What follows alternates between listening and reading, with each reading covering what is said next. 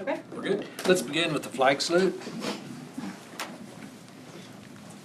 I pledge allegiance to the flag of the United States of America and to the republic for which it stands, one nation under God, indivisible, with liberty and justice for all. All right, we welcome everybody to the special budget meeting, Tuesday, May 14th. And looking forward to a great day of plans and projections for the coming year. So our first guest today will be Road and Bridge Department. So we'll let you kick it off.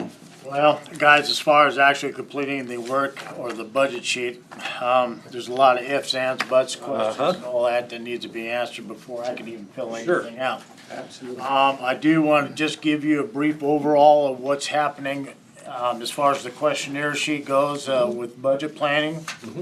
A couple of big things that I've really noticed right off the bat. For the remaining part of this year as well as next year, we are expecting to be at 100% employees. So that's going to be a lot of additional cost. Yes.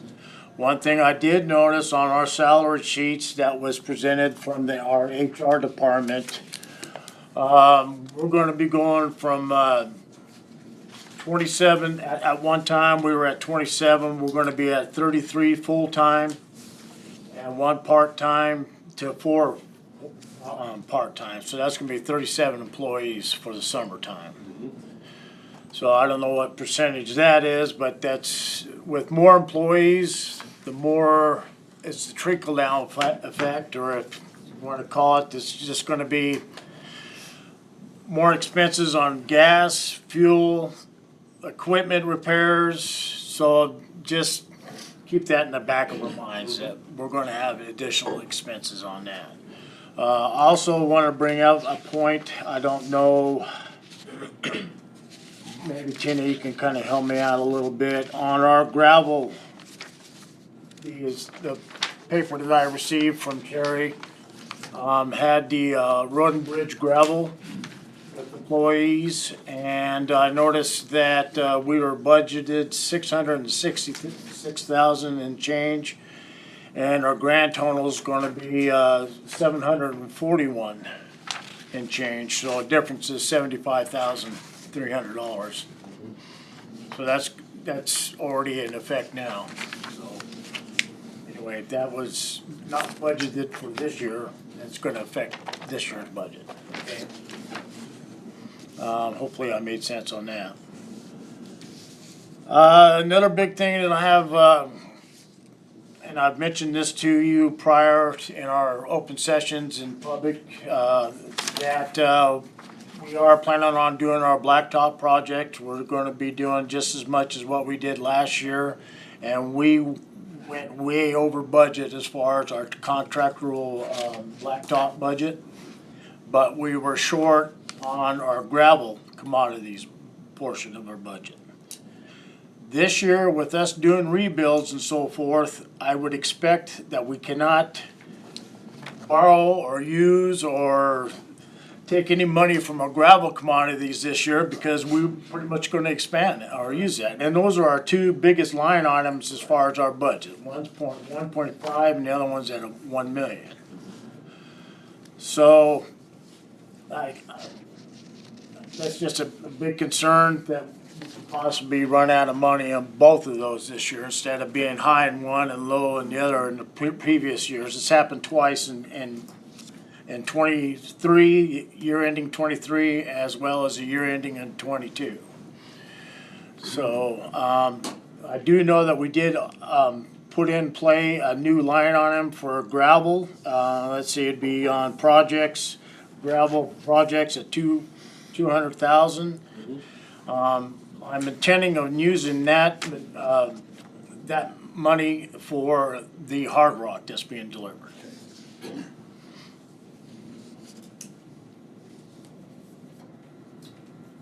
So if I remember right, it was like I can't remember, it was $160,000 worth of material that we ordered.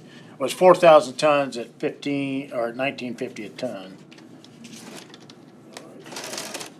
That's 78,000. 15 at 4,000? You said 1950? Yeah, at 4,000. Yeah. 78,000. Okay, 78,000. So we'll have a little bit of change in there for additional gravel, which, that just is surface rock, it doesn't include the base rock. Right. So that line item will probably be exhausted as well. Okay. Contract rules, that, again, we talked about this, that when we're doing our blade patching, we're gonna have all of our tandem dump trucks occupied, so we're gonna have to hire contractors to haul in the work or the material for the gravel rebuild projects. So that's gonna take more money out there too. And contract rules at this point in time, so far this year, we have 60% of our remaining budget, as well as 60% of our remaining budget in commodities. So, and we're just now getting in the start of rebuild season, so this is something to keep an eye on for this year. But then hopefully we can plan for next year to increase that somehow.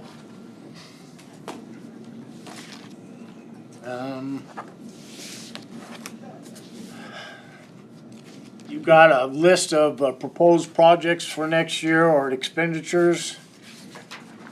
I noticed that in our 2025 expenditures, we've got special bridge account, which would be culverts and half moons. Again, I don't know what our plans are with the Alney Road. I did schedule a 3-inch overlay. Also rebuilding 31 miles of gravel for next year. Or I should say 31 miles of gravel roads rebuilt. Chip seal, only 23 miles versus 39 miles this year. And then blade patching, I just left that blank, just the fact that this year, if we have a good productive year and we get caught up in everything, next year, it's just gonna be bouncing around from spot to spot, depending on how our roads hold up for the winter time and so forth. But I will say this, we are gaining on our blacktop roads. With your guys' support, is doing these overlays as well as previous years, really getting caught up and concentrating on our blacktop roads as far as blade patching goes. Very rare do we have a repeat area that we need to go back on. So as far as the blacktop next year, I think it would be a little bit less, but then our gravel prices will be a lot more. So it's actually going to kind of do an alternate from what it's done in 23, looking like this year, as well as 22, the year of 22. Am I making sense here? Crack sealing, as far as blacktop contracting goes, not sure if crack sealing comes out of our blacktop contracting. Yes, usually does. Okay, our blacktop contracting services is only scheduled at $60,000 for 2024. We've got Indigo that's scheduled that needs to be crack sealed next year. Well, that'll be 13-mile road coming out of Hillsboro. And I got 13 miles of 4,000 at $52,000 just for that alone. And then the striping come out of blacktop contracting. Tina, do you know? It comes out of blacktop. Budget, but Yeah. we don't know whether it's contracting or whether it's. Sometimes it'll come out of projects or contractual. Okay. And if it's on a road that we do with capital improvement, then we usually do the striping out of capital improvement. Okay, let's see, this year, I believe, we've got, if everything goes well this year with blade patching, the microsurfacing, which is finished, the additional overlay roads, we'll have 53 miles of blacktop to be striping at the end of the year. So that's pretty impressive. It is. Let's see, what else here? Something to discuss. And this is the, if you want to call them our problem childs, which would be the East Tampa Road and then the Canada Road. I can't put a figure on how much it's going to cost us to do that project. I know that we've done the full depth reclamation at a certain cost, but from my understanding from EBH Engineering, that this is a possibility going to be something about removing a lot of material and replacing it with a lot more suitable material. Costs on that, you know, and then whether we want to do the overlays next year as well. Now, I know some of this comes out of the capital outlay. I'm not very familiar with that at this point.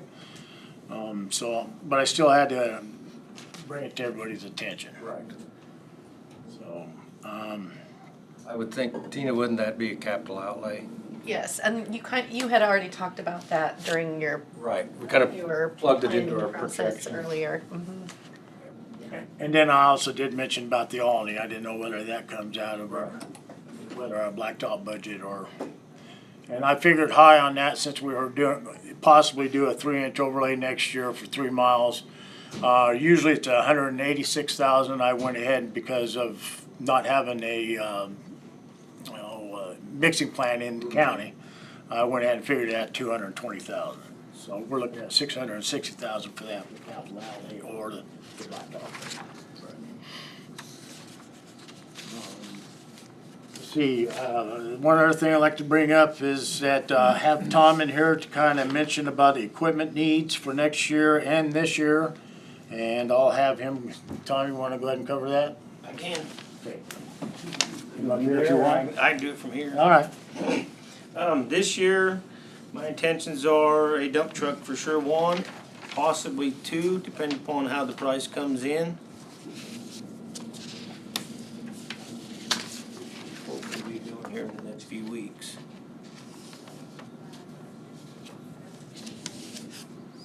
And Buying new, yeah, we definitely need to and there'll be 2 to be sold. Well, yeah, 2 if not 3. I mean, probably 2 this year. I want to do another truck next year, and then we would have one to get rid of then. So So the 2 would be in 24 and 1 then in 25? that's my intentions. Yes. Make sure I understood that. Yeah, thank you. And then for next year too, I thought about some equipment and stuff, and I'm thinking, is there a possibility of like having a amount for spontaneous buying? Like if we was to see something we want on Purple Waiver, you know, something that we don't have time to bid, you know, it's kind of a, we need to react now. Find a bargain.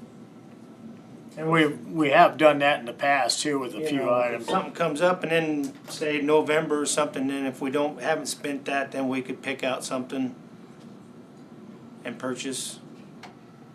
Is that, it's just a thought, it's just something to throw out there. It seems like a lot of times something comes up and like, Right. well, we don't have the money for it. And it's like, well,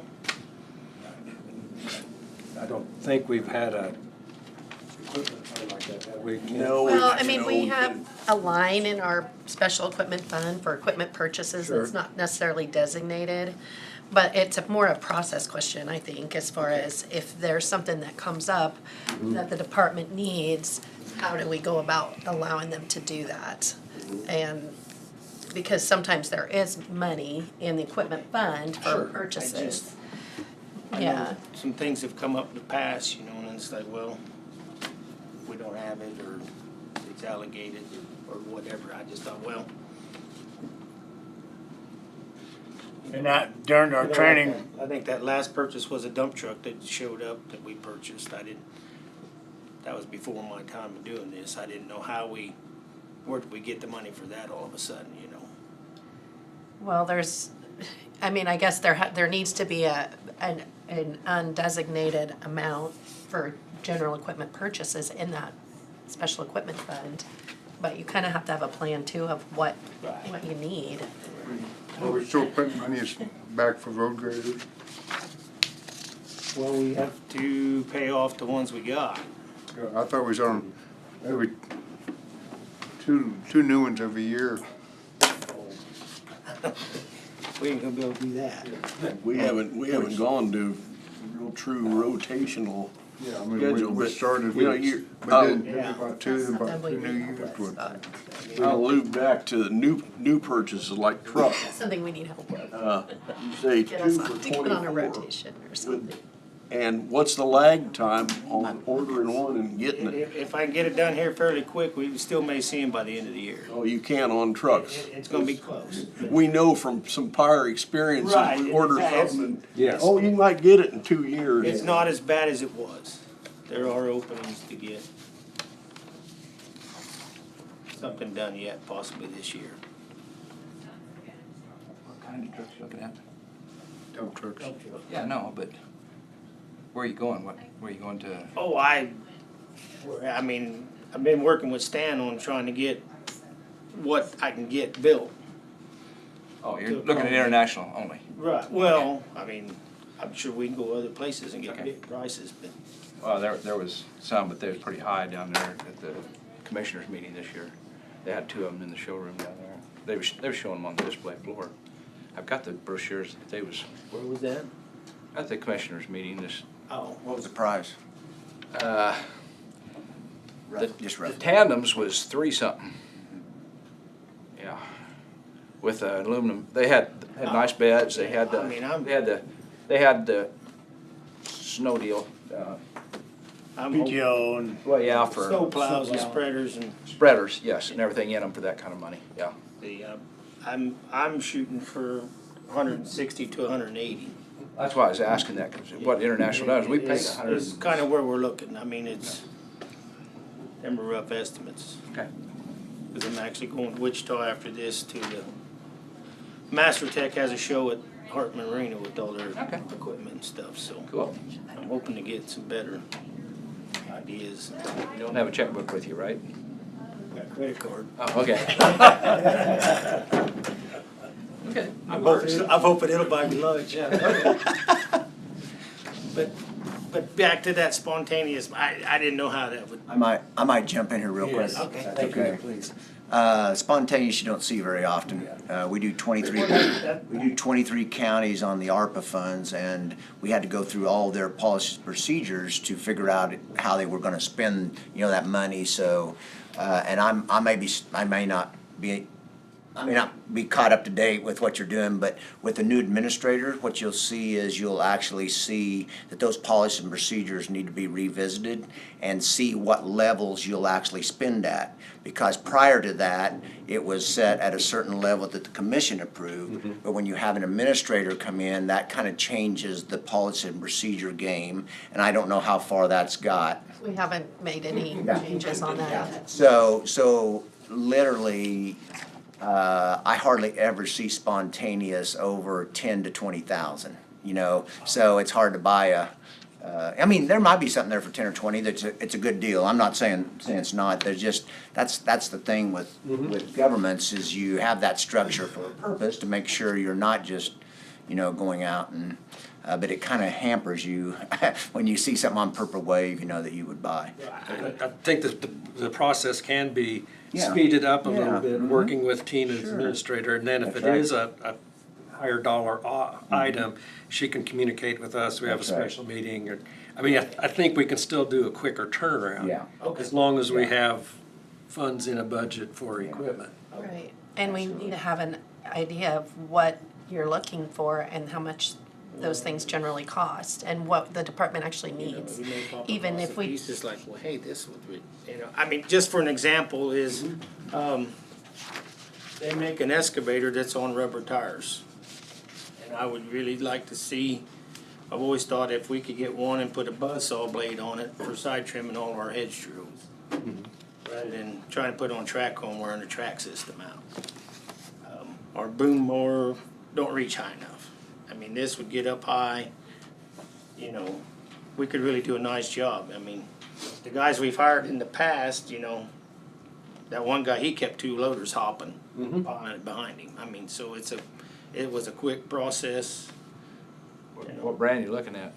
Well, I haven't really looked, it's just a thought that I've seen one on Purple Wave a year or so ago, and I thought, man, that would be. Do some looking, because Harvey County runs a grade all, I believe is what Right, it but is. that's, And that's, I'm wondering if that's also, they use it for the ditching cleaning and stuff like right, that cause too. it's got a bucket on it. I don't know if But it's got the buzz saw. not near as universal as like a track hoe, but it would be on rubber Correct, tires. correct. Right, right. But they just bought a brand new and it's sitting over But there. I think, spinning does it have glass. pinchers on it? Huh? Doesn't it have pinchers I instead of, haven't seen that on it, no. their old one had pinchers, Okay. cause we went and looked at it Okay. that time. But that's just one item that I know that, well, hey, this would really be nice to have, you know, but, you know, they're not cheap either.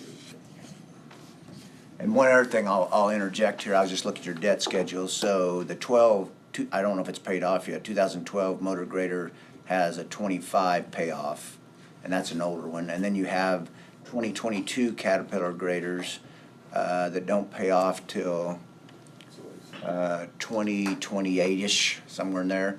And then you have the used ones I think you were talking about, they pay off, it looks like in 26. So that's the thing, like they're talking here, that rotation and figuring out, because I got them all, I got 5 budgets I do for counties. And it's all over the board, and it all depends on the mechanics they have in place, which is really interesting. Pratt County, they run graders that have over 20,000 hours on them, which is crazy. I don't know if you guys have. We got 18,000. Do you? Because a lot of times you'll see them in that range of about 8 to 12, 13,000 hours.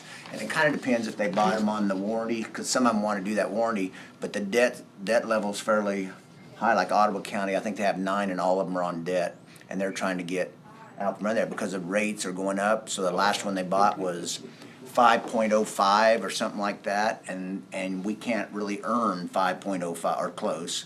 So there's some things like that probably need to be looked at, you know, and kind of come up with a game plan, you know, of that rotation. And do you want to do it with debt or you want to do it with cash? That's kind of the, but they're great ideas. I'm not spontaneous. Spontaneous and government sometimes don't really go together. Well, I didn't know what word you used. I know, it's awesome. I've done this for 41 years. You see something spontaneous in government, it's like, oh my We goodness. gotta look at finance and. Some of our lease purchases are at 2.5%, 3%, aren't they? Yeah, I was gonna. Really, really good rate. I don't know what the bulldozer. You know, did. so At that time, it made you're looking perfect at sense. double Yeah. interest rate. There's a little D5 dozer on there too. Well, and one thing, when you're thinking about new equipment and processes, do you have people to run it? You know, you have to think about, is it gonna make more sense to contract, or do you have the ability to That's devote what the I was people to thinking, the? You know, some of this stuff, if we can buy something used, you know, that, rather than spend, you know, Right. just. One thing I've always wanted to do, and I've never done it, and maybe before I retire at 85, I'll get this figured out, but is take road and bridge departments, and maybe you do this, I don't know, but my brother-in-law runs a earth-moving company called Votes Earth Moving over by Mound Ridge, and we've looked at this a lot of how many hours does he put on each piece of equipment, and whether the time value of money, meaning sitting there in the yard, and that dozer, he hardly uses at all anymore, because it's just not used, and those are very expensive, so he has to keep the old one around, but he doesn't want to replace that one. So there's a lot of that, and I've never done that. I don't know how much you track on hours like that, but if it's, let's just say you use 1,000 hours, no, let's just say you use 100 hours, okay? And it sits there the whole year and it's a $500,000 piece of equipment. That hourly rate is very high. You see what I'm saying? So, and I've never done that, but that's something I think that smaller road and bridge departments across Kansas, because I've seen that looking at these 23 counties, there's just things like that probably don't, you know, we've had that piece of equipment and It's amazing, this guy can bring you some hours back from a brand new one sitting in our shop or down in our yards down there. And it's what, 3 years old or 4 years old? Which one? The little cat, or the little Oh, the dozer. little dozer? Yeah. Yeah. 3 or 4. 3 or 4, and see how many hours on it, and then put that exact figure Yeah, to that one, and that's- You're right. you'll see what that costs Yeah. you. Really good Yeah, that- process to use when you're looking at a piece of equipment that you know, it's not a motor grader or something that's out there all the time. yeah. The one problem right now, and he said it wasn't as bad now, but the problem with that whole philosophy is you can't get a rental. That's what some of them, you know, they're wanting to maybe get a rental, but sometimes they're not available. Even my brother-in-law, you know, it's hard to find those rental pieces of equipment, but maybe it'll change. Maybe there'll be more opportunities for that. That's just my 2 cents. Yeah, I think that those are going to be 200 hours? somewhere in there. It's very handy when you're using it, very good. yeah.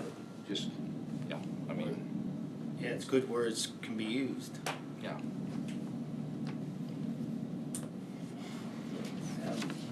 Do I have a shop equipment budget separate? You have on the maintenance shop, you just have a capital outlay line. I just had like a new tire machine, like 15,000.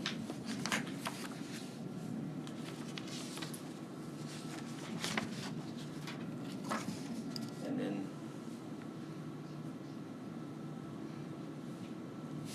possible truck lifts at 60,000. At what thousand? 60. Okay, so. It's the wish, he told me to make a wish list. Was the first one 15? Yeah. Okay, 15, okay. And that was a tire machine, or what was that? Yeah. I'm getting hard hearing, sorry. Oh, I'm the same way. I just- And what was the 60,000? Truck lift. Truck lift, yeah.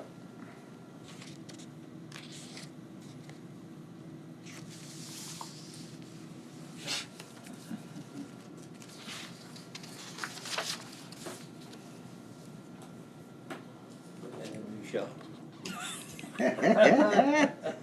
And the price tag on that one?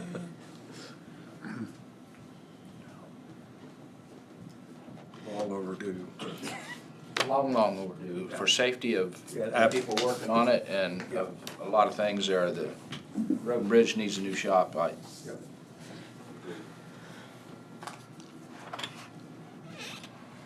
Have you talked to Rock so far? Pardon Have me? you talked to Rock so far?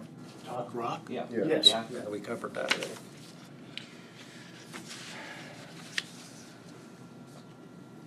Okay, so wrapping up on the shop equipment, you got the information from Tom?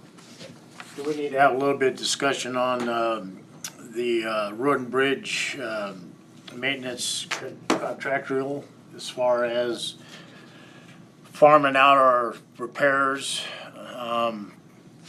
Just the fact that the labor costs nowadays, if you were to send it to a mechanic shop or something, the labor cost now is skyrocketed. It's almost doubled in hourly charges, so it's something to kind of keep in consideration too. Seems like every year we get really close, even though we did hire an additional mechanic, some of this stuff is just beyond our expertise, if you want to call it that, or it's Or in our timeline. yeah. So it's something to consider about possibly increasing that line item on contractual. Contractual on the maintenance shop?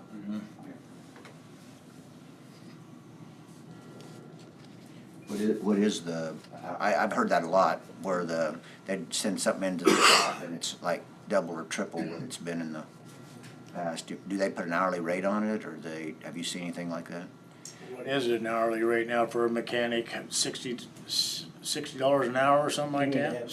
Us to go to a shop. Like CAT or probably more than that. Yeah, It's probably more more than than that. that. The shop rate down at Williams is 130, I think. Yeah, that's what I was, probably Caterpillar, 100 to 200. 180 in the shop, 240 on a field man. Yeah. Well, and your contractual was 257,000 last year, and we only have budgeted 130 for this year.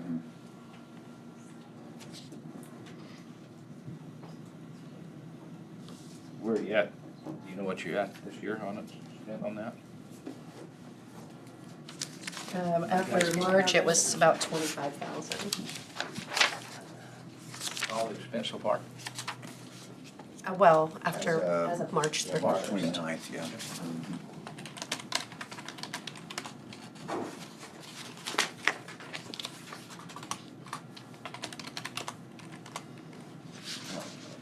I'd at 38, 477. Maybe, some of it since March, maybe. That's what she was saying, March's date. End of No. March, don't count April. This is in April. See, you used You're a another month. month there. You're 4 months, she's 3 months. Yeah. Yeah. So, right now we're at 38. 38. At the end of April. 38.5.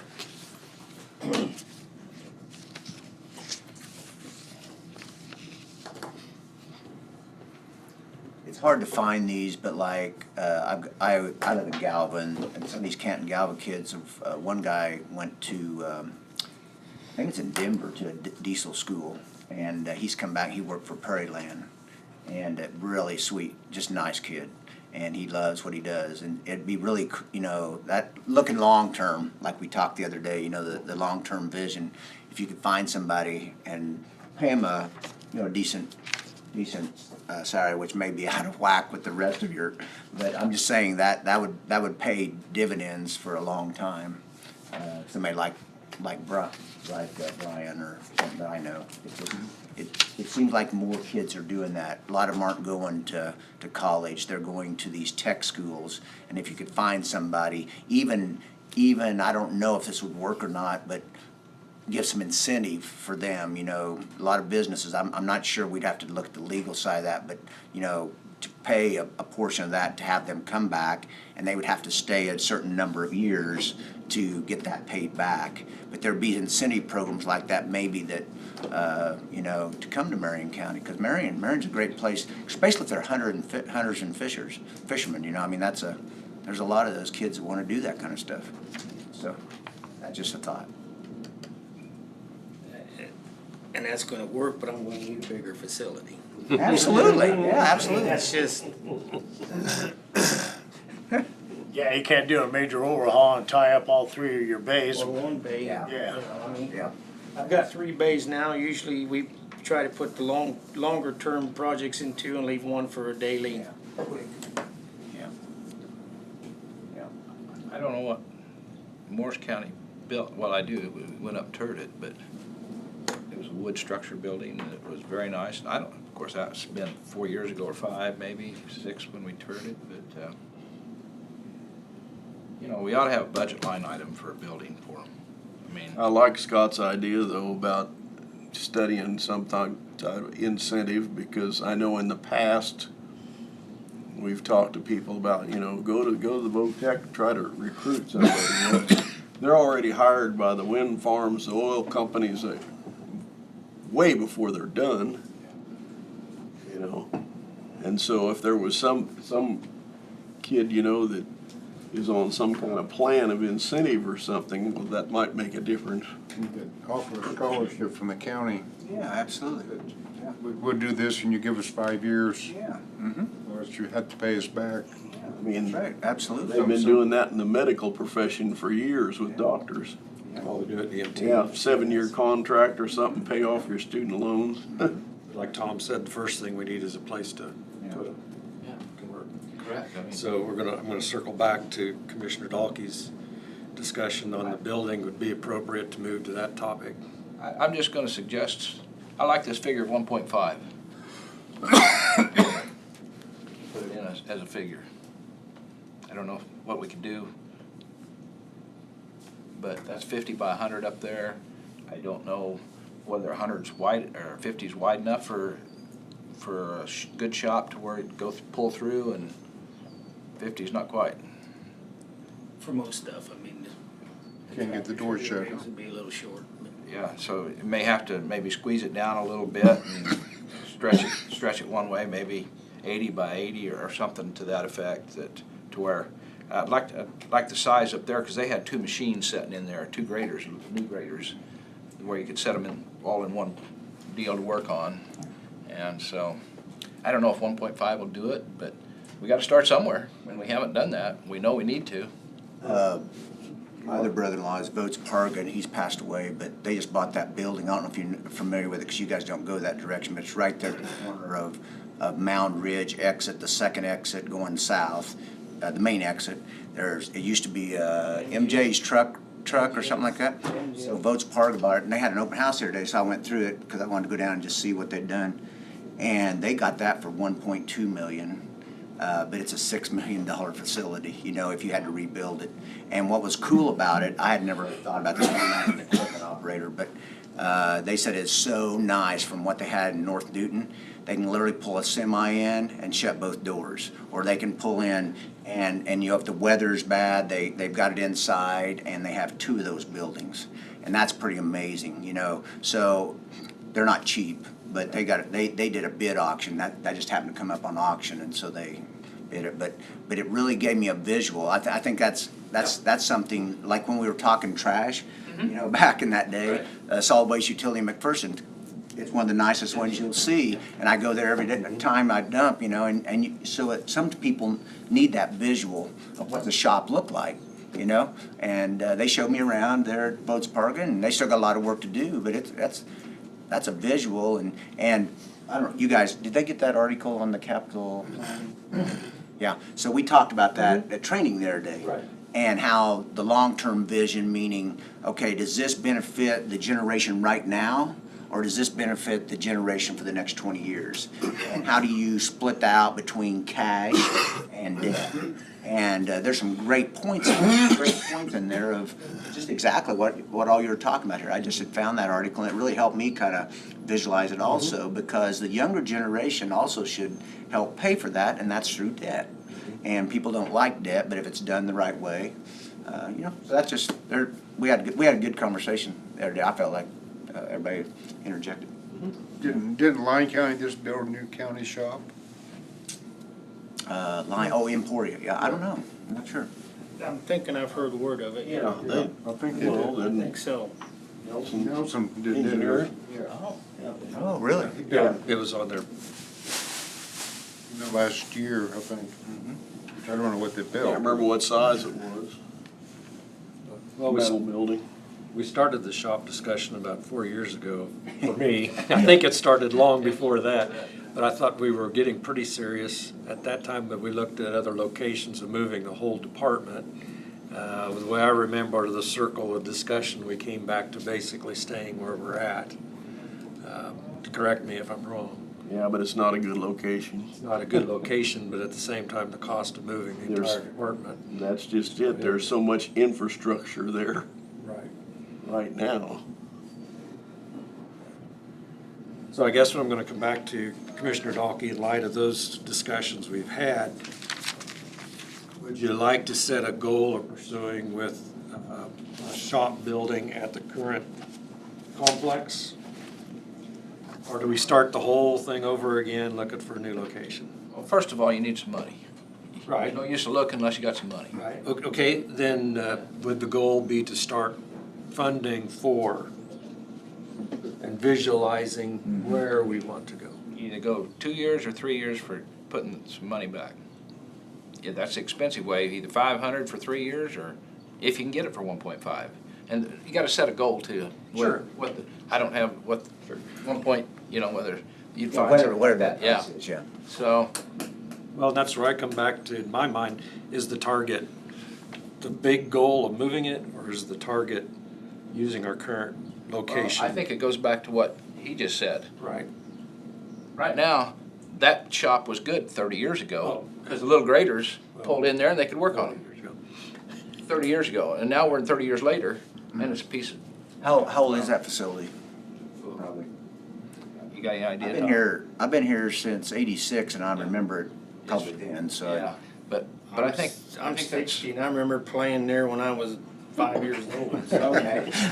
Ooh, that's a long time. Yes, built in the 50s. 50s, Yes, yeah. I would, because we looked at the day we was up there and something like that. But what I'm getting at is, I think we've done what Scott just said, is we've outlived that Oh, spot by there. far, we knew that a long time ago. So, But your 1.5, not you're enough, because you'll spend that much money out there inside of the building for equipment. You'd already asked for 100,000 today. well, sometimes you gotta start somewhere. Yeah. And if you don't start somewhere, you don't get nowhere.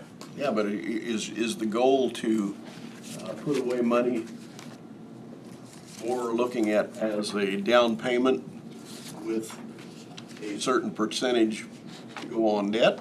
You're a banker. You tell us. To me, it's all about cash flow. Okay. And the interest rate right now. And, you know, you're looking at a long-term asset.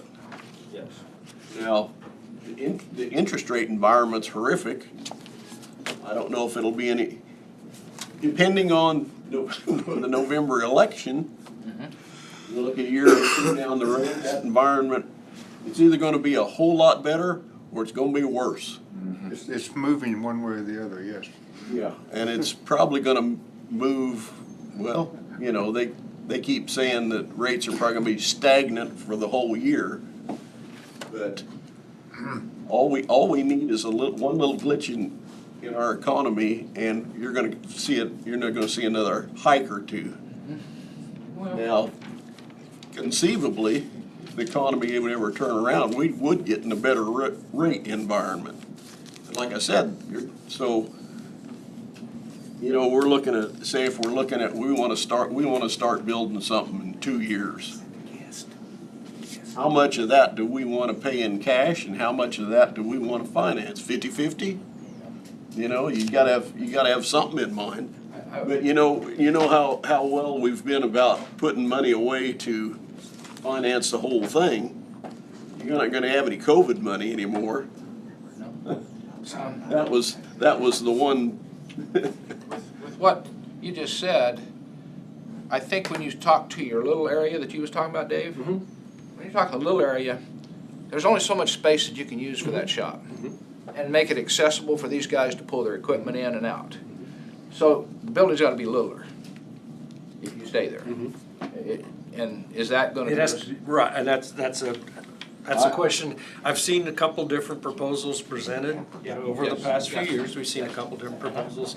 Of course, it's a different group now, different ideas, Right. different needs have changed. I guess what I'm asking for is direction. Do we want to give Road and Bridge Department direction to start looking at the possibility, to come up with ideas?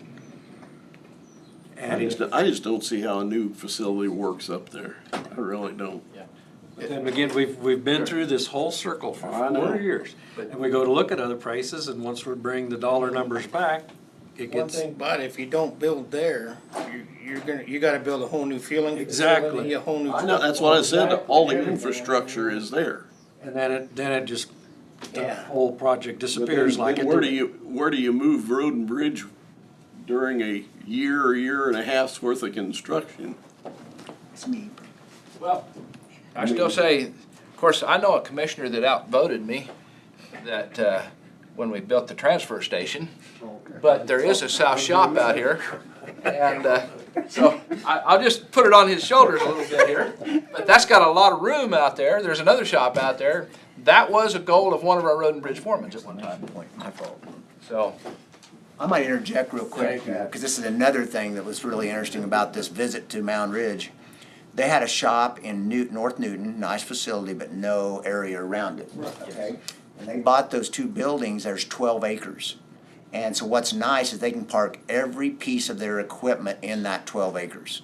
And Hampel came out, I think it's Hampel, is that Hampel Fuel? I think it was. They came out and put the whole fuel facility in there, and I'm not sure they had to pay a lot for it, you know what I'm saying? Because as long as they buy the fuel from them, so there's things like that, and space does, I mean, it's cost, but it is nice. They said, we don't have to worry about any of that. Now, if we outgrow this, then that's a different story, but I hadn't really thought about all that, you know, and they have all their equipment. Who bought that? This is, it'd be Votes Parga, you see them, they do concrete work all over the place, yeah. well, and in relationship to that, we got a tin building up there that if you go look at it, it's still standing and it's all right. I mean, it'll survive, but there's only, as you want more trucks, if you want more trucks, it's full all the time.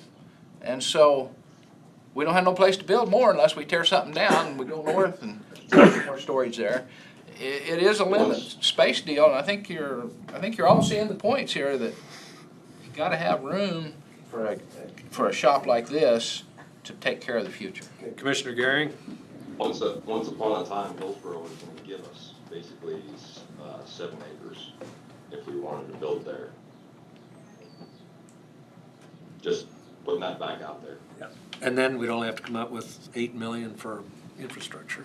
for the building, yeah, for the infrastructure. But as far as the lot, the acres, the ground, that was all as reasonable as you could possibly get it. No sewer or anything there, Jonah? Yeah, it's 7 acres is just right by the sewer, lagoons, so I'm Oh. sure the infrastructure is all right Okay. there. 3-phase power is running back through the half-mile line there. It's all, Same it's in all Marion, there. what they've got. It'll be out there by the hoop building, Yeah, I know where you're at now, where you're talking. plant storage, yeah. Well, I think there's a lot of things we'd have to answer to get to this point to do it, but if you spend where we're at, you've got a limit. I mean, you're limited, but what he said, you can't get in and out very easy. Well, it's not just that. I mean, people complain all the time from school. Yeah. You know, that's always been a big thing. Well, school's too close there, all those kids around there and everything else. And people jam the street when school's out, I guess. It seems like. Well, usually they're gone when we leave. But I thought the shop was there before the school was even built anyway. I think we need to What's your budget feeling? so much. This is the second one. I strongly feel that we do need another building, a bigger one. As far as how we get there and all that, I'm, You ready to go down the road? yes, I Okay. mean, if we have to, Go yeah, down the road to get there, huh? yeah. Okay. This gentleman over here's made the comment that before, he's gonna be leaving his toolbox in there. When they roll it out, it's going home, not to a new building. Right. So, How old are you? 60.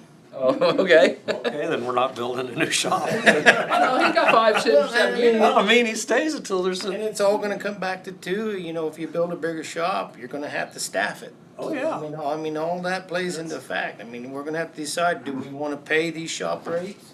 And just stick to the basic stuff and send off the major stuff? what's amazing too, guys, that shop does not even have a lift. I mean, these guys have worked on their backs for a lot of years. That's, And I know at my age, it's hard for me to even get up off the floor when I fall, so. Let alone, That happens. let alone work Big on fall. something, so I'm just, But we need to do something.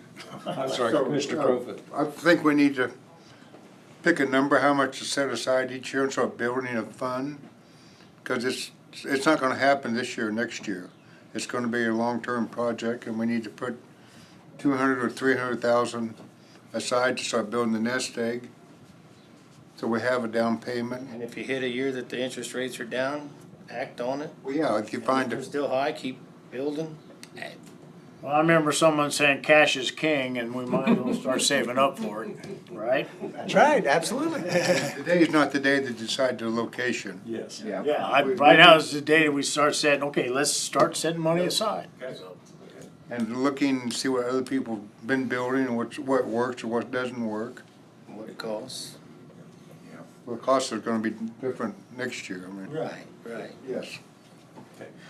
That'd be consensus, then we start setting some money aside for the building project. And I like Kent's idea of whether you go 2 years and have some, 2 or 3 years and have some saved up and 50-50 or something like that. Take a look at it. At least you gotta start. Okay. Let's set a goal. Have a building fund. Not for repairs, but for new. I think the challenge that we were talking about that at department heads, even with the capital improvement fund, back to Jack Bruner when he originally, kind of pushed to have that, when that price starts getting up there to a certain point and you say you have $1 million and you're gonna build a $2 million building, and then new commissioner comes along, so the vision of the long term has to be like a team effort, that this is why it's here and we're not gonna do it. So I think, and that's not just your county, literally, that's in any budget I do, well, let's do it for this, so it's a short-term vision, we're gonna take it away from that 1 million, do this, and then we only have 500,000 again, so that's something that I think is really challenging, is to keep the vision for the whole project. But now, I sort of like the idea of when you talk metal buildings for shops, and Marion built one for and it just was sold here at 100 thousand was he asking for it, whatever. And it's not near big enough. But what I'm getting at is there was room to, let's say, build a building to start with, and maybe 20 years down the road you'd have room to double that size. Yeah, yeah. That's what somebody was talking about, acres. You said 12 acres or so. 12 acres, yeah. Yeah. So when you look at this, and you're gonna make it for the long-term people, instead of us having to sit here and redo what's been done before us, same thing we did with the building on Main Street. One commission thought that was good enough for the health building, and then we found out we had a lot of problems, so we decided to look for something else. And so maybe we can decide, make a future plan someday that would entail where if they get a shop now, that someday it could be at doubled or quarter sized or something again, one way or the other, both ways maybe, I don't know. I could ask my brother-in-law, I don't know what it is, but the other brother-in-law built a 200 by 100 building, all concrete, all the shops, one of those dugout bays that you can walk underneath. I could ask him kind of roughly what that cost. It's one of those doors too, you know, where the doors fold, they go up. Yes. You know, you don't have to. But I'm kind of interested because I've learned a bunch. Like one thing I didn't know, you wouldn't have this with the county, but Votes Parga does a lot of state jobs, and the state doesn't want rust on their steel. So their second building now, they have the room to put all their steel inside for all their projects before it goes out to be used. I just never, you know, I'm a CPA. I never really thought about that kind of stuff. But so there's a lot there to think about. Yeah, I don't know. It's not easy. It's not cheap. All right, what other topics do we need to hit in the budget? I need a little bit of direction from Tina. Where do we go? We have to put the numbers in and just look at the numbers, you know. Do we want to do that now, or, I mean, you guys have kind of got a good insight of what direction our plans for next year are. Also with the purchasing, go ahead and just start punching in numbers? Or is that something you wanted to handle? Well, I think You've done it in the past, right? Right, well, I think that it would make sense to gather the information now, put the numbers in before we have the next meeting. 'Cause there's a lot of parts that we still don't know, like we don't have value and. I think one thing we talk about out there, and this is not just at your training, but this is something, it's always been a struggle. We have these meetings, we have this information, we put the numbers in, and then many times the department heads may not know where those numbers ended up. And, you know, it's something that I just really want to try and keep doing, where we get back to have that meeting and say, this is why your budget, or these are the things, before we finalize your budget, does this work? You know, that communication is really huge, and because I get that asked all the time, why did my budget end up like this, you know, after I brought in what I felt like was very important. So that's something, and I think with the administrator, that's going to be easier to have those conversations, probably individually, you know, maybe even where they come in, like Steve goes in with John, and when the numbers have been put in, they just say, hey, here's where we're at, and will that work? I think that's going to help a lot in the communication process. I think I've pretty well explained, as well as Tom, some of our major concerns for next year's budget and what our plans are for next year's budget. So with that in mind, I mean, we could just balance the numbers accordingly, I guess. I only have one question. I see you're asking for 6 additional full-time people. Where were you putting all those people at? Well, we've got several operators. One would be a substitute section man. For instance, when we pull, during summer months, when we pull people to do rebuild, as well as the blade patch season, that substitute blade man will go around and go in different sections and keep the sections caught up. I know you can use them from now till November, but when it gets down to the 4 cold months, where's those people gonna go then? We've already started making plans to do a lot of tree trimming this year, Okay. a lot. I mean, we're planning on doing hedgerows. I mean, this is something that it's always been on the back burner because it's kind of on, not necessarily the low priority list, but it is down there. And it's just something that we just never seem to get going. Okay. But, I mean, yeah, there's gonna be 3 months there to where we're either gonna be cutting trees or even doing burn piles, which we've never done before. It seems like it has done last few years, in the last 3 or 4, 5, 10 years even, where we went to trees. So I just wanna make sure you have a plan for them to stay busy, and whether you get a new grate all or whether you get a new I don't know what you're talking about, Tom, which kind of machine, but something to cut hedgerows and keep it down. We hear so much slack when we just rape them with the traco, you know. Oh, they, Granted, it grows out. Yeah. People doing it, yeah. Mm-hmm. you know, and like Yeah. I said, we used to have that guy with the loader that just did a sensational job. But Randy, yes, let's put that in motion, I mean, or to answer your question, we've already talked with Robert, and he's putting a plan together already for this coming winter time as far as keeping people busy. Good. So, Good. as far as other things to keep in mind, I mean, we're gonna lose quite a few part-timers. We're gonna have well, I should say full-time, we'll have 2 mowers this winter, or this summer, mowing blacktop roads, as well as our secondary gravel roads, which last year we didn't have any, and they had to be picked up by sectionmen, so there's 2 additional people right there. Instead of pulling people from sections, we'll have additional people to help with blade patching and stuff like that. Well, that really addresses what I heard is one of the main complaints last year is all the section men were gone, I should say, many of the section men were gone all summer. Well, they didn't have a chance to take care of it. Yeah. So I think you're addressing a real need out there, a real concern. Plus, when they have to take off and try to mow something too, Yeah. that takes a lot of time. Yeah. Your mower guys, I just saw him on the road, or done the road down south here, Sunflower, doing a nice job if he's first year. Here's something, 3 minutes. Here's something else that I want you to all think about, and I hadn't thought about this till after Pratt last Thursday. But they have 28 employees, 17 of them are 60 or 65. Okay? So, and that's across literally every government I work in. So part of this is if you can find people, kind of like what I'm doing in the Lloyd Group, where you have these younger people. A lot of mine are 20 and 30s.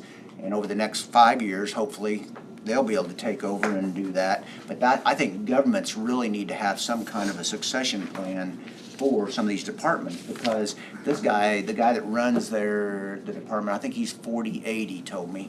And he is able to he's a big farmer, farms 2,000 acres and runs the road and bridge department. And he is looking at the capers, 85 rule. So when he gets to 85 rule, he's probably gonna be out too. So it needs to be, that vision is also people. And I had 17 of 28, I went, and he said most of those are probably 65. Yeah, so that's something I think that, and you probably already addressed that, but that's just something I thought, wow. One rotation is done went, because when I started here, except for Tom's still here. But Get to the I don't point know where that you there's have to any hire other- everything to be Shippey was still here. basically Shippey was here for- privatizing road and bridge. I don't know, there's only 5 or 6 of you that's been here 20 years, isn't there? Probably so, yeah. Yeah, I mean, that rotation, we We had, already had that. we've had one, but we could be getting another one, I mean, coming up, so. Very good. All right, anything else? Thank you guys, again, appreciate all the work. The road department is moving forward. It's exciting to see fully staffed. Steve, one question, it's 9:59 here. You have on your special bid, this one sheet here that's handwritten, Yes. you have the Alney Road, I see that, the 660, and then the road rebuilds, are those the East Tampa and Canada Road, or is that something else? No, that is rebuilding already established gravel roads. Okay. Basically doing base work and establishing a Okay, ground, okay. putting surface rock, sub-base rock on. And then chip and seal, that would just be your 23 miles you were talking about, because you're doing more this year. Yes. 24, and then 25 would be, okay. Yeah, we'd only be down to 23 next year. So the Tampa and Canada Road, we don't really have a price on what that would be, because you didn't know yet, I think it's. Right. The Okay. base work, and that also includes the overlay on top of those miles. They would come under the capital improvement. Yeah. We have some numbers in capital improvement. Okay, perfect, thank you. All right, thank you. Get back out and enjoy the day. He's learning. I'm learning. Next year I'll do it. Yeah, next year, here you go. Next year.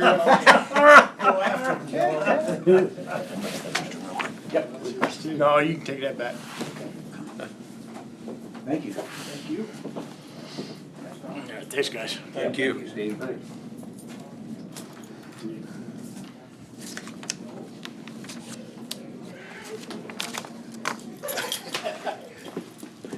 See, we gotta speed it up a bunch.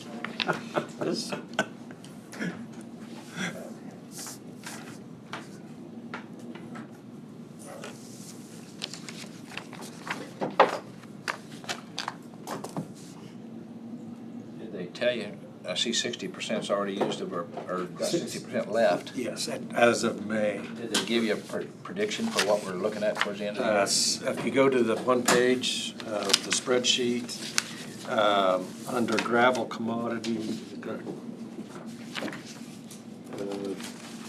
he went from, that was first one. Well, first of all, gravel projects, the 200,000, that's hard rock. Okay. That's specifically hard rock. You're on this. And then I think it was the gravel at 666 was gonna go to 750. Okay, yeah, I'm on that sheet, okay. So he's looking at an additional 75,000. So I'm talking for this year. That's for 2025, so what you got? Not 20, that's for this year. Oh, I was just going up to the top. I know, but it's That for, is that much more for this year? yes. Okay. So your comment was correct. Okay. Hi, Rebecca. Good morning. How are you doing today? Good. How about you guys? We're excited to hear your plans for the year. Well, after Road and Bridge, mine's gonna sound great.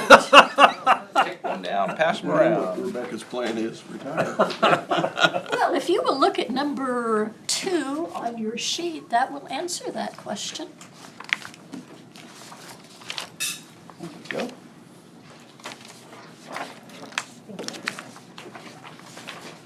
Okay. And while we're there, let's just start on the budget planning sheet. Okay. I do not plan on running. There are, as far as I know, 2 people who plan on running for the office. I will not be commenting on or endorsing either one of them.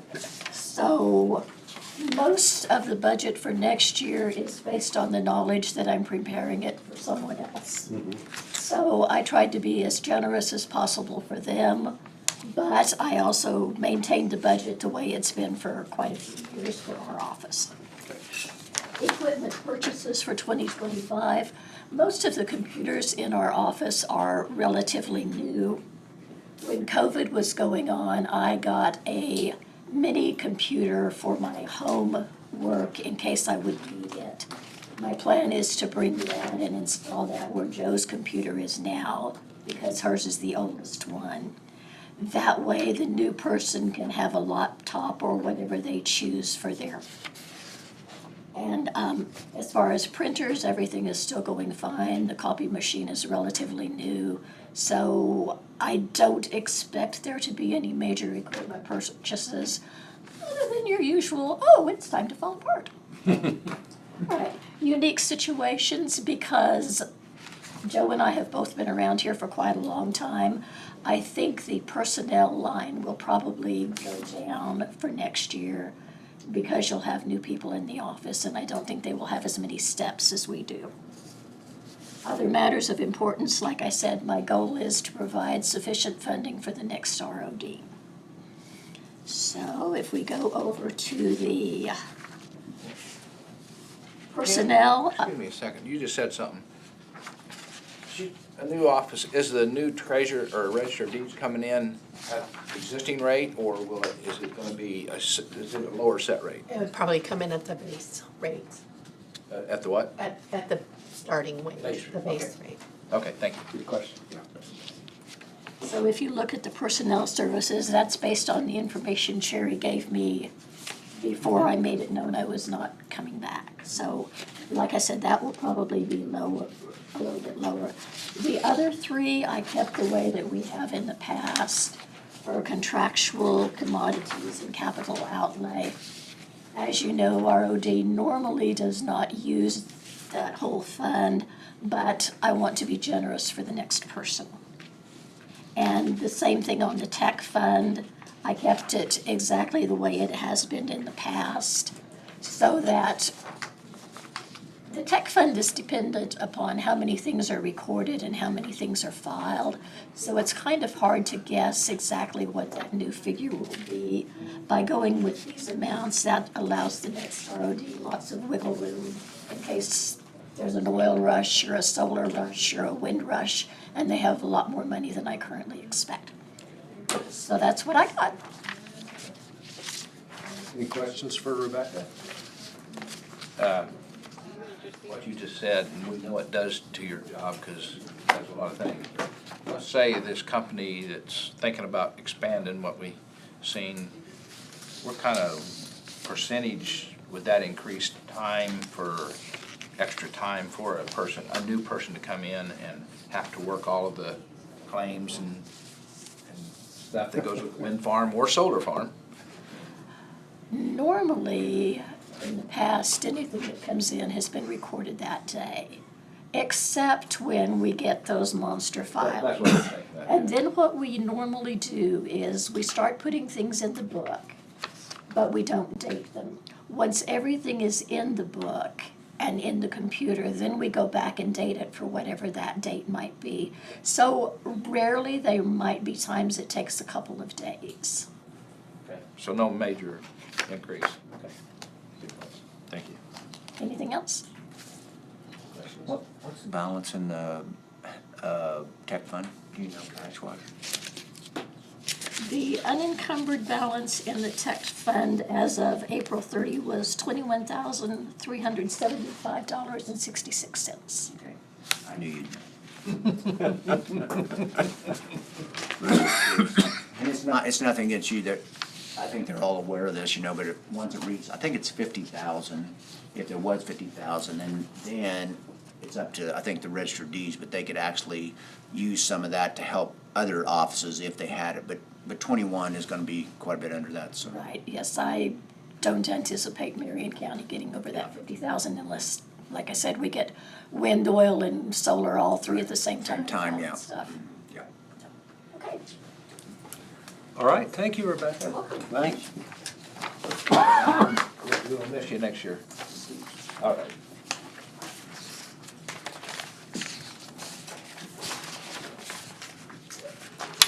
Hey, Marcy.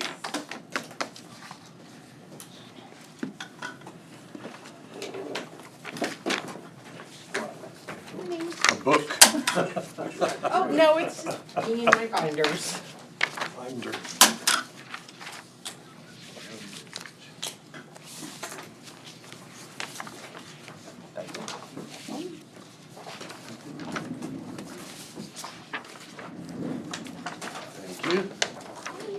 Thank you.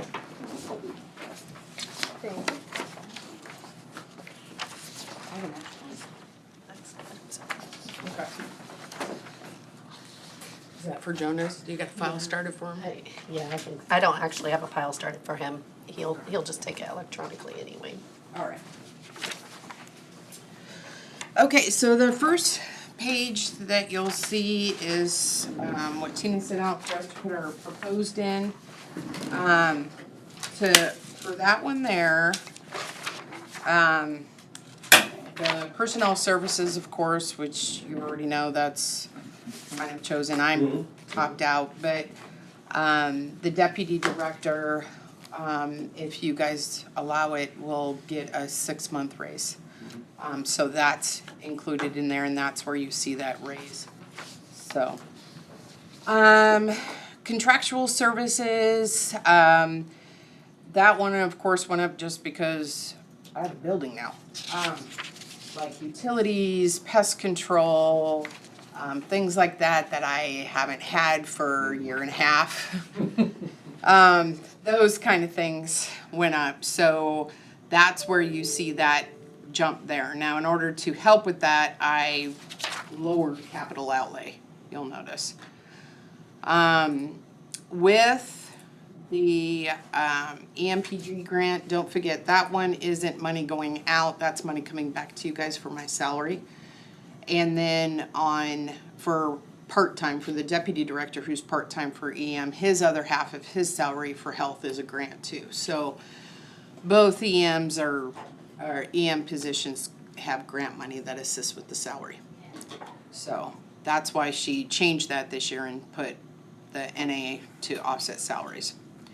Commodities didn't change it at all. Capital outlay went down because one of the main reasons why was because of the new building. We were buying the office furniture, the TVs, all that kind of stuff. So cut that down this year to only include some of the things that you'll see on the budget planning worksheet. And then vehicle replacement's the same every year. We add money to it. So according to what we were told in budget training, that way it's not such a hit to the county when you need a new vehicle in EM. So that's what that is. And on the budget planning worksheet, this is where some of the questions that you might have had. What equipment purchases do we anticipate? Personnel changes, I don't have any. Unique situations. The biggest unique situation is fuel is, as you guys already know, has really gone up. Additional costs not normally budgeted for. It was just pretty much the running of the building. And then we've also had, which is actually a good thing, but there's more requests for emergency management services this past year. More requests for going places, attending more meetings within the county. We've been included more with different emergency plans of different facilities and things like that that we didn't have before. So that's kind of the increase and we've also had an increase in response activities.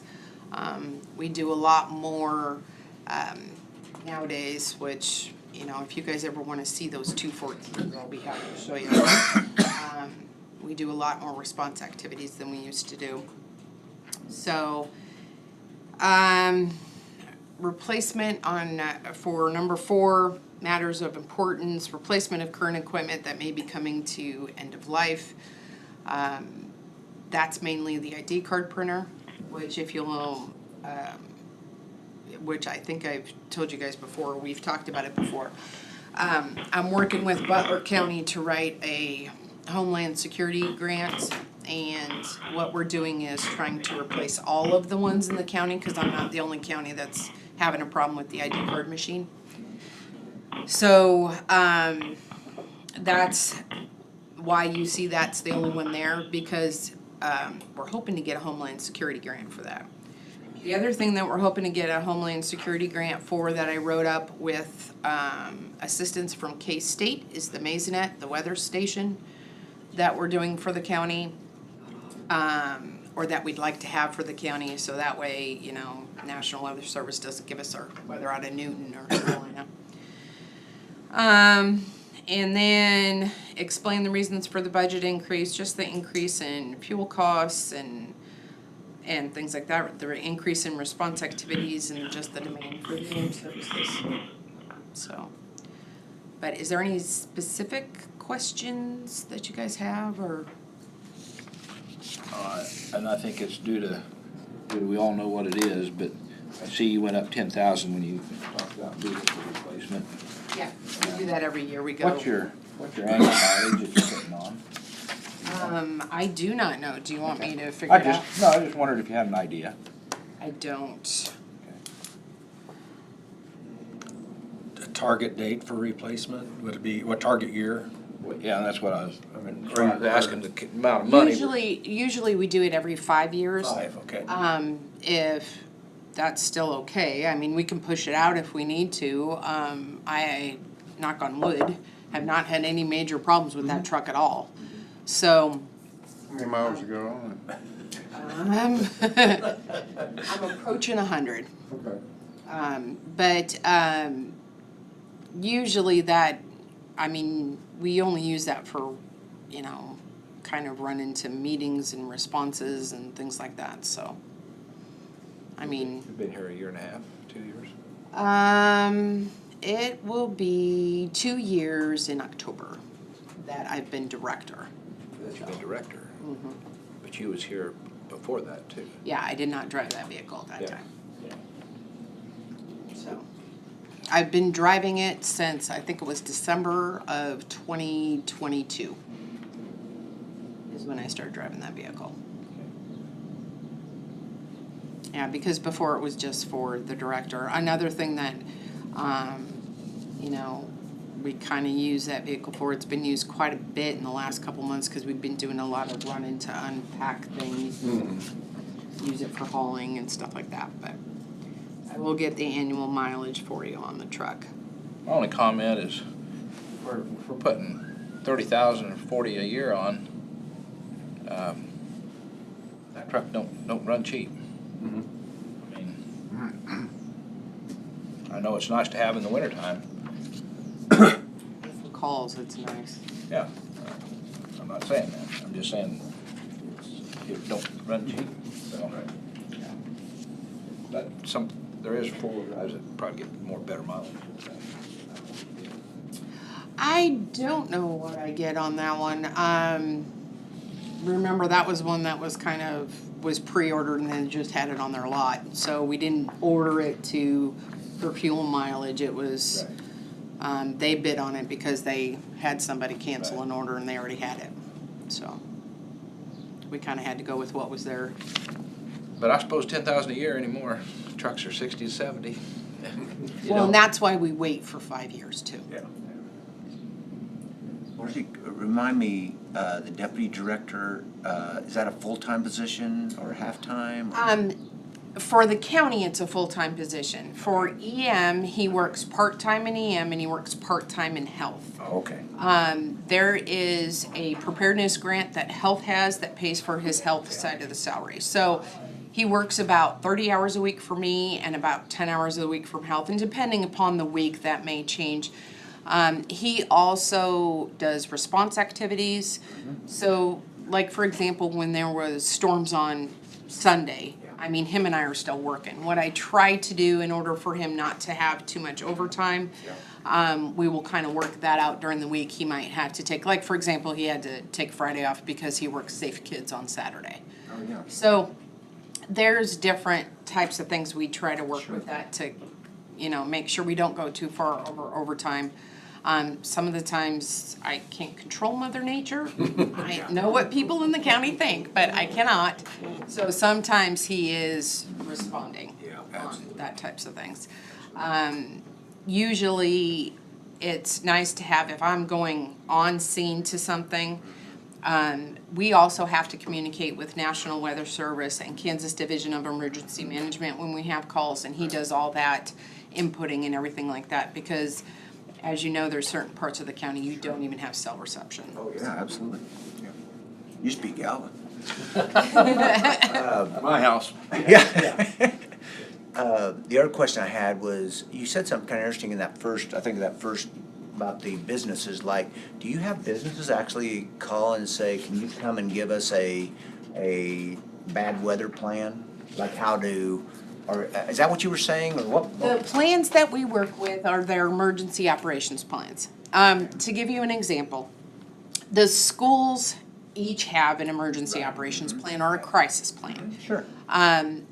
They now are being very good, and we're working together with them and both the sheriff's office and myself and emergency medical services, and they're meeting with us to cover their plans. Right. We just did one in Peabody to cover their crisis plan. The nice part about being asked to take a look at their plans is, one, we have an idea of what's in their plan. Yeah. And number two, sometimes, even when you have a business, you don't realize how other parts might run. Like emergency services run this way or run that way. Another thing that we're doing, and this will be the first year that we do this, we have what's called an ESF 8, which is Emergency Support Function 8, which is all the medical facilities in the county. And we're doing, this year, we're doing a tabletop exercise on a mass fatality type of situation. Because most of the long-term cares within their plans, like I've looked at some of our long-term care centers' plans, they have that EMS is going to be their transport service. Well, if we have a mass fatality, EMS is on scene doing triage. They're not going to be available for transport. So we're trying to teach the other facilities, and they already know this, but they're like, oh yeah, that makes sense. But in their plan, they have it written a different way. So we don't want to experience a mass fatality and find out, oh, that's a piece we were missing. So instead, we're going to do a tabletop, and then next year we're hoping to do a full-scale exercise with fire, law, EMS, and long-term care to actually test it. So we're doing a lot more of that than we used to do, which is kind of nice. Because then you find out what your problems are before you have the incident. Absolutely. I guess I was just thinking weather-related, but it's all types of emergencies, yeah. All Like- hazards. Like that Westmoreland video that shows that tornado, that's an unbelievable tornado there. And just thinking about all these things that could happen, weather-related alone. But yeah, other things too, oh boy, We got two or three sets of train tracks in our county, major lines. yeah. And there's all kinds of stuff goes down our county every day. Sure. Thank you. Remind me again on the building at 1240, how are the expenses split between the three? Is it just Correct. equally split, or Yep. percentages, or? From what I understand, it's just, Okay. yeah, it's just divided by 3. Okay, good. That is a nice facility. You had a chance to. I got to train out, that's where I use their room out there. Oh, there you go. Yeah, that was very, very Conference nice. rooms? Yeah, very nice, yeah. Now, I did ask for one of the things that, and I always bring this to you guys before I get anything, you know that, but one of the things that I'm looking at is an antenna to put on 1240 because I can't get local weather. And I want local weather. I need local. I don't need, Fox News out of California. I need Channel 12. I need Channel 3.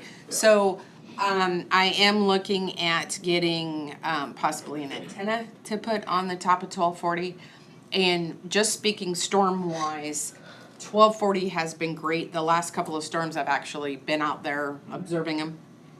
And it's great because you can see the view that you can have up there. Because that storm that skipped us that went up to Dickinson County, you could actually see the storm from 1240, the back side of it, but yeah. Wow. So I would like to get an antenna Is that a TV antenna you're wanting? correct. Just to get the local channels. I don't want to pay for a streaming service. Well, yeah, I'm just saying, I'm thinking, maybe you're up on the hill, maybe you've got plenty of good clearances, but down here, you don't get good, some places you don't get good reception, even in Peabody. For the local. Antennas work great up there, I think. I would think so, yeah, and I didn't know whether up on a pole would help or not. Don't know. Well, and that's one of the Get one things. in. If it don't work, think about a pole up there. Okay. You can put it up on or something. Yeah, cool. Yeah, because I don't want to pay for streaming because I'm old. I can get channels for free. Why do I have to pay for a streaming service? No. I just don't want to. You're starting to see more antennas on houses than they used to. Well, and an antenna also, I'm really excited and I'm hoping Homeland says yes to the Maisonette because that will be wonderful for the county. But we also have backup plans and an antenna is one of them because we always plan for backup. You don't rely on one thing. So, any other questions? Your local channels are doing a great job. Matter of fact, too great for some TV watchers. They're always interfering with the TV and breaking in on storms nowadays, it seems like, so. Well, and Channel 12 has a channel that's just dedicated to weather. And I don't know if you've, and you're more than welcome to come out and take a look at it. I have a TV set up because I have the web version of that. I already have a TV, it's not a TV, it's a monitor, an old monitor set up to an old computer. But I do have that set up in my office that I can track that with that Channel 12 web one. But it'd be nice if I had the local. So, Okay. Other questions for Marcy? Keep up the good work. well, thank you. And if you have any other questions, ideas, suggestions, things I need to look at, and I will check into what the annual mileage is. I'm sure it's gone down. Thank you. Thank you, Marcy. I'll bet. I think the mileage has gone up. I was gonna say, Well, no, She's- Randy used to go home 3 times a day yeah, oh, yeah. at Hillsborough. I mean, Yeah, there's, on that case, you win. yeah. Yeah, Randy's not gonna argue that one. Oh, my. I'm not gonna argue that, cause I've seen it every day myself. I'm gonna stand up for a little bit. Come on in. Hi, guys. Hello, Sarah. Idea. Pages and Morning. Good morning. How are you guys? edit and then You organize. guys are gonna have to carry the load, you know, he warned us about you. Uh-oh. Uh-oh.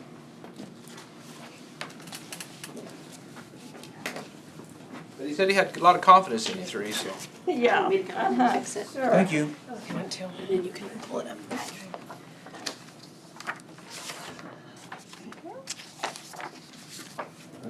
Last but not least. Last but not least.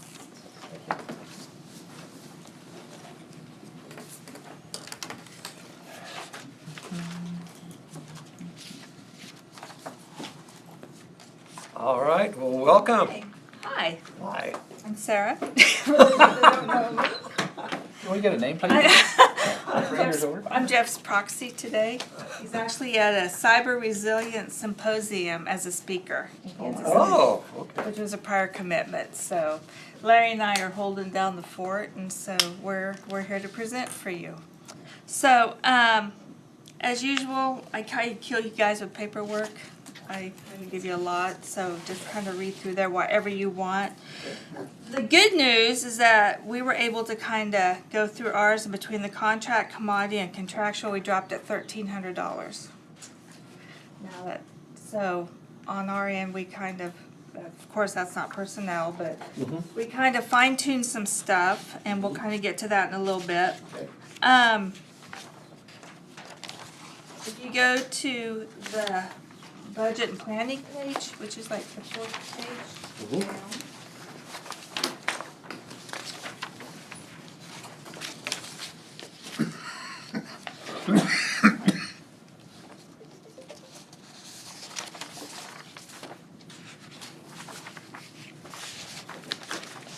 Okay, kind of what we're wanting to do this year. We're looking to purchase 3 new vehicles. 2 of those we would like to do out of our budget. The third one we will take out of Lake Patrol. With the monies that we have in the Lake Patrol Fund this year and with what we are contracted to receive, we have enough to purchase a new vehicle. So we're getting a lot of miles on vehicles. And we have ordered a new truck, but we ordered it last fall and it's still not in yet, right, Larry? Right. So that's what we're kind of running into, so it's something that we're kind of wanting to get on pretty quick and get rolling. Problem is, Jeff doesn't want to order all 3 vehicles at the same time, because then you mileage out on all of them, of course, at the same time. So we're kind of staggering them, but that's kind of what we're looking at. We're also looking at getting some new bulletproof vests, which we're looking at taking that out, possibly the conceal and carry fund that we have. Some of our vests are getting expired, they're old. Jim's is really old. So that's something that we kind of really need to be looking at. And also possibly purchase some new tasers and cartridge, and we're looking at possibly our asset forfeiture fund. So, out of those top 3 things, we're not looking at spending taxpayers' money. We're looking at our other revenues as ways to purchase that stuff out of that. The big thing, which you guys all know about, are the radios. We are looking to keep our handhelds that we have now and possibly reprogramming those and making those backups for what we have now. They're about $1,000 a piece to reprogram, so I have allocated that into the budget, and I'll get to that part in a little bit. K-9 position, right now we have one K-9. He's getting old. We're hoping to get another couple years out of him and possibly look at 2026 getting a new K-9 to replace him. We feel like the K-9 is a huge asset to our department. We still have one position open, and we are looking to hire another K-9 deputy, but we're waiting for the right person to come along on that. The same thing we talk about every year are Dodge Durangos. It's kind of like the story that never ends. We're still having problems with those. Larry could probably talk about this more than I could. Well, what they think the problem is now with them is the water pump puts out too much pressure and blows the water line off of the oil cooler. What they come up with on this last one that will be going on its third engine and less than 70,000 miles. Oh my goodness. They, I don't know if they have to redesign a water pump or whatever, but they're not able to get them yet. So anyway, they're trying, at least we've made enough noise that they know there's a problem. So they're hopefully trying to do something to correct it. How many of those do we have that has more than one engine put in them? Or is that the only That's one? the just that only one. Just the one? Okay. Yeah, it seems to be the problem child, but the good news is they've covered it every time, Okay. so I guess there's a plus. You lose the time of Lose using. the time, Yeah, I mean, yeah. it's really So a that's why situation. We're short a guy now, so we have enough vehicles to cover everybody. I'm glad they tracked it down. So, and of course, the encryption and that. Marcy did an awesome job of getting the radios, but the encryption was not covered, so we are having to do that on the new radios too. Also, besides the ones we're looking at. And then, under number 4C, training costs. Training continues to go up. And that's just one of those things that we have, right now we have 11 deputies. With the hire of another one, we'll have 12, and that are each required to have 40 hours of training every year. So some of them, the guys do a great job of shopping around trying to find the cheapest ones they can, but also, for some of the stuff that they feel is beneficial to our department, sometimes it costs a little bit more, so that's things. And then on the next page is just kind of an overview. Kind of like what I said. The drone, Jeff we had put a budget line in there called search and rescue, and we had that as a line item, and I'll get to that when we get through our papers. With the restrictions that the United States has now put on drones, we've pulled that money from from the search and rescue line, and we've now moved that to the radio maintenance line. So when we get to the back pages, I'll show you that we just bumped that same amount up. And the next page is kind of a breakdown of everything and how we kind of went through. I'm a number geek, I love numbers, so I'm gonna kill you guys with numbers. If I could do numbers all day, I'd be in heaven. You're singing my song. Yeah, there you go. I love numbers. Oh, I love numbers. Just like I told Jeff and Larry, just let me do numbers all day, please. Just put me back in the corner, let me work with numbers. What I've done is that for our budget 2025, the ones that are highlighted in red are the ones that we have changed from the previous years. Like our computer purchases, we really haven't done much. We haven't purchased much, so we dropped that. And part of that, if we need to purchase computers, can actually come out of capital outlay.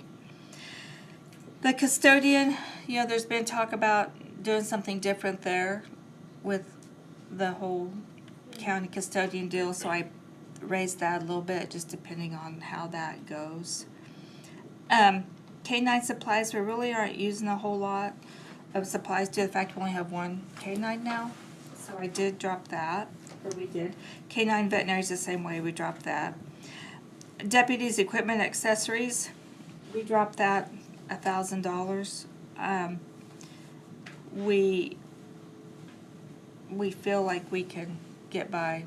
Pretty much everybody we have now is pretty much equipped. We kind of had a hit a couple years ago when we hired new guys, but right now everybody's pretty equipped. The lead program, we dropped that a little bit. The big one is the radio maintenance and search and rescue. I've highlighted that in blue to show you that we just took that money. that we had for 5,000 for search and rescue. We bumped it to 10,000, moved it over to radio maintenance. Vehicle repairs, your guess is as good as mine on that. Last year, we spent 20,000 on vehicle repairs, which is basically half of a new vehicle.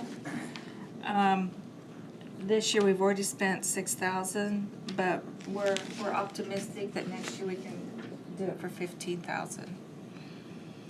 Another thing is that the vehicle accident repairs, the deductible went from 1,000 per vehicle up to 2,500, and deer seem to like the deputies' cars. They must like the flashing lights. They love them. So, you know, that's just a shot in the dark, guys, you know, 'cause every time we hit a deer, it's 2,500, so. But anyway, by doing that, we were able to drop everything by $1,300.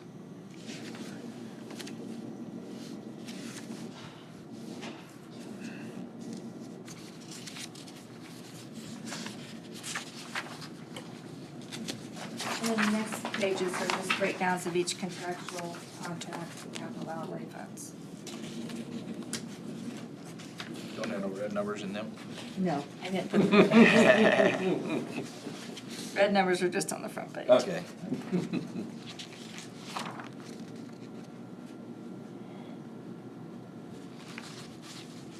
Anything you want to say, Larry? You're dropping budget commodities from 94 to 95. Our boys are gonna become frugal. Raising the Yeah. Contract stuff's kind of a lot of stuff that's out of our control, but the commodity stuff, we can kind of control that. So, Do you know how many radios are we gonna be programming at $1,000? we're looking at possibly 10. Which would be the $10,000 that we have. So is that the 10 that went from, you said radio maintenance back here to capital outlay? Is that what you're, is that the line that goes to, you moved to? The radio maintenance line? Yeah, Yes, back to capital outlay, the 10,000. yes. No, I'm sorry, that's a different line. That's a different one. Yeah. I was looking If for you it. go to budget, if you go to budget contract page, I have 10,000 budgeted on the on the contract page Okay. for radio maintenance. Oh, yeah, I see it now. In the middle of contract.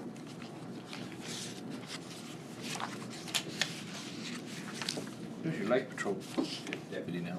We have Dan Kidding and Lyle Gillett. Lyle is 80 years old and still doing it. He is phenomenal. Hands out Tootsie Rolls to all the little kids. They come running and see him. It's great. He's great PR out there for us.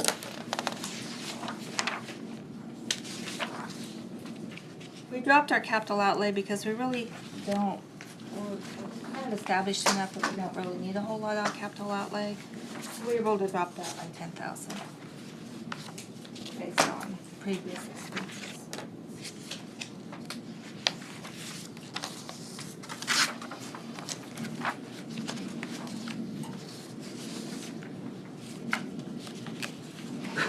What kind of vehicles are you looking to go to? Probably Explorers, Ford Explorers, or possibly truck. You have a Probably pickup Ford. ordered now. Yeah, we got one Ford truck coming, we're gonna try it out. We're not buying used hired patrol cars anymore. Yeah. That may just have been a Durango thing for those certain years too, they. But, yeah, but, no, we're not gonna do that. Is this still a governmental buying thing on vehicles? Yeah. Of course, you know, we've always tried to stay local on as much as we can. Problem is, it's just hard to get them even local because they have to order them and the wait period is just so long. But we did order our last one local, the one we're waiting on now. Do you They're get, supposed to be here by now. do you get the, all the accessories put on by somebody else, or you do it, or how's that work? Lights, all the stuff. We're gonna have somebody set this one up. I heard something, Actually, and I mean, it's out of your county, but I think it was Andover. I don't remember the name of the company, but they actually buy the vehicle and all the equipment and give you one price. I think that's Colwich. I started working with Colwich this year, and I think that's who told me that's where they get their vehicle, and they don't have to worry about all that other stuff, and it's a one price deal. I didn't know if that was common. What we're looking at is in Junction City. Junction City. So, yeah, that stuff's so much computer stuff on it. Oh, yeah, I don't know what absolutely. you're doing on that wiring and working around the airbags and all that, it's gonna have somebody that's in Plus, they there. change the vehicle just enough that you can't Yeah. transfer anything, so that's. And I have put line items in there for upfit. So the 120, is that just the car? That's just the Just the car. vehicles, I mean, yeah.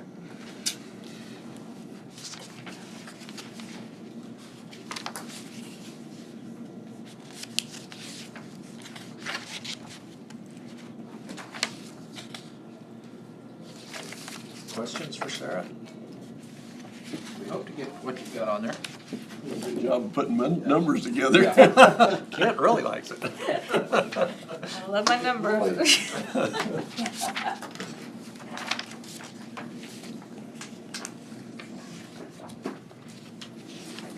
That it? How many employees you have? Right now, we have 11 deputies, and we're looking at open position, and then me. Okay. And that's the jailers and all that's counted in there? Oh, no. No jails, jailers? That's They're just separate. They're separate. Yeah, that's Jim. That's our next president. That's the next presentation, okay. I don't care, it doesn't matter to me.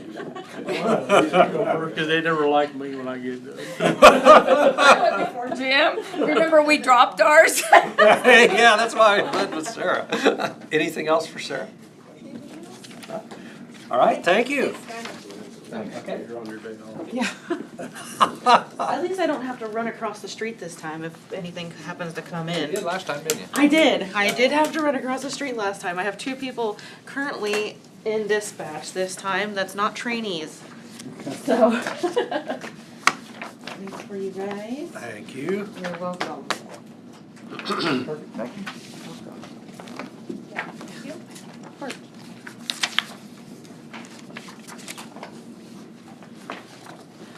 Sorry, I don't have fancy numbers like Sarah.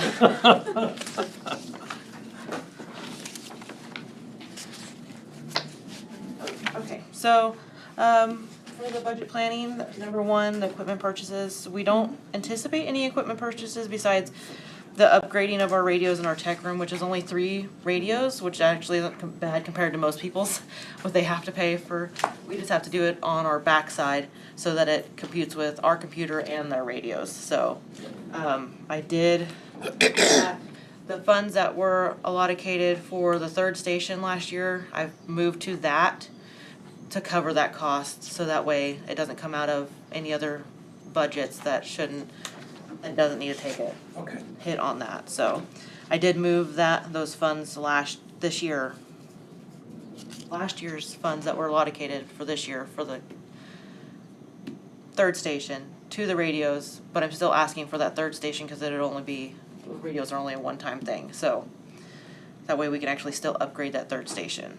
So you asked for it in 24, but you're gonna ask again for it in 25. Yes, because I budgeted for the 3rd station for 24, but with the radio hit, we were gonna be over budget with anything, so I moved that budget for that over to the radios to help compensate. And the radios are only a once a year, one thing, so. Anticipated personnel, so line 2. I'm hoping to hire at least 1 more full-time employee and 2 part-time employees. I put it down there so it didn't make noise. Just in case it goes off.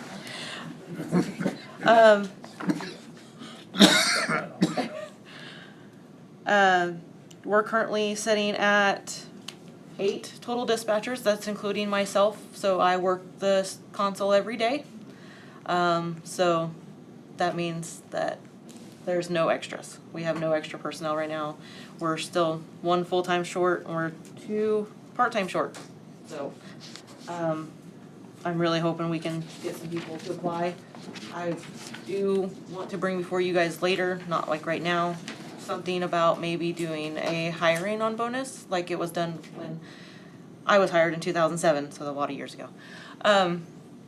Because when I was hired, we got a hire on bonus if we stayed a year, and everybody else in dispatch got that incentive also. They got that extra bonus for training someone, keeping them there a year and staying there. I don't know what else to do to actually hire people into dispatch, because no one wants to apply or work for dispatch. So, unless you guys have some other ideas for that, that's something I have thought about maybe bringing to you guys. Do what? What's your starting wage at? 1836. So, I have received one application in 6 months. When you say part-times, once you get a part-time, what do you expect them to work then? 2 days a week. And that's to keep their skills up, because it's a lot of training for dispatch, so I mean, to have them work 2 days a week, and they work, like, say they work 1 day here, or they work 2 night shifts, or they help fill in the part-time, or the sick leave, vacations, and stuff like that. So, right now, all full-time employees are filling in all sick leave and all vacation, so.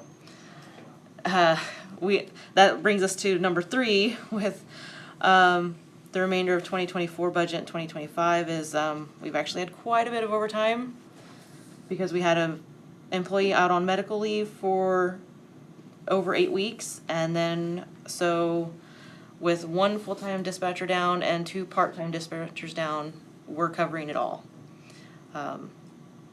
I know myself, I had quite a few hours of overtime that I have never had that many hours overtime ever on a check the last couple months, and that's just because we provide 24-hour coverage with 2 persons, so, and that's a lot of hours for people, so, unfortunately though, I don't have anybody that's applied for our positions. With working two 12-hour shifts or 2 10-hour shifts? We're 12s, cause that's, 12s. it's the easiest way to, with the amount of people we have. I could see, just looking and just thinking, I mean, if anybody, how would they work that into if they have another job? Mm-hmm. Yeah. It'd be tough for somebody to, unless they've got another kind of job, maybe farming or something, that they, I don't know, Well, just something. our work week is, like, this week would be my short week, so I only work Wednesday, Thursday.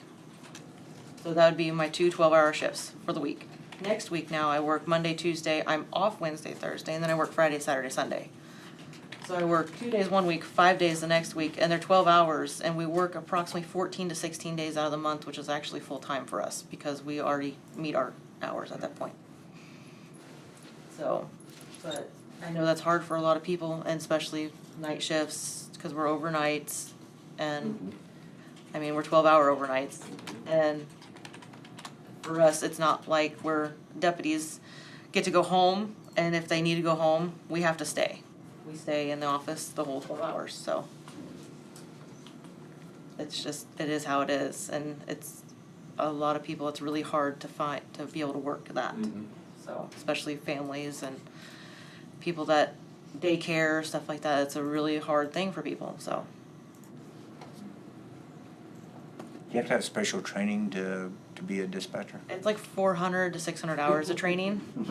But I mean, before you get the job, No, you have before to you get the job, get no. on-the-job training, You, right? everything is hands-on. By day 3, you're normally talking to someone on the phone. Okay. So, Need a heartbeat. no, you need a lot more than that. But at the same time, that takes a lot of your other dispatcher time Yes, to do the training. yes, it does. Absolutely. It's 400 to 600 hours, and they're sitting right next to you the entire time, so.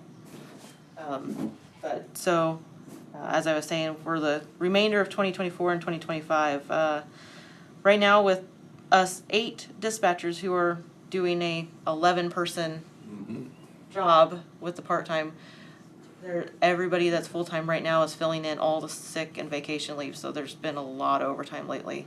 But we have to allow the, vacation and sick leave, so. It just is, it is what it is, and it's horrible to say, so. nothing else of importance for preparing the budget. And I don't have any other requests for 2025 besides just allowing that budget again for the third station. So I have my, the dispatch budget is in there, the 911 budget is different in there. So there is some lines that I highlighted in there because there was the same thing twice. So you'll see those as just a slightly different color on the dispatch one. So they were actually on there 3 times. So I took out those lines, that's why there's nothing in those ones. And then the only other thing is we have for contract, which comes out of our 911 funds, is a console cleaning service that comes in and deep cleans our entire dispatch center, which all of our dispatchers love because it feels so clean in there. So especially with everybody with allergies. I recommend it if anybody ever needs their office deep cleaned, to get it deep cleaned.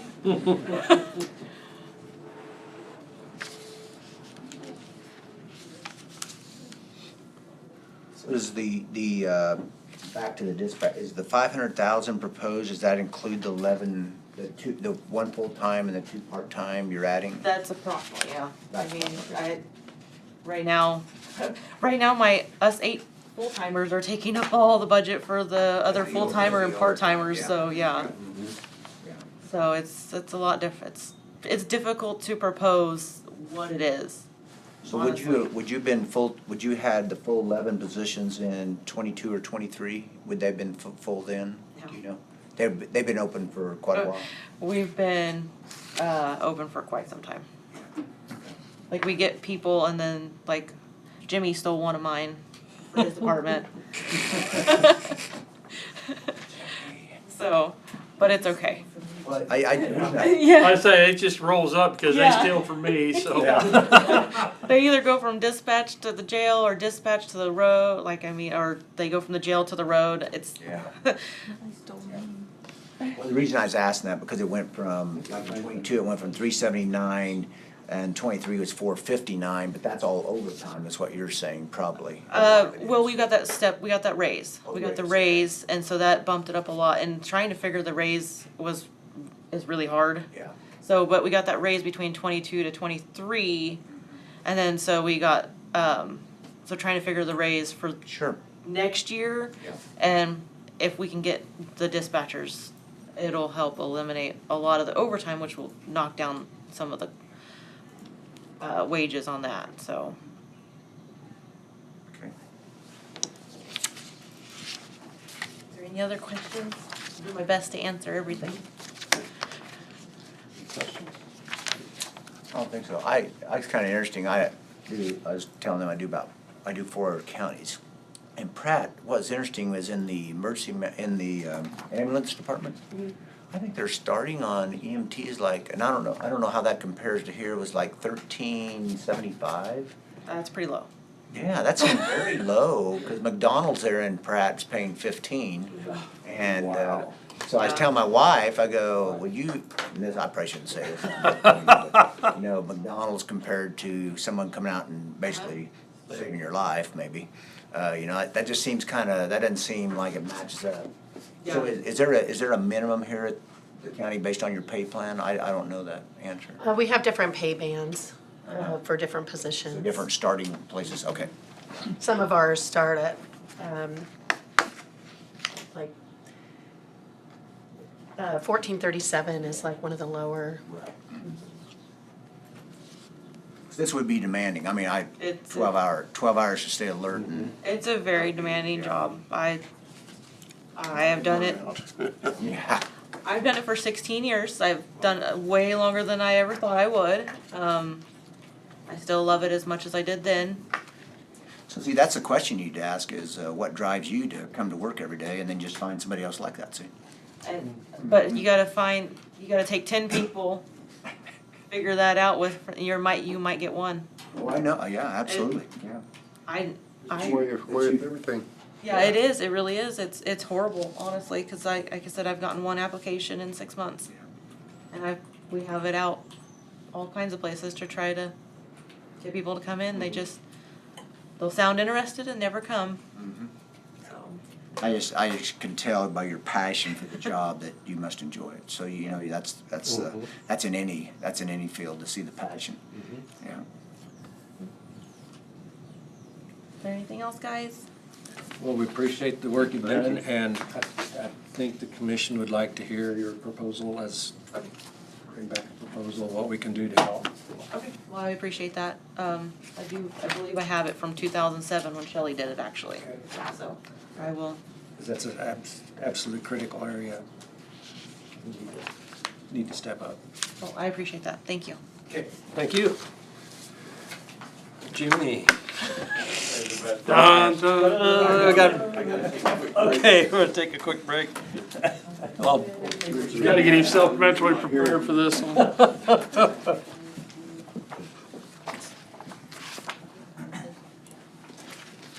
leave one for Kent.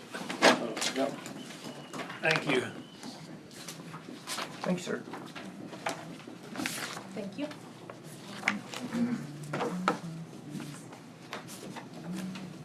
Oh, look at that at the top of the list.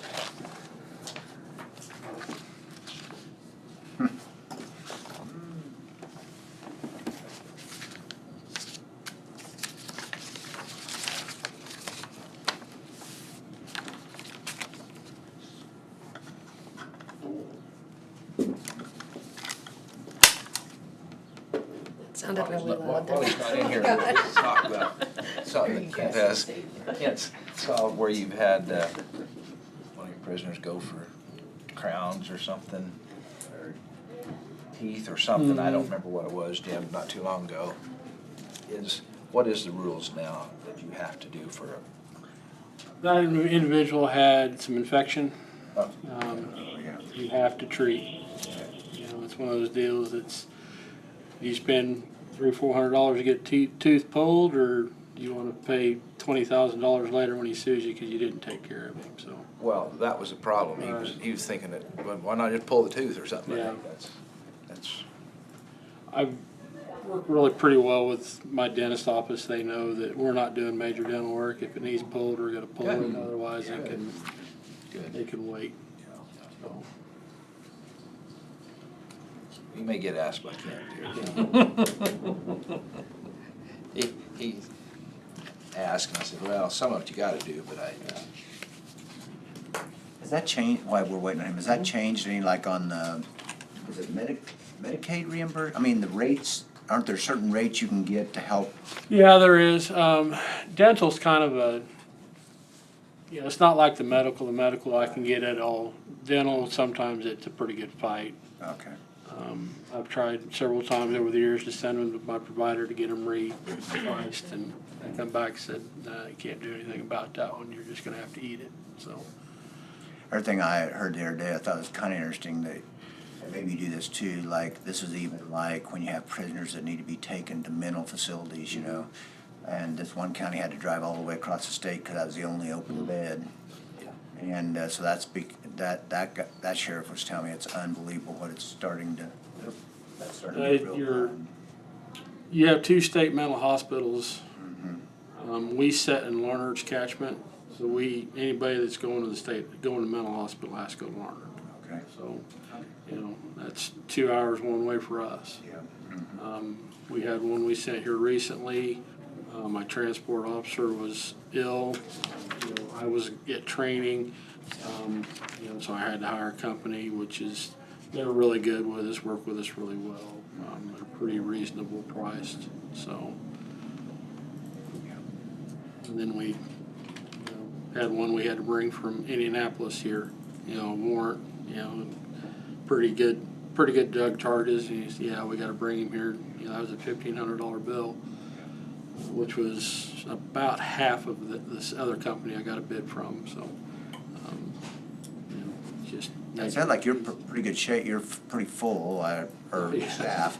They were down. I think in this county they were down 4 people. Yeah, so they had that same exact thing that happened. They didn't know how to get the person there, and they had to. So that's what they said the challenge was. Was that a flight or was that a ground transfer? You know, I figured up what would it take to send somebody out there, spend the night, and come back. Yeah. I couldn't have done it for any cheaper than that. Absolutely. So, Good job, Randy. I like sleeping at home. Part-time dispatch. yeah. I'm trying to help out. So we'll just start with the budget move on. planning page. Sorry, go ahead, Jim. Yeah, please. 2025, we talked about this last year. I'm going to budget for an HVAC unit every year. Well, the plan is to hopefully, at the beginning of 2026, with 25 and 26, do 2 at one time. It's a lot cheaper to do 2 of them at one time, with a crane coming in. So, Kobe and I have been talking about it. I've got 15 cameras that we did not upgrade when we did the upgrade. And then I was already talking to him with his previous thing and about getting the door controls, all that switched over. The company the door controls company is still out of Georgia or Alabama. I don't have a lot of issues with that. I've got spare parts, stuff like that, and Colby knows that system. He can get in and fix something if I have to. Our biggest thing was just the cameras and the recordings and stuff like that is what we were fighting. And since we've switched to that, we don't have that issue near as much. Personnel, I'm not planning to add anyone. I've been kicking around possibly promoting a second one to sergeant, so I'd have a sergeant on each shift. Number 3, grocery prices are just killing me. You can see back further in the deal, my average daily population for this year has been 20. Last year, we were 15. So, that's 5 extra people I'm feeding a day. I figured up so far this year what I've spent through groceries through the end of April versus inmates totals. I'm about just over $7 a day per inmate for feeding. Our goal when we opened, we were at, right around 12 years ago. With the prices, the way they've increased, I think we're doing pretty good. Wow. But that's just the nature of the beast. I can't control that. Of course, with the higher population numbers, my medical, dental, mental, prescriptions, you'll see it back in my breakdown. I've already almost met last year as a total this year. So that's just one thing I have no control over either. We do have, right now we've got, my population age is higher than I've had in years past, so that just, nature of the beast. So, number 4, I'm just in a people business, and you can't predict stuff. When it comes to, and I questioned this a couple weeks ago. Here it comes. Randy, give me a heads up on it. There was a couple of line items on inmate dental. Yes. Do we go as far as to do crowns for them and stuff like that? I worked with my dental. We do what is necessary. Like I've had inmates with, most of the time, they got a broke tooth, you deal with it. It's when they infect, I have to do something. It's just, I can't not do it. That $300-400 to pull a tooth or whatever. One of them was like $1,200. We've had some of them that we've pulled multiple teeth. Had one guy we went in and he come back with 5 teeth less than he went in with because it was just a major infection. That's the nature of drug business. So. Kind of like we gotta go back to jail so we can get something done with our mouth. You'd be surprised the number of elderly guys that have been in law enforcement that say, I think I'm going to come to jail and make you pay for all this stuff, that I'm paying for. So. Jim, I got one question. Sad state of society. Yes. I see in the paper you've got such a fantastic bed service there that they come and staying with you permanently. They're not leaving. Yeah. So how many do we have like that that's been on long term? Gosh, I was just looking at that. I've got 4 or 5 that have been there probably at least 6 months. Yeah, that's what I'm noticing. And part of that's due is bonds went higher. I've got, I'd say probably at least 50% of my population, I've probably got $100,000 or better bond. That's just, they've set, the bonds went up. Okay. And So we set that up, they get long-term stayers in. So is the state penal system using county jails more for long-term? Some are, yes. I know some, Dodge City got a big facility and they house quite a few for KDOC. You know, it's the nature of the beast on housing for somebody else, because they can tell you, oh, I'm just sending you this guy, he's been no problem, and then you get him and it's like, you come back and get him. You know, no, we're not playing this game.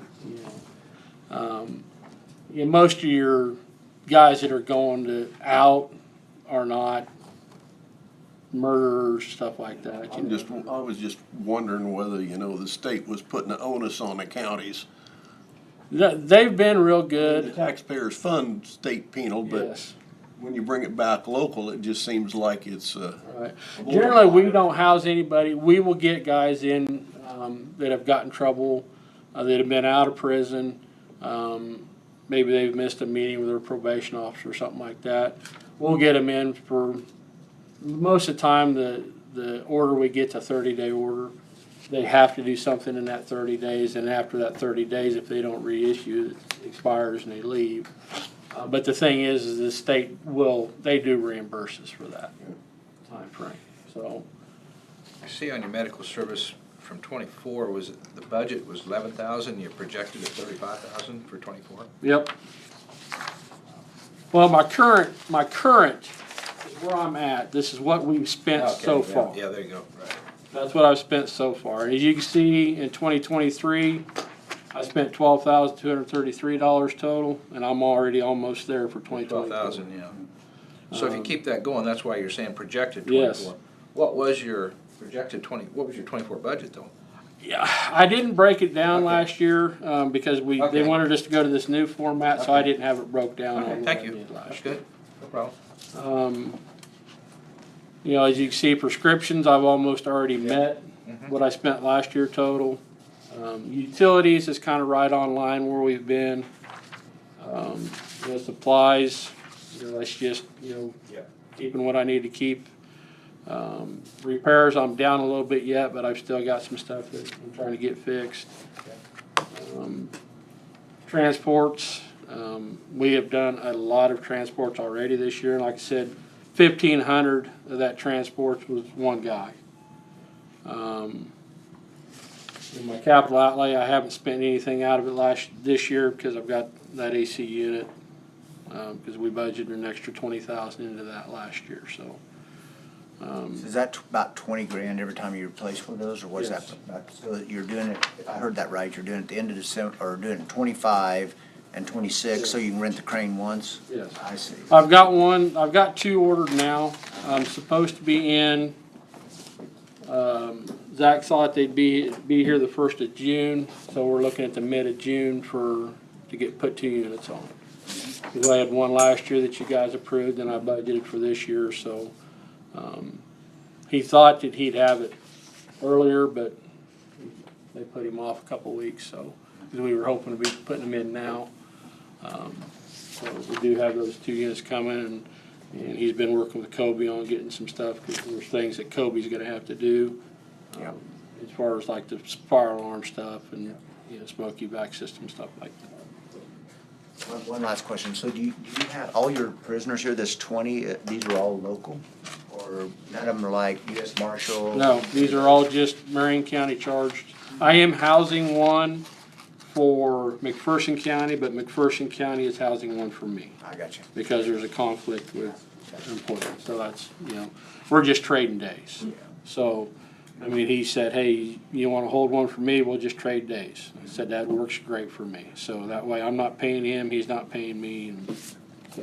The reason I ask that, it's kind of interesting, like Ottawa County, they only have less than 5 prisoners because They lost their contract with Saline. contract with Saline County, and so they're having a hard time even keeping the jail open. I don't know why they wouldn't Sedgwick County's always looking for places. Yeah, I don't to go, know. So, And then Osage County just is in the process, about to finalize it, a $19 million jail and 4 years of sales tax, and then they have to have enough prisoners to fund it after that. I kinda told them, that's quite a risk, you know. Not being that close to the peak. Yeah, I don't know, anyway. I'm just curious how many, yeah. yeah, right now I'm not, I've been housing every now and then, I'll house a female for Morris County. Sure. But that's about the max I take out for out-of-county folks, so. The last 2 pages are just, you know, breaking down our average count. Yeah.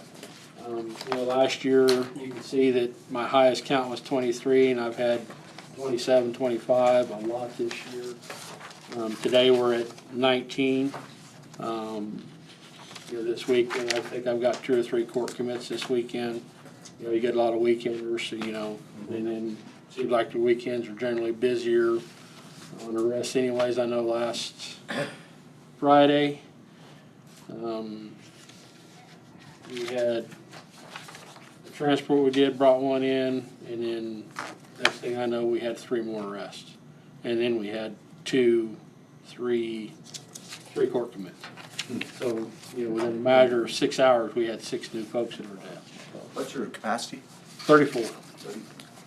But that's perfect numbers. Yeah, perfect. You know, 1 female takes up 5 other beds. Right. You know, so in fact, our female ended up spending the weekend in the two-person cell with no shower, no TV, nothing. I mean, that's just because we had to have room.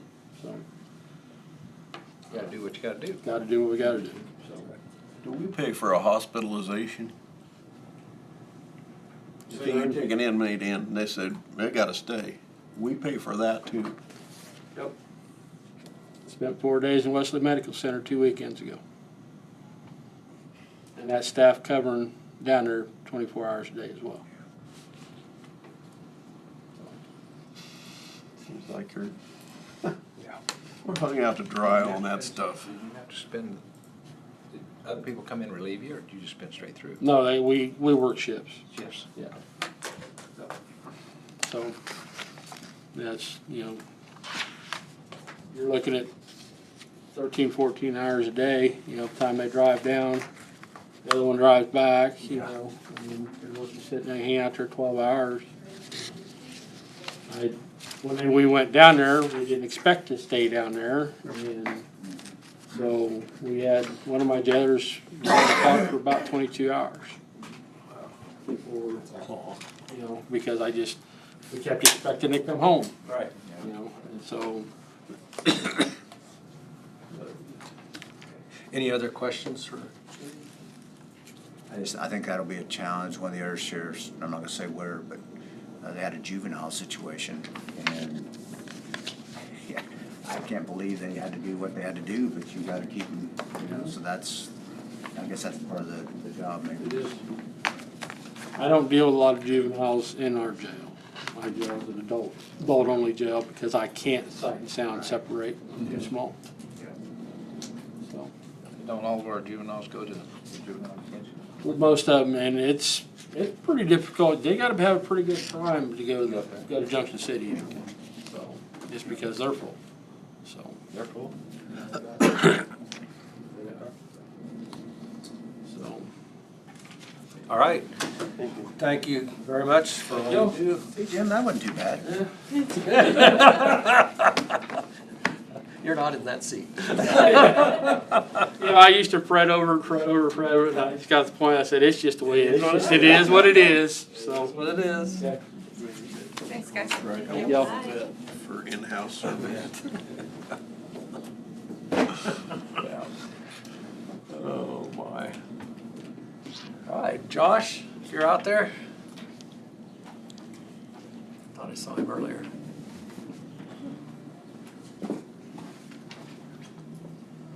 He's not out there. Oh, okay.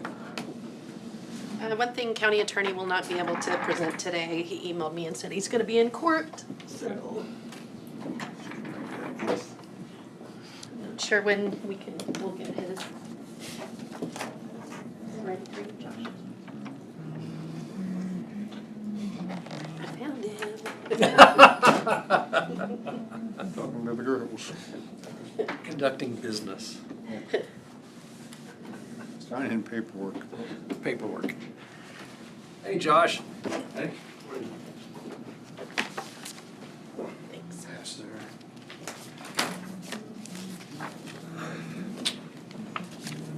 Oops, give you the file. I don't Okay. want, you don't want them, all I need. It gets to.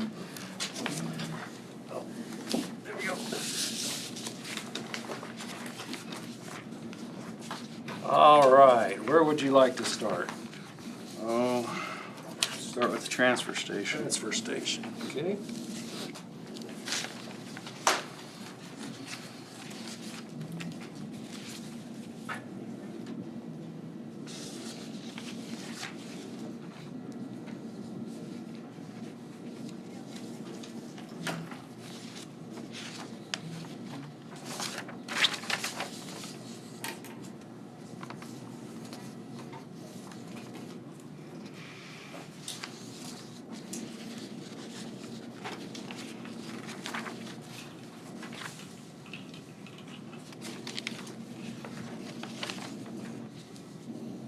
Just kind of go through your sheet there and let us know what's happening.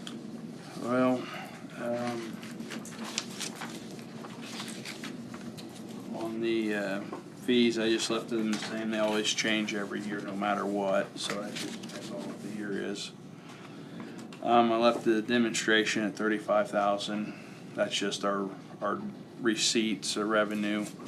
I know we always get more than that, but it's a good base number I always stick with. The tires are the same.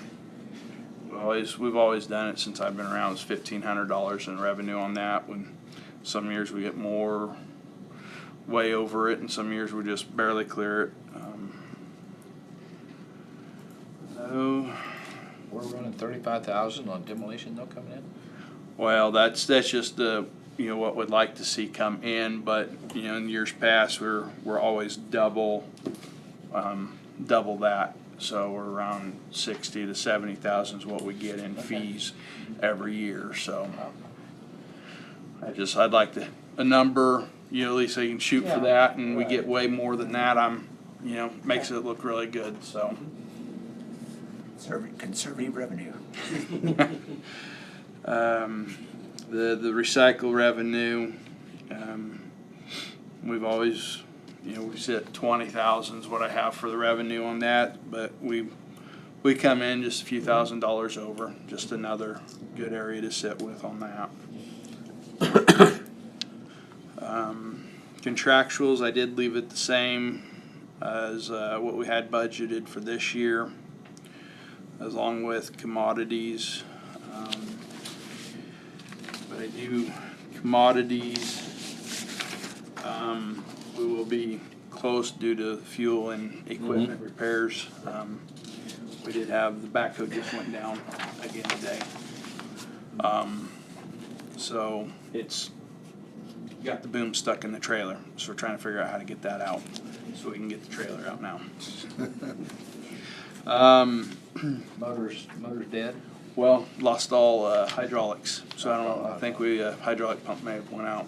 It started with just steering this morning, and it's like, everything, the steering, okay, we can handle the steering thing and everything else will be fine, and nope, it's completely dead right now. Real good, you don't have another one to go up there and yank on it, does it? Well, they got both of them out using it, so probably be, if I get it, maybe tomorrow, but I need to talk with Steve on that one.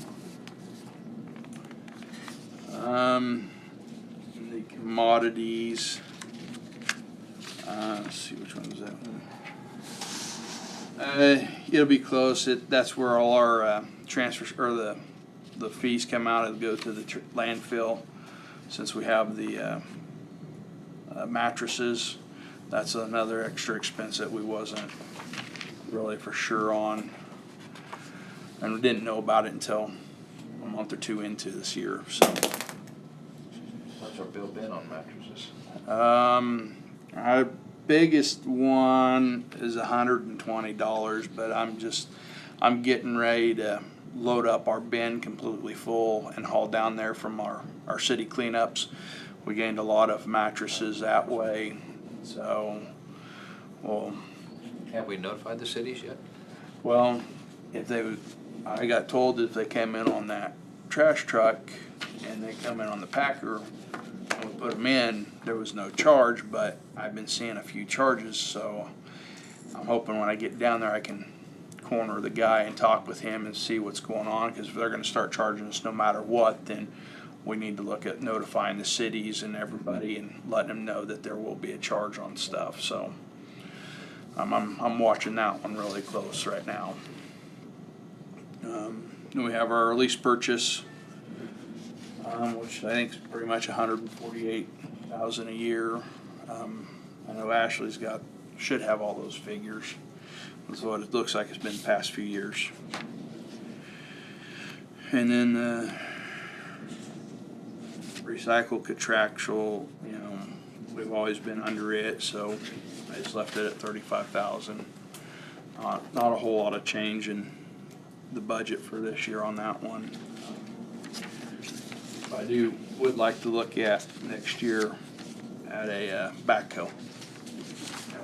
The backhoe's 5 years old, but you stop and think that thing runs 5.5 days nonstop a lot of times, so a lot of hours and wear and tear on it. So, and we're starting to see it here these past few months. Got that one paid off. Yeah, it is paid off. How many hours you looking at? I'd have to go back. I know they did some work to it and they ended up with some a VIN problem, but they can't figure out how to fix that piece of it. So I haven't paid much. I know we're quite a few hours on it. What? These numbers down at the bottom here, that's expense is done. Is that all expense? Bottom line. The bottom of what? Underneath the actual years, Yeah, at the very bottom. 22 actuals down here. Is that the expense or is that just? I'm not sure where you're looking at, Randy, very- sorry. Just the. Yeah, so those are your actual, see the column labels are at the top. So there's 21, 22, Yes, 23. yes. Those are the actuals for the year. Yes. Yes, on those expenses and revenues.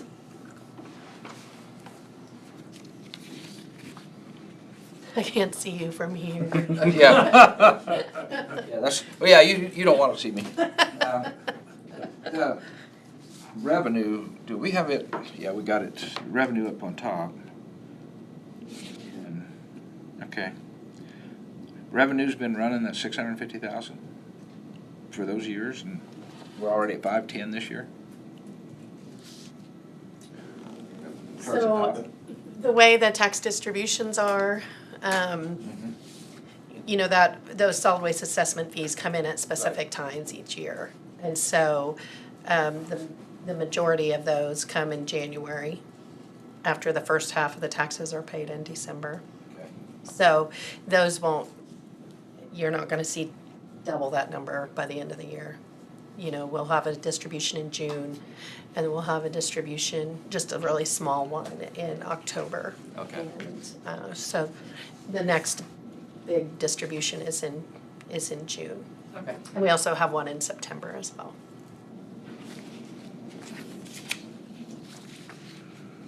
But you did increase last year. Yeah. That's what I was trying to look at, see what we did.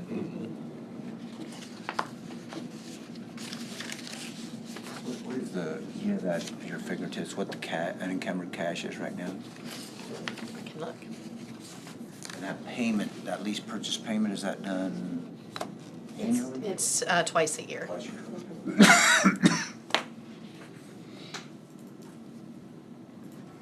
It'll take me a second to get this Oh, open. no problem, I was just curious.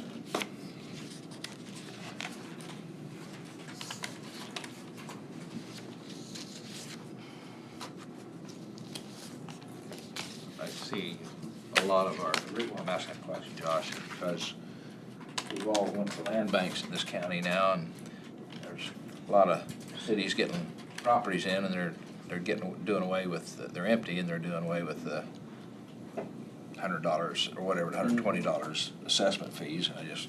I see a lot of them. And there's a lot of them coming down. We got a bunch of them in Peabody that's standing that should be torn down. I know they're not collecting no fees on, at least 10. It should be torn down. Like the cash right now is 534,428. Sorry, say that one more time. 534,428.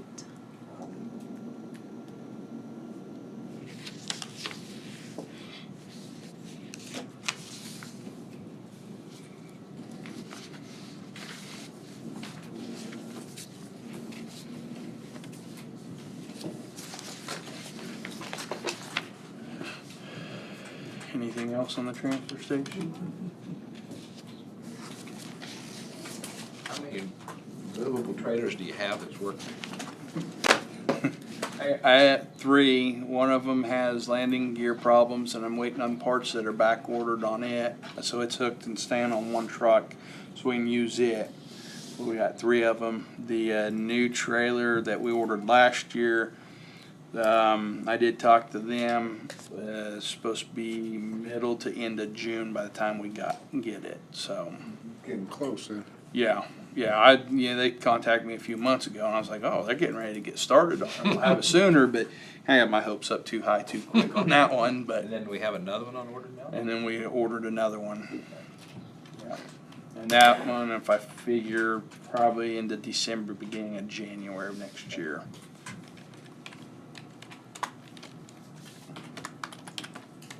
Anything else on transfer station? All right. Noxious weed. Noxious weed.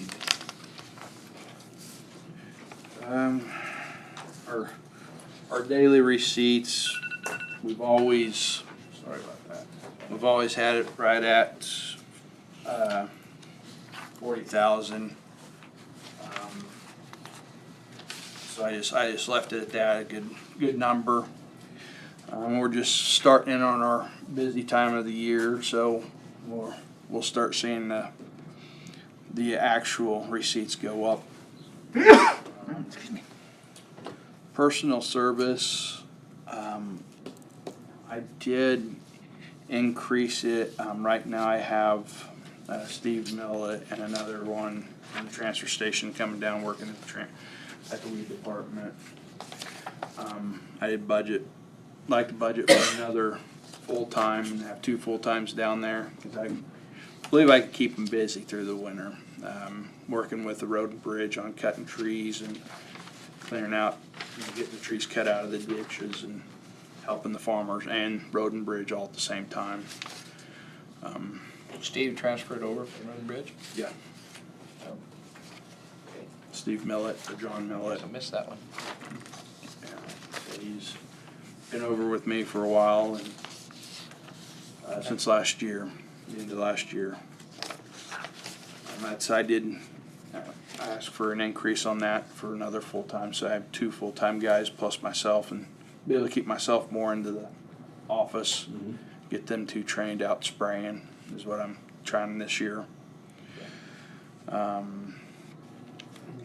Contractuals, we've always come under, and we should be pretty close this year, but I think we'll be coming under budget this year on that. The commodities, which a lot of our chemicals come out of that line item, we will come under the budget for this year. Price of chemicals not as high as it was last year and the year before, so I just left that the same. Capital outlay that we have right on the weed, that one is more just for the office. I haven't used a whole lot out of it except for last year. I don't quite remember what that 812 was for, but we haven't used a whole lot out of it.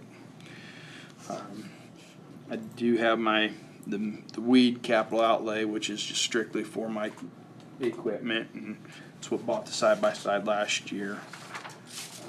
The only thing I propose is another 10,000 be transferred over off of next year's budget into that too, so try to build that back up.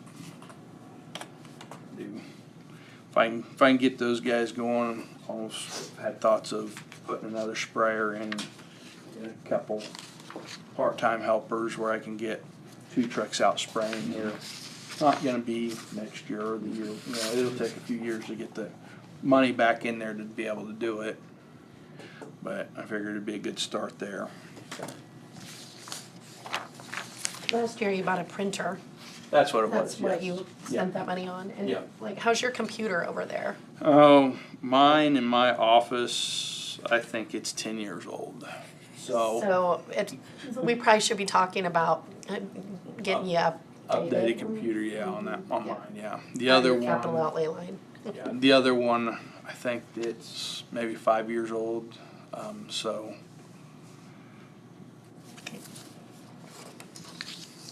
Okay, questions? All right, solid waste, household hazardous waste.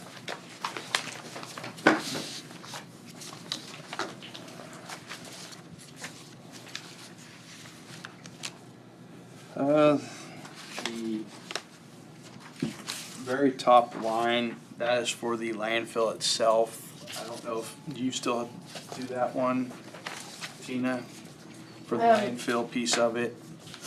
Cause I just left it the same. Yeah, that's good. We pay the contract for the wells, the monitoring of those wells out there. Gotcha. And actually, planning and zoning has kind of gotten a little more involved in that, and I'm less involved in that part, so. On the environmental health side, so. Personal services, half my paycheck comes out of that, so whatever, Cherry had showed with the pay raise increase, I just bumped it up to that for next year's. Contractual, it's where we send our chemical off, I think that's the line we pay out of. We have to pay to get it disposed of, and then stay in there. We get the drums free from them. Commodities, it will be close this year on the commodities on that line item. We've gotten,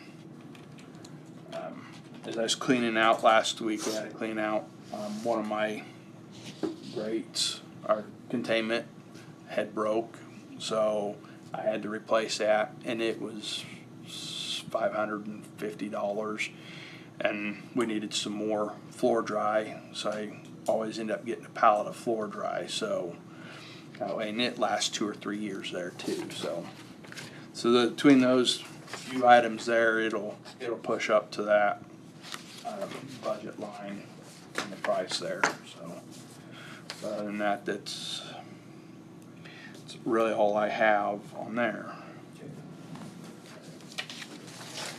Questions?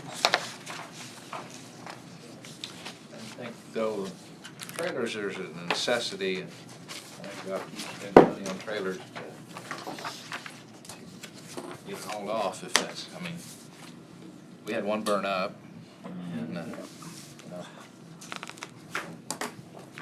and with the people that's, we're expected to take care of demolition of houses, and that's, I mean, that takes half of a trailer when the load comes in, so a house, I don't remember, maybe more.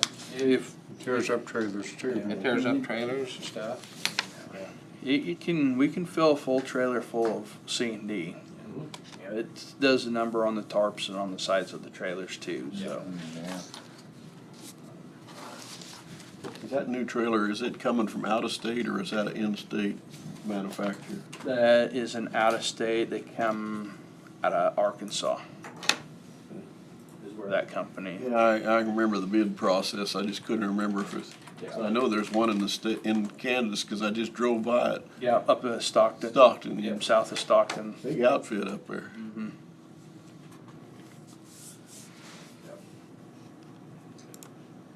Anything else? I don't know what the Pratt, they run a landfill there. He was saying there was something that really went up in pricing. I think it was HHW maybe. he happened to pay, do you put them in, you said barrel, put your- We do what we call it lab packing. A lot of the chemical can go into drums, what they call lab packing, and then we can dispose of stuff that way, or we bulk things and dispose of it. It does get expensive depending on what it is. I don't know what Pratt is. If Pratt is just themselves, and they have a company to clean them out, where we are in a region called the Big Lakes region, and there's multiple counties, and since we can get a bigger load going out, we get a little cheaper rate than everybody else does with just a few items here and there, so. I'm not sure, I'll have to listen better next time. You just tell me, this year it was gonna be a lot more expensive for that, I thought that was the part of it. Okay, anything else? If not, thank you, Josh. Thank you guys. Appreciate it, Josh. Have a good day. Good luck on the backhoe. Yeah. Need help, call Randy to come lift that up. Or just cut the arm off and let it fall in. Crank that hydraulic pump. Thank you guys. Thank you. All right, we are set for break until 1 o'clock. So we'll recess till 1. We on our own dinner, or did it? Randy's, No, that's not. Is this one? He's on top. Yeah. He does have to give you that, but no one Oh, else. that's her whole narrative. Yeah. Oh, that's the whole, okay, so then this I can pass Was it down. mine? I went out I've got one. and did a self-invite home tour. Oh, the new hour. To that house out there on north of the highway. Oh. Okay. There's very nice people. Who lives out there? Yes. Okay, we are I think it's a All right, we'll come back to order and continue with the budget process. Nikki, Hi. welcome. Hi. So you have red ink for us today. Yeah, I don't really have anything major. Okay. Actually, this was from last year because we didn't do it. We need to probably update one of the mapping computers. We should have the funds in our capital outlay. The only personnel change would be potentially Shelby, but that is wait to be seen. to be determined, Yeah, I there you go. guess. That's good. That's a good one. And then my overall budget increase was 3,100. And that was mainly in contractual, so telephone subscriptions was higher in '24 than it was the previous year. Vehicle maintenance, post velocity, and then fuel increase. Other than that, I don't have anything.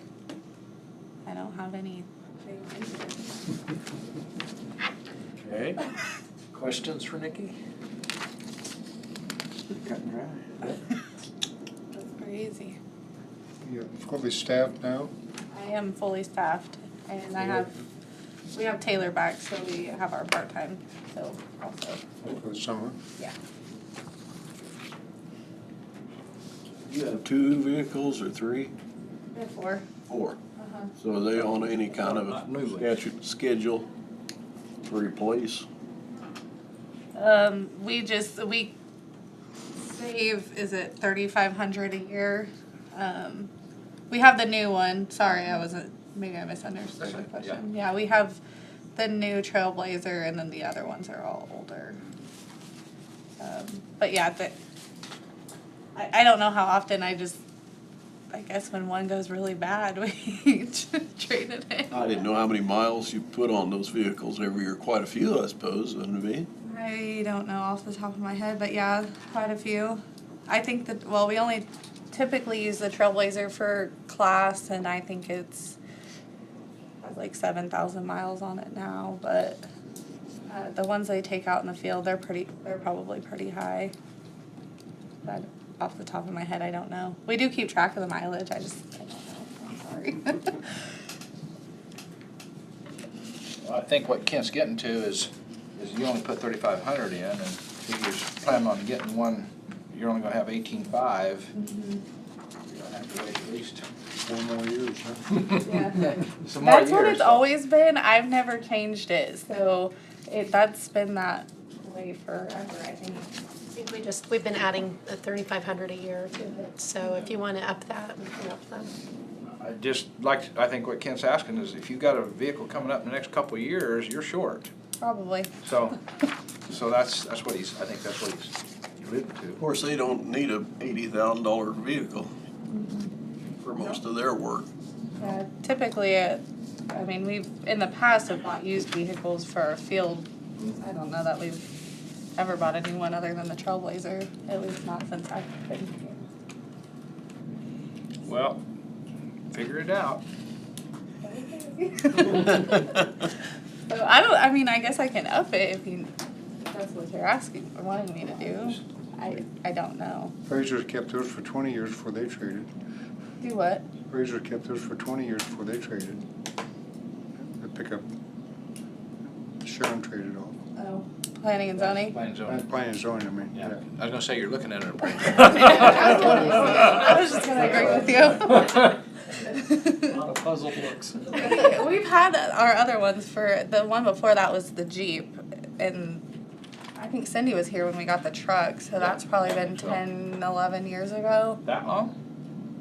Wow. Time flies.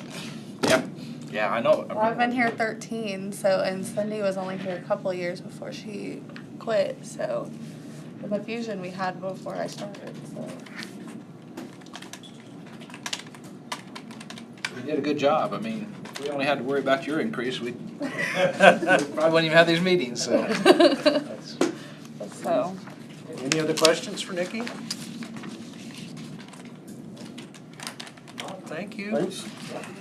Appreciate it. Congratulations on being fully staffed. Thank you. Hopefully it stays that way for a long time. I don't want to jinx it.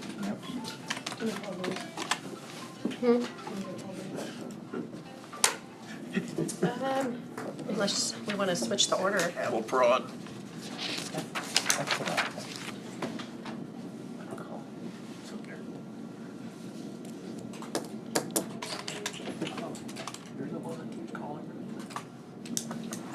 I'm gonna ask all the department heads to provide a list of all their vehicles and the mileage. I've just sent the email just now, so awesome. get that, so we have a better, we need to be able to plan overall for those things. That's a good idea. Every January, they need to turn in mileage and how much they used for the years. Have a rolling report. They could actually just add that to that, the statute requires you to turn in your inventory to the county clerk every year for you to review by February 28th. So they could just add one column there and just say what that mileage is. There you go. Maybe it's on there already, I don't know. It's not on there. Does anybody ever look at that? Well, they're supposed to. Okay. Yeah. We're supposed to? Well, yeah, I didn't say we didn't, I just said anybody else. You didn't go line by line? Well, yeah. You're supposed to go out and But I'm just- touch everything and see if it's there. I mean, if it's in the courthouse and it gets blown away, it ain't gonna be no good to nobody. I just wondered who looks at it besides us. I don't know. Insurance, maybe? Maybe. I think We it's. do a separate schedule for insurance. Yeah. Um, I think it's more important these days than it has been in the past because of all the portable, electronic devices, all these different things that are just floating around. Having somebody at least glance at it is probably. Yeah. School districts especially, oh my goodness, school districts got so much technology. Right. Oh goodness.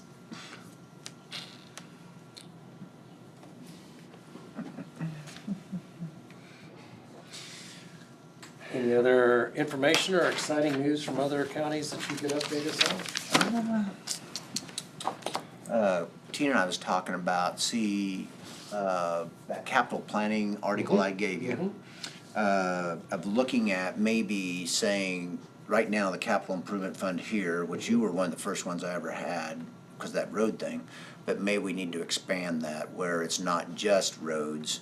And so that's the way, in that article, it talks about capital improvement program items that need to be on there that really do need to be done. And then I liked how they said it, horizon issues.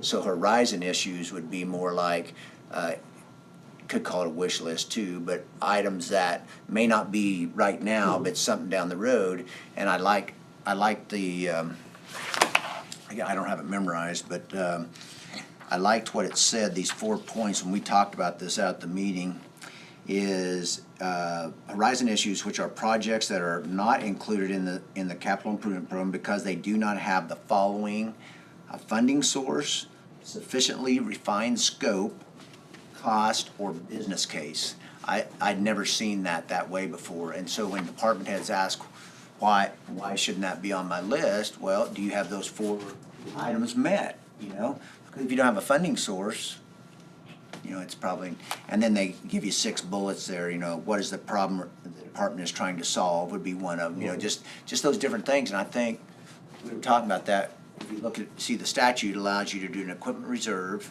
which you don't have, and a capital improvement. And so what I'm doing at these other counties, we're trying to get an Excel spreadsheet set up by department where here's their capital improvement by department by a tab, and then equipment reserve, and they do have these balances, but they don't really, track them. And then I think we talked about this last year when we were here. Jackson County, which is Holton, this is my 2nd year up there, but they actually meet, and you may do it here too. I can't remember. And I think Tina and I talked about this maybe a little bit the other day when we talked. Is when it comes around to like October, November, and how's your budget this year?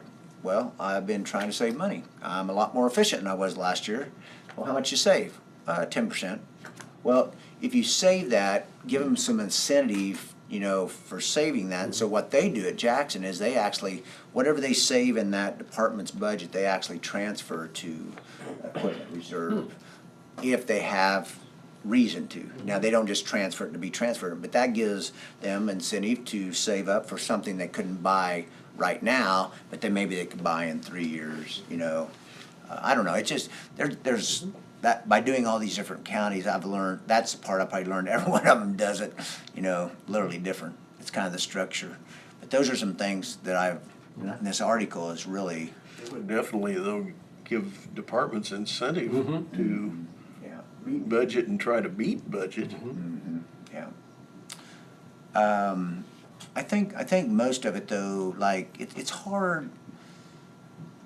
We were talking over lunch just a little bit, about like one of the counties, Pratt. What they do is once they transfer it to equipment reserve or capital improvement, and we were talking, can they do that by statute? But the county councilor is really good. I really like Ty.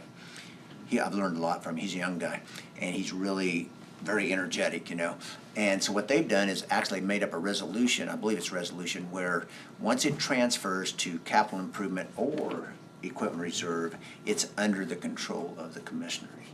Now, so they could, if they needed to use it in another spot. Now, Tina had a great question. Let's just say it's ambulance. And if you levy it in the ambulance fund and transfer it to the equipment reserve fund, the equipment reserve fund allows you to transfer it back to the ambulance fund. So what if they don't use it for ambulance, they transfer it to equipment reserve and they use it for the sheriff department? Does that work if the ambulance is levied for, for the ambulance? I don't know that answer. We were talking about that over the lunch hour. So I'll ask Ty. I'll see I'll look at the resolution and see what he thinks about that. Those are just things that That's good. you pick up on. Appreciate that. You're welcome. Out of breath, Lou. Those darn stairs. It's part of the health program. Exercise. Linnell told me to tell you hi, by the way. Okay, Lou and I met in Casey's the other day. Yeah. Yep. No. Well, And then, This was kind of a struggle. I mean, I actually understand the concept, but I'm a little confused with area agency stuff. Sure. So, okay. I had to bring my notes with me and I was basing this off of Gala's, because Gala did the budget for 2023. I presented it to you guys in 2023. So some of the numbers kind of don't jive for me.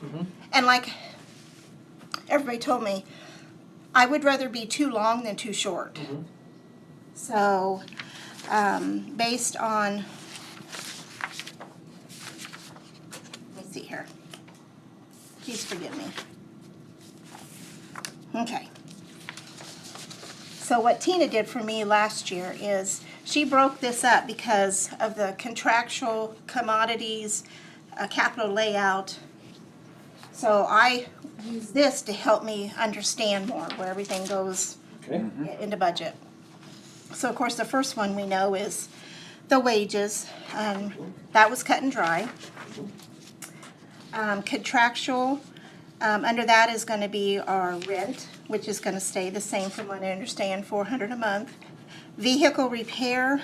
Now Linnell did bring it to my attention that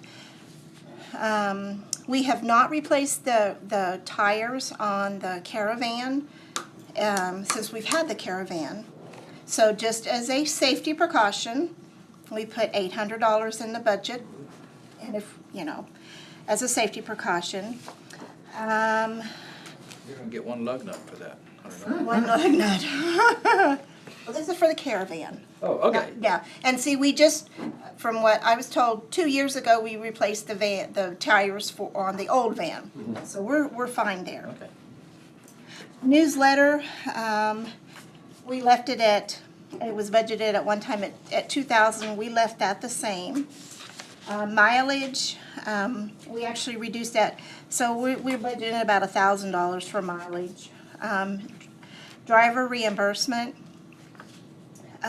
this is where, if I'm remembering right, when the drivers go out and we feed them a stipend, so we left that at, sorry, $1,500.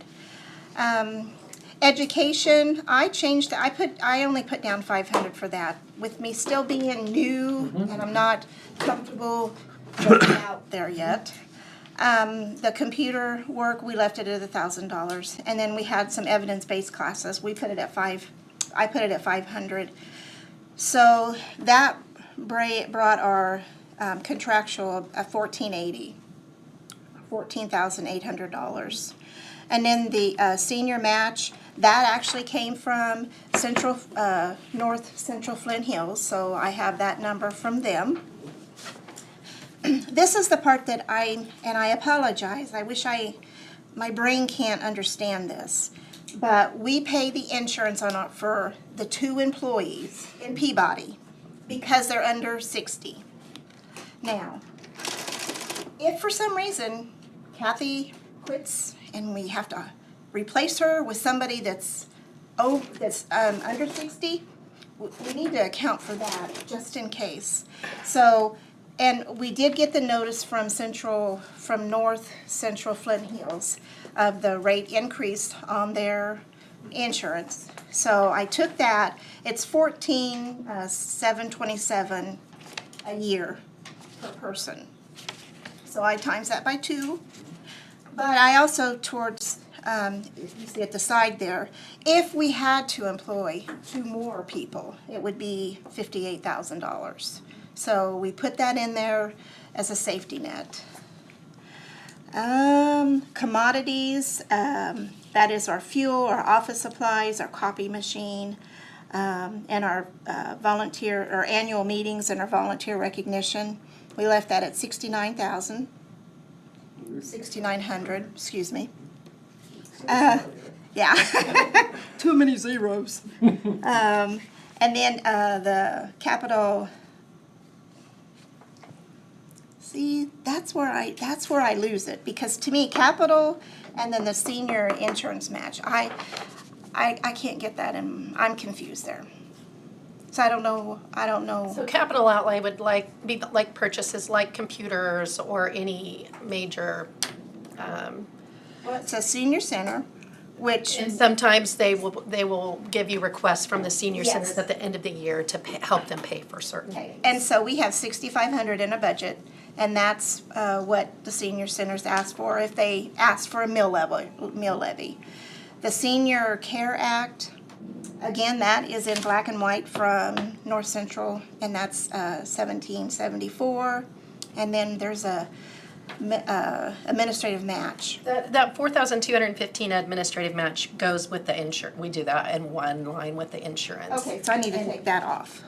Well, it combines, so the reason, so like they've been asking us to fund for people's insurance for years and years, and we haven't ever actually put the full amount in the budget because it hasn't ever happened. So if we need to fund that, we can fund it from a different location rather than bumping that budget up so much in that one area. Okay, So that's just a little bit of background on Won't that. fall on you, Lou. okay. We'll So- have to help you. Yeah, we would have to help with that if we don't. Okay, but that would stay for 29,000, Well, or I'd have to put that, so if we fund two people, so if I take the number of what we've spent so far this year and then like 14, well, okay, so if we just divide that out and we just do half of that amount and then add that administrative funding Okay. amount to it would be probably the number that we okay, would potentially use. okay. And then if we have to fund additional people, we would do that elsewhere, because it gives us a little bit more flexibility if we don't have to put it all in your budget. Okay. Okay. That does help. You said there's two underage in Peabody that they pay insurance for? Okay. And the two in Marion, or two helpers in Marion, they? No, they're over 60, They're so over they have 60. Medicare. Okay. But I guess, I don't know, I guess I need to ask these guys, how old are these people? So I know how long we're paying their insurance. You know, is it only 2 more years? Because if they're over 60, then we don't have to cover their insurance. And they would automatically, I guess it would be 65. 65. 65. But if they're on Medicare, why are we paying insurance? These guys, Marion is not. Okay. We're only paying if they are not old enough to receive Medicare. And, Okay. okay. So your age discrimination. Yeah, I don't know that you need to ask them about that. Okay. So let's see here. And then, of course, I put in,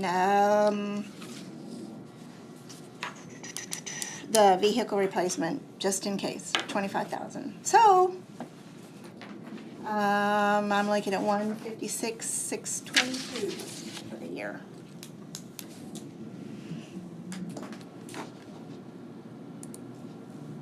Any questions for Lou? No. Well, I do have one. The vehicle we're replacing there, is that the van that they use all the time? Because the old van they've had for... In my opinion, it would be for if something happened to the caravan. We would replace the Caravan, yeah. caravan. And that was just bought, We bought that in 18, I was gonna say it wasn't. Not too long ago. 6 years, from what I understand.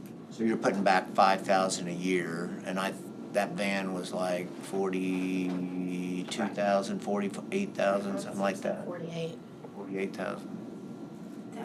So do I leave that at 25,000? Yeah, that's fine. I was just asking, 5 a year, so you'd have to have another, let's just say it's 50,000, so you'd have another 5 years, 25.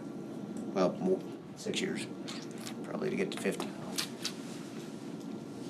Oh, okay, I see what you're saying. Yeah, and so if the van probably, maybe it'll make it in there 6 years, so I don't know. 'Cause that's the one. Original tires. Tells you something. That's 40,000. Yeah. Serious, yeah. So you can get new tires, you got another 6 years. Got another 6 years, so we'll make it. We're good. I'm positive. Did you figure that one out? Oh, okay. So, Good tires. Yeah, good tires, there you go. I can't get 40 on it. Any other questions? got 55 on mine. Well, Lou, you did a good job. Thank you. Thank you. And appreciate you asking your questions, because I think we had the same questions. So that- Okay, good. We all got that information. Okay, good. Thank you guys very much. Thank you. Yep. Thank you. Have a great day.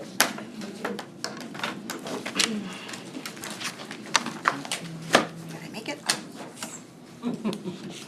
See. Yeah.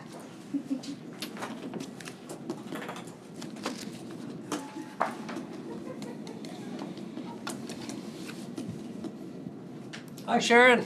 Hi. Hello. You're ready. Minutes early? Yeah. Get in early, get out early. That's right.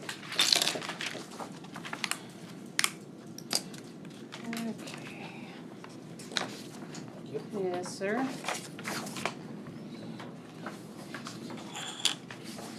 Running on time today, or early. Yeah. Thank you. You're welcome. We're gonna have an empty slot later if you want to come back. For someone else's budget? Yeah. Yeah. Sure. Sure. Yes.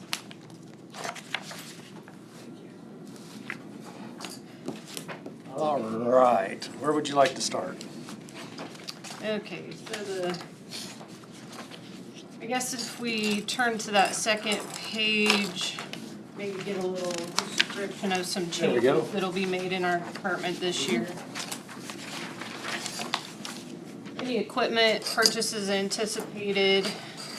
We have our computers on a rotation system just to keep them up to date. And one computer will be replaced in 2025. And this expense is accounted for in the capital outlay line item. And then there's always potential for field equipment failure. I try to keep a little bit of a buffer in that capital outlay line as well for any of the a little more expensive type items that we use for field equipment. Any anticipated personnel changes, I don't have any changes at the moment that I can think of. Any unique situations in the office? As you know, we've had a lot of changes this year, so due to moving and finishing the office building at 1240 Commercial, there were incidental expenses associated with moving that didn't fit into the remodel scope and under that building budget.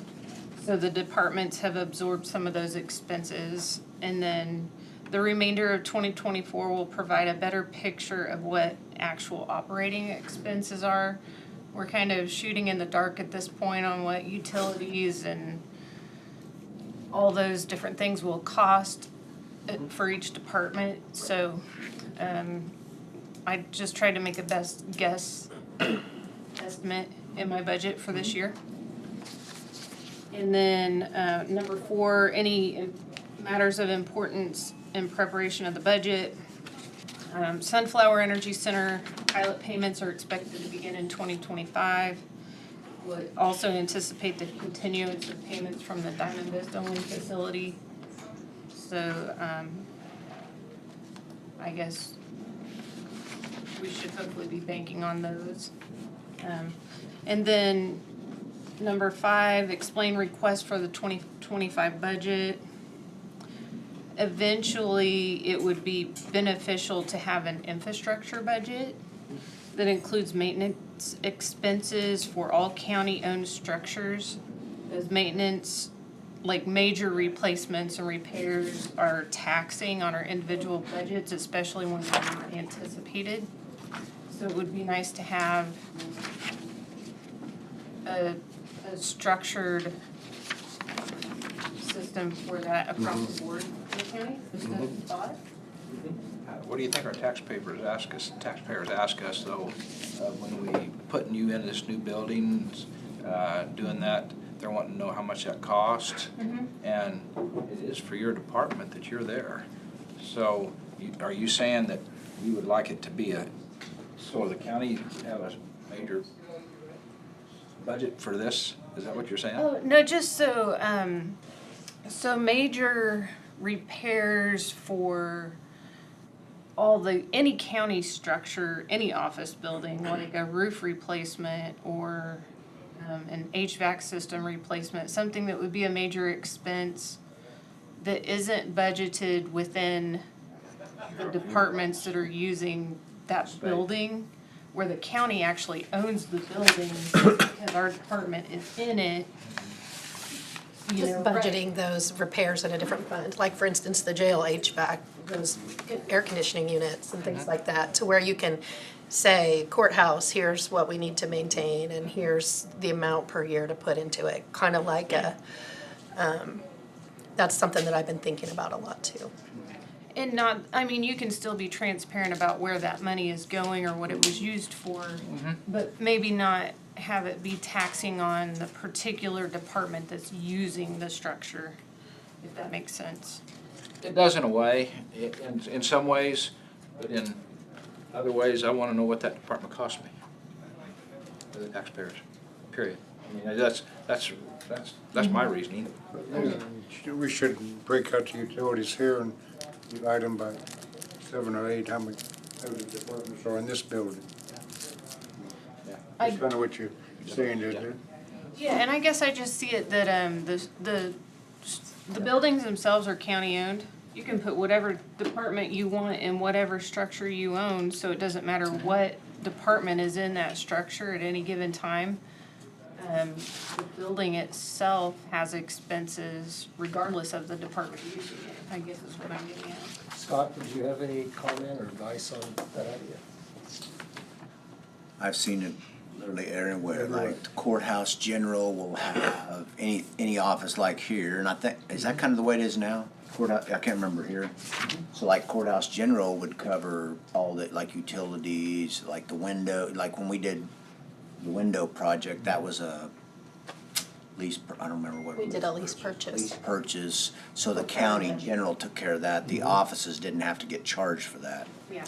So typically, that's where I've seen it happen probably as much as anything is, you know. It's also thinking it might be easier to keep track of maintenance expenses if you're tracking them separately in an individual place. Well, and now that we have a facility director, would it make sense to build a budget, kind of a facility budget, and then have the departments as sublined, or the buildings? That's one thing I was gonna ask you all about during the process, because that's been something I've been thinking a lot about, so. Well, isn't it true that some departments don't get billed for any of that? Yes. And some do, and that's why I think where she's coming from on that. But I can tell Scott where the window money come from. I have no problems telling where it come from. Thank you, Tina. We did get a good project, didn't we, Randy? We got it done. So I guess to answer we'll take it under consideration. Sure. And investigation, see as that's appropriate. It's a good comment. Yeah, it is. Yeah, because now that we have more. We are trying to be more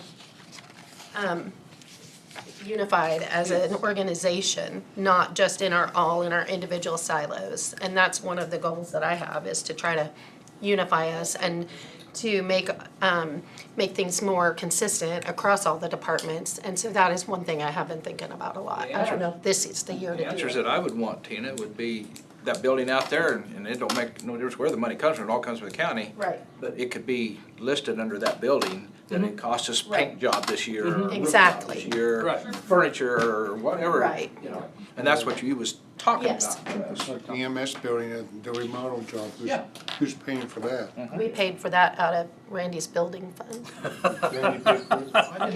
Thank you, Randy. That's why we put. Thanks, Randy. That's why we put that building fund there, so we can use it for. Where are you hiding that at? I wanna look at that budget again. We might relabel that. Randy's fund. Yeah. Charge it to Randy. Randy's paying for everything. Robin Randy's fund. Yeah, let's move on here. Okay. Yeah, just something that I'd like for you to consider and maybe streamline that a little bit and still be able to be transparent and see what expenses come from each building. I like, because it puts them all under the same umbrella. You know, building repairs, you can still go out and pick out each building. Yeah. But if you want to look up a building repair, you don't have to go to planning and zoning and road and bridge. I've actually also thought about doing that with the utilities, because then you can kind of get a better keep track of. Right down the list. Right. But I haven't gotten all the way through that thought process. Does See if it makes does that sense or not. department head know that we're gonna reduce their budget to pay for that? Well, we haven't talked about that yet. Oh, okay. That's something I wanted to talk about with the board to see what you're interested in. Just thought I'd throw that in there. But if you did, like, reduce the budgets to just what they need to operate, not having to deal with those facilities costs, it would maybe simplify some things. A $20,000 roof would wreck my budget. I mean, I realize I'm in the general fund, but still, we try to maintain Absolutely. within side of our budgets. Which on the same note, if you look at this page up at the top, it's fiscal year 2025. It has 4 columns. I did add in a building maintenance. I just put $1,000 as proposed in 2025 budget for now, just from my department for any maintenance costs that we might incur at the 1240 building this year. So that's kind of how I thought maybe I could handle it for this year. And again, that's a shot in the dark. $1,000 doesn't get you far, but if, you know, if each department adds a little bit to that account, then we can potentially have something saved back for those expenses if they happen. That's my first one, line item I'd come after BU to get that started, see? None of my share, I just kidding. Hey, back Randy. Well, yeah, I was gonna say that we'll transfer that back to Randy, but. I think that's the biggest thing, when you ask that question, what Tina's saying is like, these 3 new counties I picked up in the last year, you go in and ask the question, okay, how do you pay for this? And all 3 of them are different. And it's really even interesting, like, one department has capital outlay and equipment reserve, and I go, okay, why do you have, and there are just so many inconsistencies. So anything you can do, it's a lot easier to explain it to new people. So like when you have new commissioners come on, at some point the administrator can say, well, here's how we manage our facilities, here's how we allocate everything. I mean, it's literally a shot in the dark. I don't mean that to sound bad. I just mean that's just the way it is. I literally have to learn the allocation method, when I'm doing the budget on every county, because every county is different. So I think that any kind of consistency and transparency is awesome. Then it's easier to explain. And it's also something that a lot of departments might not think about or anticipate. It's kind of like with your own home. If you don't have something saved back for when your air conditioner condenser goes out, you're kind of stuck. Absolutely. So this is a breakdown. I do this every year. The actual expenses from the previous year, what my 2024 budget was, and then my proposed 25 budget broken down by category. And then those, which these are all still pretty consistent. Over the past year, they've climbed just a little bit. I mean, we've had increased expenses just across the board, everywhere. So, the bottom totals there in red show the differences between budget years, and then the difference of what was budgeted in 24 compared to my proposed 25 Do we all get a red one? Oh, did they print? I'm sorry. I bet they got copied in black and white. Yeah, I think so. So on that Yeah. page, that very last column. Yes. My apologies. Okay. That's red on mine. Okay. So that just shows the difference across the years, and then the total difference from last year's budget compared to the 2025 budget.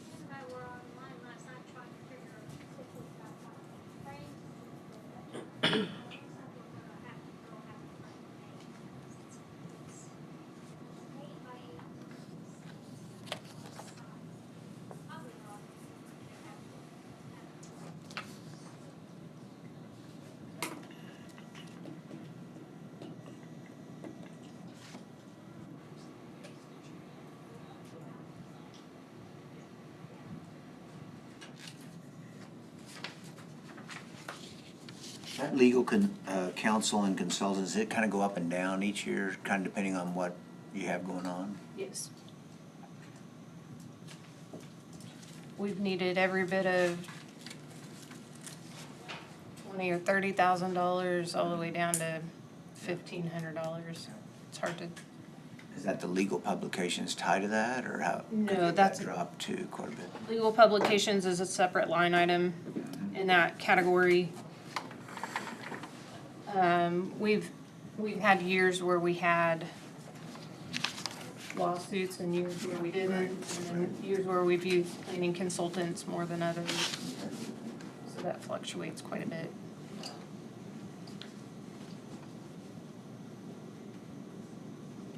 Have you heard anything from the wind farm out here that, what they're planning on doing? For this coming year? Have you heard anything? Like pilot money or what do you? No, just like, are they planning to expand, or have you heard anybody turned anything in? That's a separate topic, but short answer is, no, I haven't heard Okay, anything. that's fine, that's all, that's, Short answer is good. what I'm getting at is, Yeah. that's where, you ask for legal, we spend a lot of money Oh, for the absolutely. wind farm people. Yeah, absolutely. And to, Oh, I see where you're getting at, yeah, to take care of that, and that's what I'm asking. If we knew the application was coming, we'd need to keep it there. Right. It'd be nice You're to know exactly that. right. Yeah. And she's gonna have more work, I mean, Absolutely. But the short answer is no. Yeah, there's nothing fine. official, that's fine. haven't. Of course, you hear a lot of things Oh. floating around, but that doesn't Yeah, lots of- necessarily mean that's what's Depending going what on. coffee shop you go to. Right, But the factual answer is no. yeah, but that's a That's- good point to. That was, I'm just looking forward for your 25 year that, what you might have. Mhm. Yeah, we could get into some other discussions about some other things that might fall into that budget line item, but that's another Another topic. Good.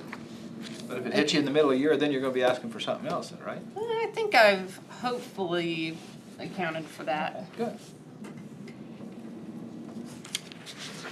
And then the page that looks like this, that has the main categories, personnel, contractual, commodities, capital outlay, and vehicle replacement. Those are my totals for the year proposed, and then some budget notes. Very first page, on top. Sorry, I should have numbered these. I got mine already creased. You already tore them up? No. Got one more to go. There it is. I should have numbered them, that would have been easier. I looked at that earlier.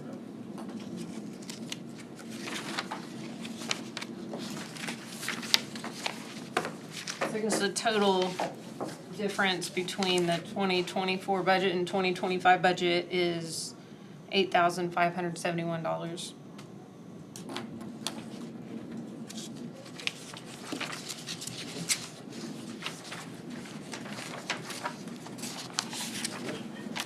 Am I looking at this wrong? Just 205, 208.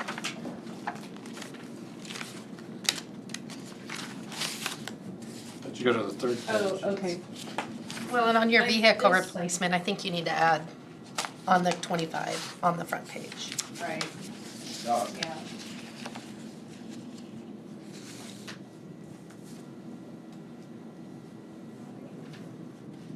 Yes, you're right, yeah. that would be right where you Okay, yeah. go.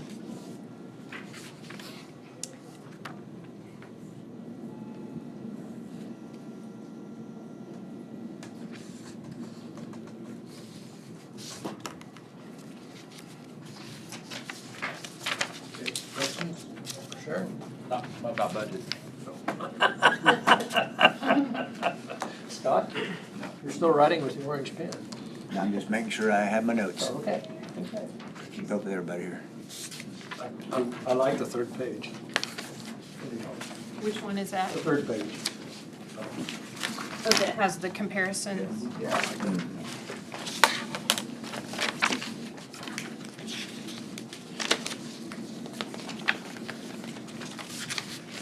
And then the rest of that's pretty common. common. I think you probably get something similar. I take the actual expenses from January through May of this year and project that out and use those totals to help put a parameter on my 2025 budget. Which could be all wrong, being in a new building and not knowing what operating costs are yet. I would think it would be fairly low, since it's brand new. I mean, there may be unknowns, but, you know, like the courthouse, now that's a different story. I mean, you know, anything like an older building, you never know what you're gonna, get, it seems like. Right. I would like to make the assumption that my operating costs will be less because we're dividing it between 3 departments, where all of my numbers are based on one department in one building. One building. Yeah. And an inefficient building. Yes. Very much so. Yeah. So maybe my utility line item will cover for everyone. Keep that thermostat Wouldn't that be set. nice? Well, then why do you want to take it off your budget for? It'd be nice to everybody, see, and tell them Right. that. Tell them other departments out there, you're nice, you're I'll covered. we'll take it out of Randy's. Marcia's never had utilities. Marcia's never had a home, she never had Yeah, utilities. that's true. It's kind of a shock. Well, and Rich hasn't had to pay for their utilities either here when they were in this building. Well, what the heck? Who's paying? Well, that has a lot to do with it, because we've shipped some people out from our offices here and Right. stuff, and, I mean, we still got about the same amount of buildings, maybe one more building than when I started, but. Very good. Anything else for Sharon? Yes. Okay. In your new building, is it comfortable? Yes. That's all I wanted to know. That's all I want to know, is because Yes. you have had a building that if it was hot inside there, you had to turn it up and then it'd get cold. And if it was cold, you turn the heater out and it'd get hot, so, yeah. Yes. It has been very nice. It's been a nice space to work in. We've used the conference room multiple times already. Just like within our departments, and I think maybe a couple of other groups have used that conference room too, so it's nice to have that space.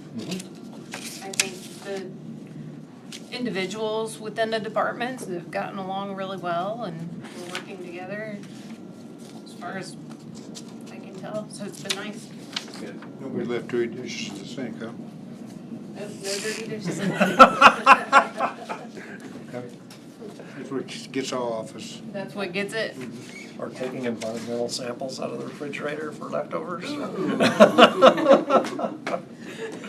Okay, I'm getting off track, sorry. We keep that on the lab side. Sharon looks like she's sat in front of a banker before. That's the first true expense side of a cash flow that we've gotten out of a department. By month. So thank you. Thank you, I appreciate that. That's right. All right, well, thank you, Sharon. Appreciate it.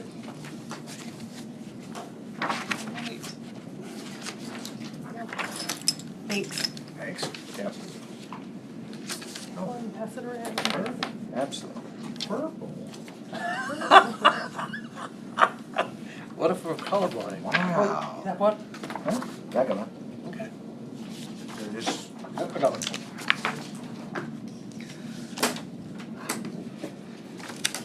okay. Oh, Randy's got his red pen out, already. Pass that back to Extra. No. Oh, extra, yeah, yep. There you go. All right, Ashley. Okay, so for equipment purchases, in the clerk's office, we have one computer that was purchased in 2020, so we may need to replace that in 2025. The election, possibly another DS200. What is that? That The big thing? so we use it for early voting. So when somebody casts their ballot, it tabulates. Okay. That's the precinct tabulator that looks like a kind of a bin. bin. Okay. So not the big And one. so Not the big we one. always use it for early voting. We did deploy it for the Hillsborough election, so it would be nice to have another one where maybe we can deploy them. Also, a 5 increase, it would be nice to do a 5% increase to cover poll workers and preparing for a raise for them in the future. I don't anticipate any personnel changes. Any unique situations in the office, in the clerk's office, since we're having this transition, we will have one extra desk space, so it would be nice to rearrange the office to make it a little more efficient. And I want to use everything that we have, but I'm not sure if anything will need to be purchased. And I don't know what kind of effect that would have on the budget. And then, of course, the election, we have our new election room. Otherwise, I just want to maintain the same level of funding for the election and clerk and not decrease anything. Where's the election room? Downstairs, Former where the road. Having a hard time getting poll workers? It is hard. I think 5% is gonna make them wanna do it. Would not make them. Would make them? would make more available. Is it about money or just taking the time? I don't really know. I mean, time sometimes if they're available, but I think if we increase wages, I think maybe we could get try and get some younger people in. How much do you pay an hour? We'll go over that. Okay. So next I have the clerk's budget information. For personnel services, it's gonna be going down, but the 161,000 is what is proposed to be with the July raises for 2025. The contractual, we'll just keep it the same. Commodities, office supplies the cost is kind of rising with some of that, so I would like to up that a bit to 5,000, and capital outlay, just leave the same. And next, the clerk tech.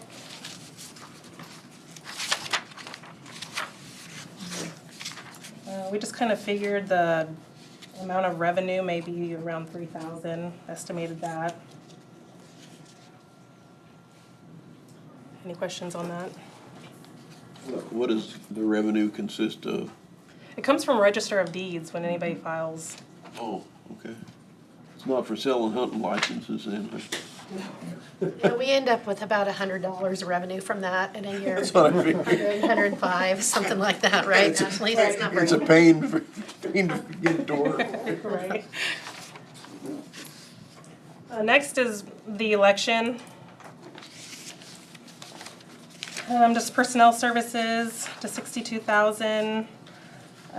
Contractual with that increase for poll workers, be around 103,000. Commodities and capital outlay just keep the same at 5,000 and 35,000. Eventually, we're gonna have to prepare to replace equipment as well as just any type of equipment that we use. And then next, I also have attached there the resolution of what the poll workers get paid.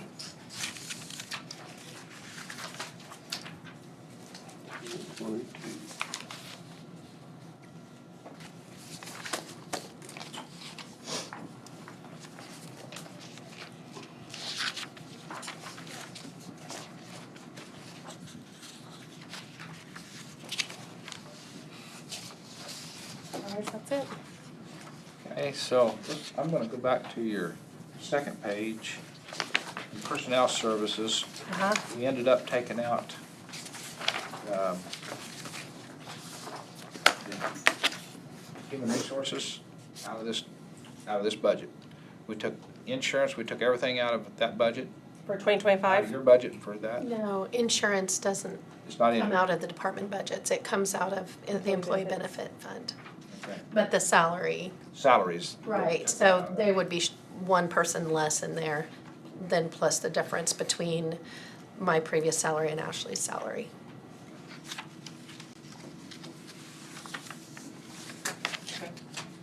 Other questions?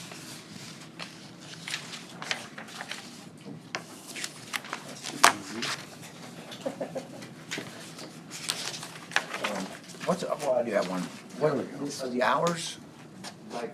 What's amazing to me is the election workers, they have to be there like at, is it 6 a.m. or 7 a.m.? 6 a.m.? 6:15 a.m. till polls close at 7, so it just depends on how long it takes them to do their end of night duties. That's the It's a kicker. long day. Yeah. It's about 13 hours or more. You never have a morning and afternoon shift. You can do you can do a split shift, but we haven't ever Had to? really done it. But you can split that into 2 people, but it's hard enough to find one person. Yeah, I understand. So, I see that more people might volunteer, they could just do a half a day instead of 12 hours. volunteerism in general is on It sucks. it's declining. Yeah. It went away. Well, we don't have to pay for observers.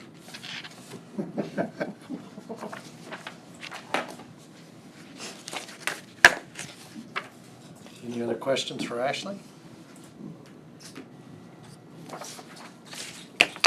All right, we have a 15-minute gap, so we recess till 2:15. Unless he shows up early. You and I talked about maybe just hearing some big picture stuff. There you go, I like that. From you guys, or what do you want to I'm kind gonna of stand head, up for a or big picture. where do you want us to head? I see myself more as I'll just say this real quick. I see myself more as a supportive role here. Actually, Tina's gonna be putting in the numbers to the Excel and doing a bunch of that, and so I think it'll be a good conversation we can have, kind of have that, but to have that conversation, just kind of see what you're thinking. Well, we knew this would be a transition year. And we're already making some transitions in the process. I think from what I've gathered from other commissioners is we'd like to see a little more transition of the budgeting process to the administrator. Absolutely. But I still hear a very strong desire to retain your services for consulting. Is that appropriate? I'd be in favor of that. Yeah. Which would mean maybe a lesser role of the direct number inputting and that type of thing, but yet we still want your oversight, your experience. Tina, does that sound appropriate? Yes, I think so. Okay. Well, her and I I'll put you on the spot. That's okay. We'll just talk about this a little bit, because her and I have talked about this. Right now you have an auditor, I think it's Barney, and we audited here forever. Right. And then there was one commissioner that wanted to split the budget and the audit process. We have 20, if they all say yes, then I don't see how we can do it, but we have 23 counties we work with on ARPA, and you're one of them. And so to be able to be an auditor of those 23 counties, you have to have the consulting, it's called the cooling off period. So the cooling off period would be the April 30th, the way I interpret it, would be the April 30th, 2025 report that would file with ARPA. So you would have 24 is when you had to have everything spent. You do not want to go past that. You want to get it spent, okay? So then you'd come up to report on April 30th, 25. So to be safe is we would not be able to audit until 26. So that's something we have talked about is we would be back to that, maybe being interested in doing your audit. And with that audit, we could still do the budget, even though that one commissioner was questioning that. We still do that for others. But but this would maybe open up an opportunity to be more of a just oversight, you know, helping, you got questions you bounce off of, and then we'd have an auditor relationship, and we would know the county. When you're the auditor, that's why I like the auditor and the budget preparer or helper with the budget, because when you audit, you learn a bunch about the county. And see, that's why sometimes now, that's why I like to come to this meeting, because I've learned a bunch already today. But when you're the auditor, you know that, or a lot of that. You have those conversations. So that's something we've talked about, but that would be 2026 on that role, if the commissioners at that time decided that they wanted to look at other, you know, bid for the audit or whatever. So consulting will be done with that, with the ARPA there, with the 25 report, and then whatever. And so I've told Tina, and I've told, well, I think each one of you I've talked to you individually, but I am, you know, whatever role you want me to play going forward, I do feel like I can add value just from meeting with 5 other counties. And I almost had 6 this year, but Wabunsee decided not to do it this year, but maybe do it next year. There's a point there where you have to draw a line and say there's only so many you can do, because they take a lot of effort. But you learn. When I went from 2, I was telling Randy this, when I went from 2 to 5, you learn so much, you know, about all the different ways that different size counties do it. And I have a situation right now, I'm working with Leavenworth County. It's in a whole different role. And I was telling Dave about it over lunch there when he came back.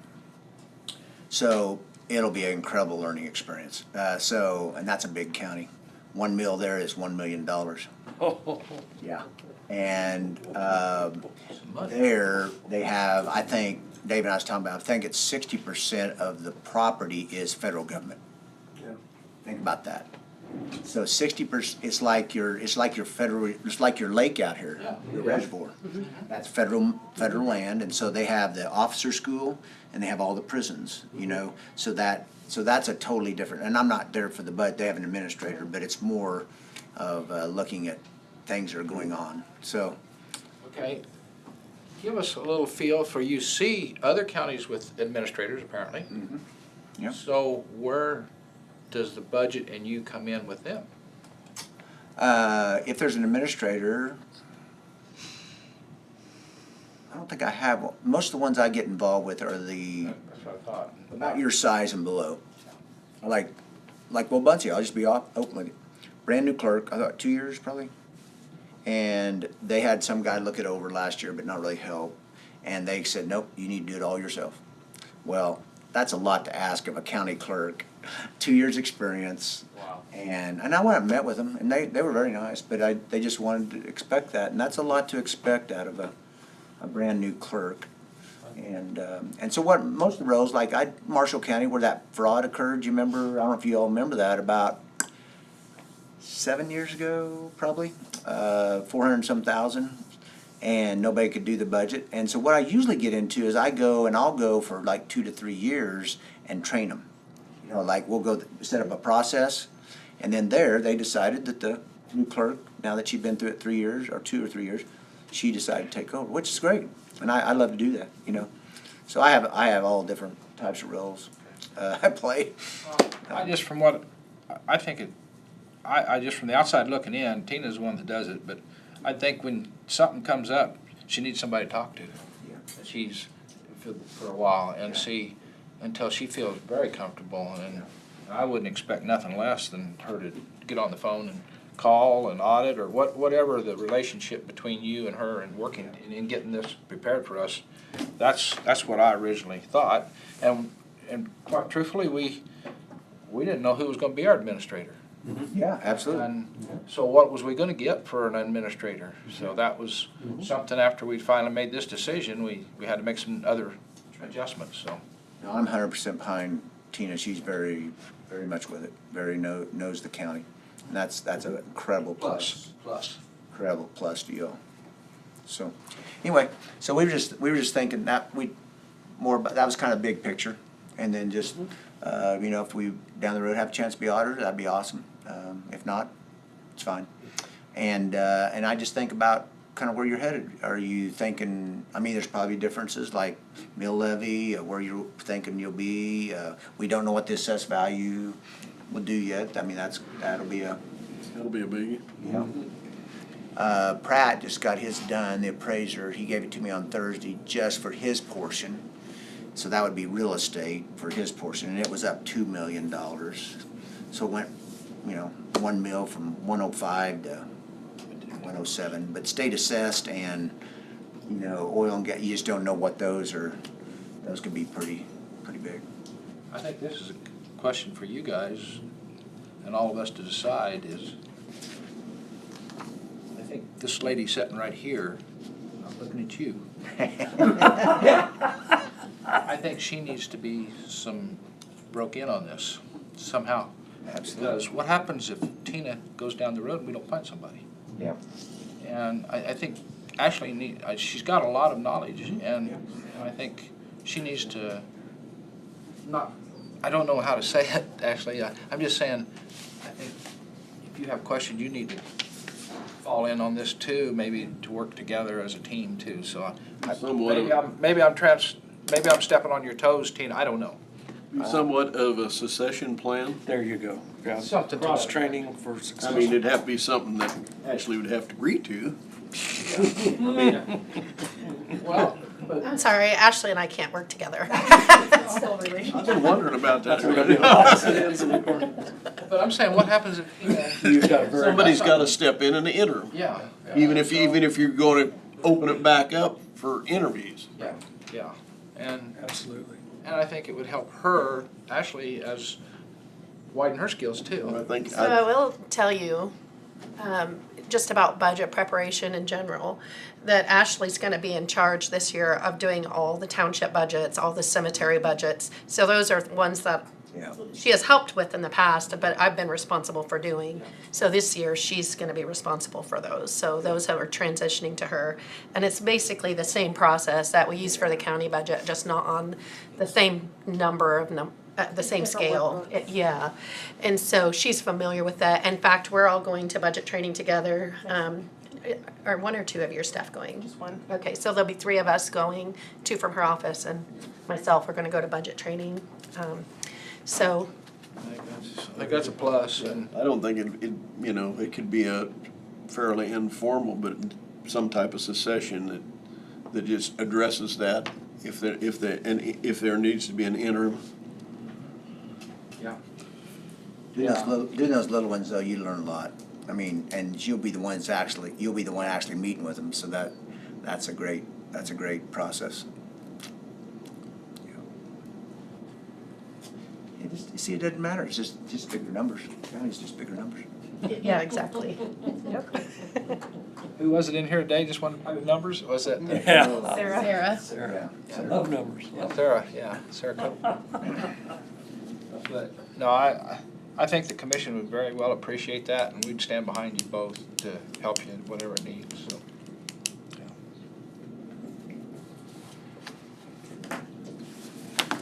Do you have any commissioners have any wish list or priority items that you want to talk about for the budget? Yep. Ambulance building in Peabody. What was that? Ambulance building in Peabody.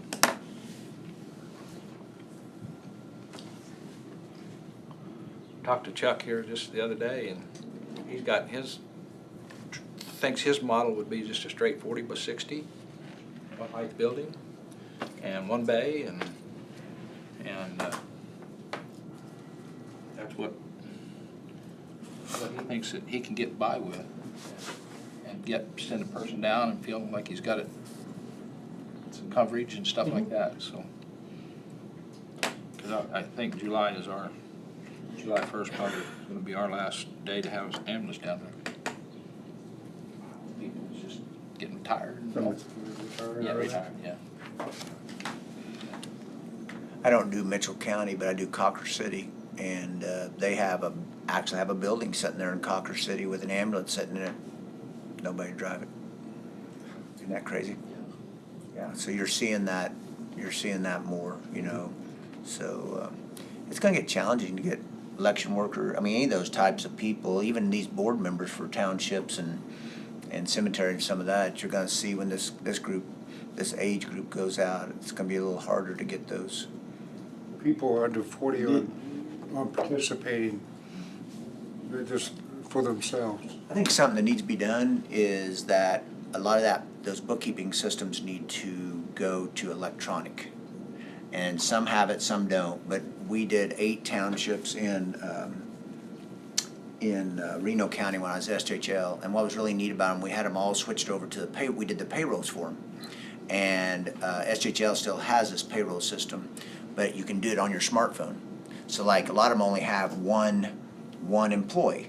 So it's a grader operator usually, you know, for their, and so the township trustee that is in charge of that, all he had to do, we had it all set up, and all he had to do every month was, or whenever his pay was, just use that app, because a lot of those still had the old ledger books, and no kid is gonna want to they don't even know what those are. I mean, you show them and go, oh, like the ones that work for me go, oh, what's this? That's the way we used to do it. What's the debit and credit, huh? Yeah. So that's something, I think, some way, and that's not just you, that's a statewide thing. I think there's some things that they could do to make that a lot more easy for the younger generation. It's been 12, 15 years ago, what is this, 14 to 15 years ago now, when I left the fire department secretary as FRA secretary. They were just going to they was doing the state reports each year at the end of the year, and that was all electronic then. They was getting rid of all that other stuff that had been over the years that we'd kept and things, but it was all electronic, and that was through the state, and it was fairly easy to get on there to put your income, put your expenses, and if there was a few other things too that you could put on there that they required, because they wanted to know everything about your total savings and all that stuff too. So like your townships, their budgets are what, $1,000? I mean, they're not. Some of them are larger, because if they do fire protection. Fire protection, yeah. There are certain ones that do have a higher budget. So they may still have some, payroll, but like the ones that where your township system, their budgets are fairly large, and they have payrolls. So, but I don't know, it's just something I think, trying to make it more tech savvy, for people the younger people. That's how you get them involved, because then they go, oh yeah. We're going through trying to find a new secretary for the cemetery board, and we've got a gal that we need to get with. Anyway,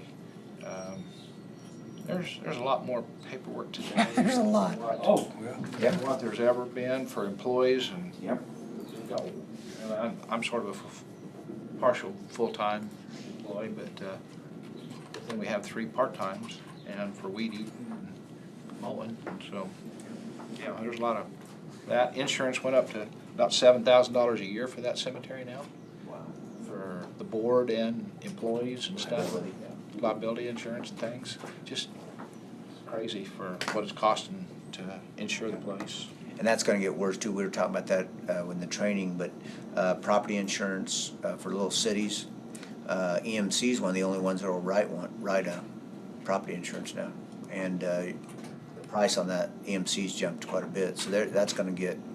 That's one thing I don't know. We talk about here a little bit. You have a risk management fund. That's something we did at a couple of the other counties, is actually start putting some money aside in the risk management fund for those very things, where the insurance, property insurance, liability insurance, health insurance, some of those actually start building a reserve there in case those rates, like when I left SJHL, Blue Cross, we had a pretty young workforce there, but I left that year, the year before I left, 44% increase in health insurance.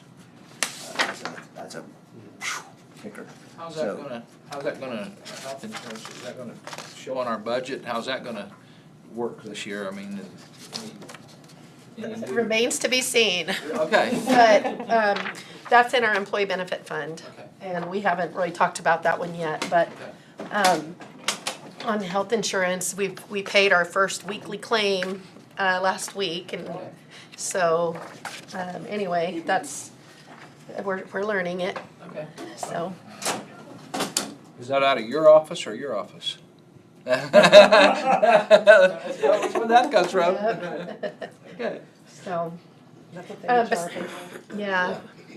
So aside from the EMS building, does anybody else have some big picture or big?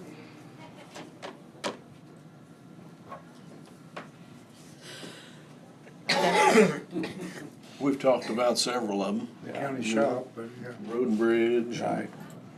Well, I'm assuming we'll talk about capital improvement. Not much.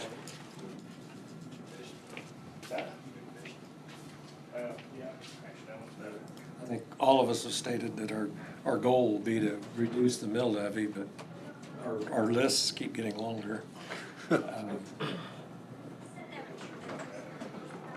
I think every commissioner stated they'd like to. I don't want to speak for them, but I think I've heard that.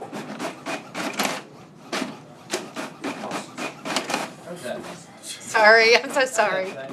Taxpayers of this state are just getting killed. Yes.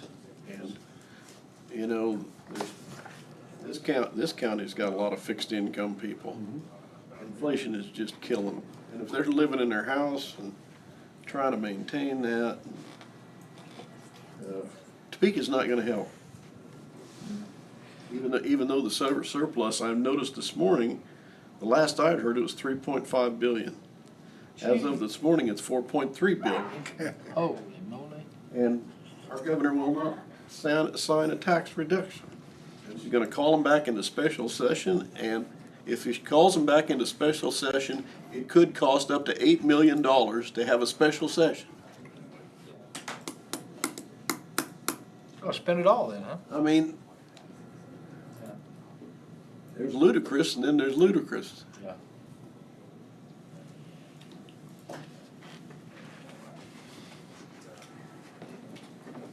All right, we're back on schedule if Isaac's in the hall.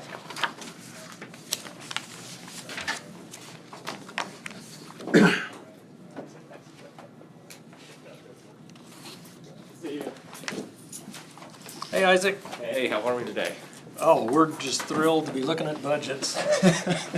Do we need to get this boy some uniforms out there? That is the I thought maybe he got one from the sheriff's department. Oh, okay. You just- Isaac? Good. Okay. I think he's got a t-shirt. Oh, you got a t-shirt, okay. I do have.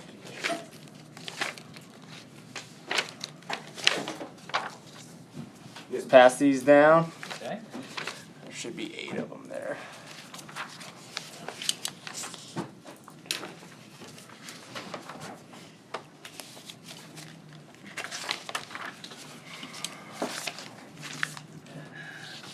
There we go.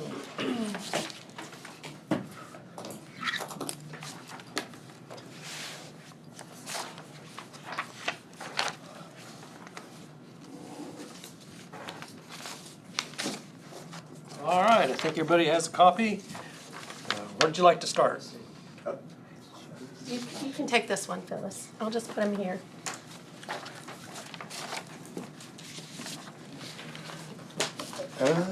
I guess we can, have you guys been going over the questionnaire? Yeah, okay. Equipment purchases.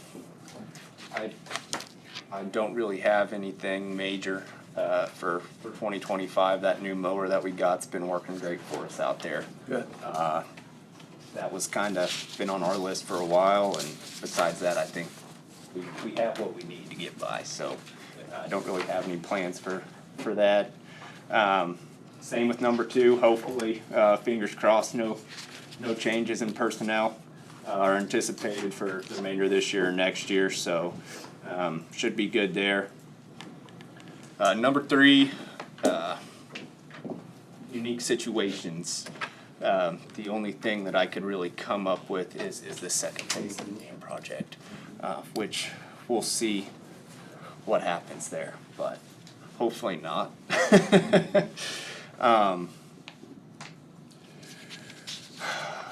Other matters of importance, continuous upgrades to the lake hall, which I'll touch some more on the next page there. The other thing there was electrical upgrades. So I have 2 that I'm hoping to get done in 2025. one of them is priority over the other. The two things that I have is that remainder of the trailer park, getting that moved from overhead to underground, which there's 10 trailers there. Everything else is underground except that one section. It's the section that caught fire here a couple years ago. And with the increase in everything with the trailer rent, I'd like to just get that taken care of, and then we can kind of, I mean, as far as that trailer park goes, I think everything else should be good. If we could just get that last section underground. And then the other thing is kind of in continuation of what we did this year with upgrading 30 amp to 50 amp. I have one more campsite. It's a small campsite. There's just, it's six spots, which right now is 30 amp. I would like to get that electrical upgraded to 50. It's a small campground. Like I said, there's just 6 instead of 32 like the one we did this year. But those two things I'd like to try to get done in 2025. And then, yeah, number 5 there, kind of just explaining what we're wanting to do there in 2025. Yes. There's a big question mark down here. About God. Yep. And we've had on your budget for 3-4 years a garage for you. I don't see it on here. So, and if you're spending your money to get that rest of that part done, I understand that. That's cool. There's nothing wrong with that. For you guys' information, when we look at the trailer park out here now, first of all, when the sewer jobs come in back in the 80s, that whole got new sewer out there. Then we've done the water project here a couple years ago, and now we're doing the electrical for that. So I don't know. It looks like we should be. What else we got out there to take care of in there because we're looking pretty good over there if we get that done. Yeah, so. yeah, and I think once that's finished, I mean, hopefully, it should all be, I mean, as far as the trailer park goes, everything should be where we want it. I don't know where the sewer. It's to maintain. Yeah, I know that sewer was in when I started, I think that, actually like the month I started out here was when the water went in. They redid that water there right when I had started, and you know, the whole electrical thing, I don't know how that kind of was done, but I mean, everything is underground except that one little section there, and once that gets under, everything should be straight. Thank you, Owen. Let me know when you're gonna get a garage. Is that the building you're talking about? Did that ever get built? Oh, that's what you're talking about, the garage? Yeah, the garage for him. He can park his company truck in and a personal vehicle, so that. The tractor, is that? So that's all. Tractor's never been built. So that we've talked about doing the okay, lean-to. That's at the shop. That one's At the shop. Yeah. Okay. Yeah. Okay. 2 different things, okay. Yeah. So is electrical all done behind the hall? So it is yes. So the transformer is in. They are still waiting on that CT can and the pole from Evergy, which we just talked yesterday. The CT can is shipped. It's supposed to be here on the 17th. So they said Evergy plans on being out the 17th. That's this week. Yes, to do the pole and the can, and then Memorial Day's coming. that's it. That's why we talked on Monday. Yeah, so hopefully by this weekend, we should be ready to go. All the new stuff is all laid and in the ground and ready to go. The only thing that it's not is just hooked up to the pole. And You need to call him on the 18th. that's right. Well, he said that they have everything ready to go and scheduled. So if it shows up the 17th, that they will be out there. So hopefully, by this weekend, we can finally get that one crossed off the list. Cool. So here on the second page, we have the park. There's 2 of them there. One of them's bait shop. So going over the park here. I really didn't have a lot of changes up top. The utility upgrade there that I had budgeted, they estimated around 40 to 45 to do both of those, electrical upgrades, the trailer park and the campground. The lake hall, and this was a conversation I was wanting to have with the commission. The lake hall right now, we talked about getting the floor redone. That is in plans to get finished here this year still. The appliances and the tables and the chairs is kind of the next thing that we're looking at possibly upgrading. We've had multiple discussions about the Marion County emergency plan. If something were to happen with the courthouse, and this was kind of brought up to my attention right now, there's a lot of offices that want to come out. We are in no way fit to handle it. I mean, as I guess a quote-unquote venue, it does what we need it to do. I want to schedule a time with Kobe to go over that, but I guess where I'm at with it is I don't want to put a lot of money into upgrading it if a couple years down the road we decide to do some kind of major something out there. And I don't know. But it would still make sense to do the floor and to do the appliances and Okay. all of that. Yeah, the chairs and the Okay. table. Yeah. Okay. Yeah, that still makes sense. Do the short plug-ins, Yeah. what Yeah. you're short. Gotta keep it for And venue. you got all those campsites outside, they can hook onto the, go out through the window and hook onto those. Randy can just buy us all campers to. I give. That'll look good in the emergency plan, camper.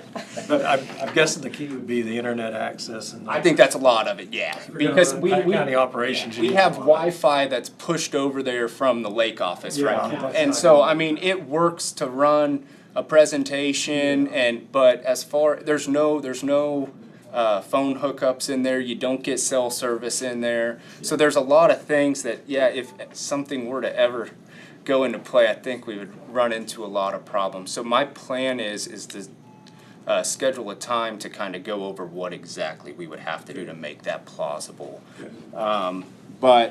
If we can get the flooring done, we've got the lighting done in there, we've got the electrical done in there, we've got the ceiling done in there. Really, if we can get that flooring done, that's kind of the major one right now. And then with that, I think the chairs we have in there have been hand-me-downs from somewhere. And we just had our budget training over at the new building and talked to them because their tables and chairs in that new conference room are awesome. And something like that, I mean, I think it would really clean up the look of everything. Nice to have a chair that doesn't sound like you're dragging your fingernails across. Well, that's the other concern is if we're gonna redo that flooring, right now, for those, I mean, we have those metal chairs in there and a lot of the little rubber things on the bottom have come off, and it's fine as it is, but if we are gonna redo that flooring, I like to try to keep that nice as long as we possibly can. And then the kitchen appliances, which really what I'm looking at, the microwaves in there are okay, but the ovens and the refrigerators in both of those are very, very outdated. And it would just be nice to kind of clean that up a little bit. I'm glad you're thinking about that, because I noticed that the other day when I was out there. I was There's a like, lot of people that don't know that the oven is old, and one of those ovens is old enough they don't know how to run it. And so they'll come over and ask us how to. There's no digital anything on it. It's, So are you saying the Take a match in the. refrigerators are ice boxes? Do you? That's right. See, my wife can. Put a block of ice in there. I still call it refrigerator the ice box because I grew up in Southeast Kansas, and that's what they called, my grandma's called it, and I didn't even realize I was doing it, you know? Back up a second here and ask you, has somebody told you that we're wanting to make that a second thing, or a second? Okay. Well, we need to plan it. I mean, like I said, and what you're doing then is I would just advise, just show us a plan or something of what you want to do first, what you want to do second for the building. For the building. To get it to maybe more modern Wi-Fi, how you going to do that? What? Yes. Some other things here, just what you got in mind. Pay $80 a month for internet service. Yeah, I haven't, so my plan is, because I don't have a clue, is to get with Kobe and kind of go through to see what it would take. And that's it. Like, as it is now, I think if we could get these last few things going, I mean, as a venue, it does everything that we need it to. It's just if there ever was an emergency, and a lot of people do have that as their emergency location, yeah, that's the part that I haven't begun to look at that, but it is something that kind of has been brought up to my attention, and that we might have to do in the future. But Yeah, I mean, I don't know that we made it a priority of the commission's what I'm getting at. Yeah. So we need to see a plan so we can help do that. Okay, yep, I'll try to gather that information and then we can see exactly what it's gonna take, but. Were there any questions or anything on that? I have a question about the flooring. Do you know how much it's gonna cost to redo the floor? Yeah, so really when I got those estimates, so there was 3 different levels of possibilities of what they can do. You know, there was just to polish the concrete, get all that old chipped up paint off of there, and then put a new clear coat on it. What we're looking at doing would be, there's a couple on the north half of that hall where the flooring's cracked and kind of split. They would get under, re-level everything, and then it would just be like an epoxy covering. It's not glitter. I like that stuff they color. put in garages. Yeah, it's something like that. Throw the sparkles on. Yeah, it has some kind of pattern to it. Like you said, to cover dirt. Some of that's pretty nice. Yeah, and it'd be it's like 26,000, I think, for the entire building. And what we talked about was the building, that would do the building, the kitchens, and the bathrooms.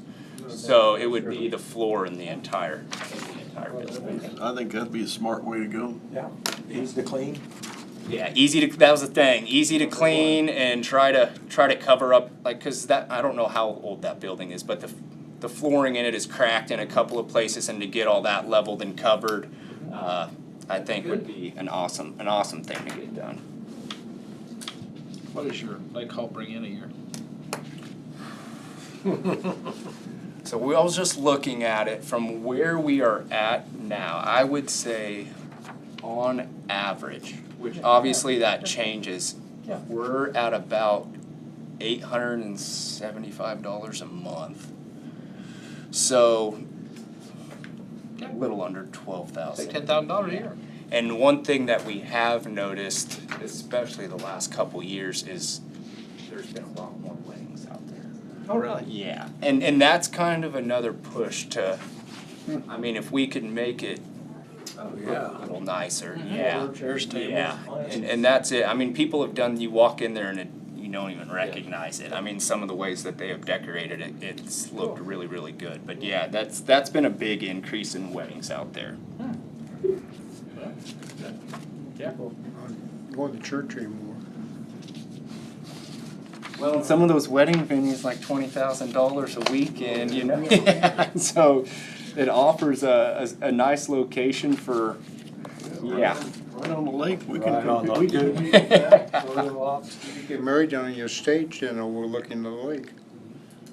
Almost like going to the tropics. And then on the next page, we have the bait shop. I do not have, everything's been going, I'm gonna say this and regret it, but everything's been going really, really smooth, and I really don't have any major changes for 2025 from this year. I think it's been a great addition to the lake since we added on to it, or since we started it.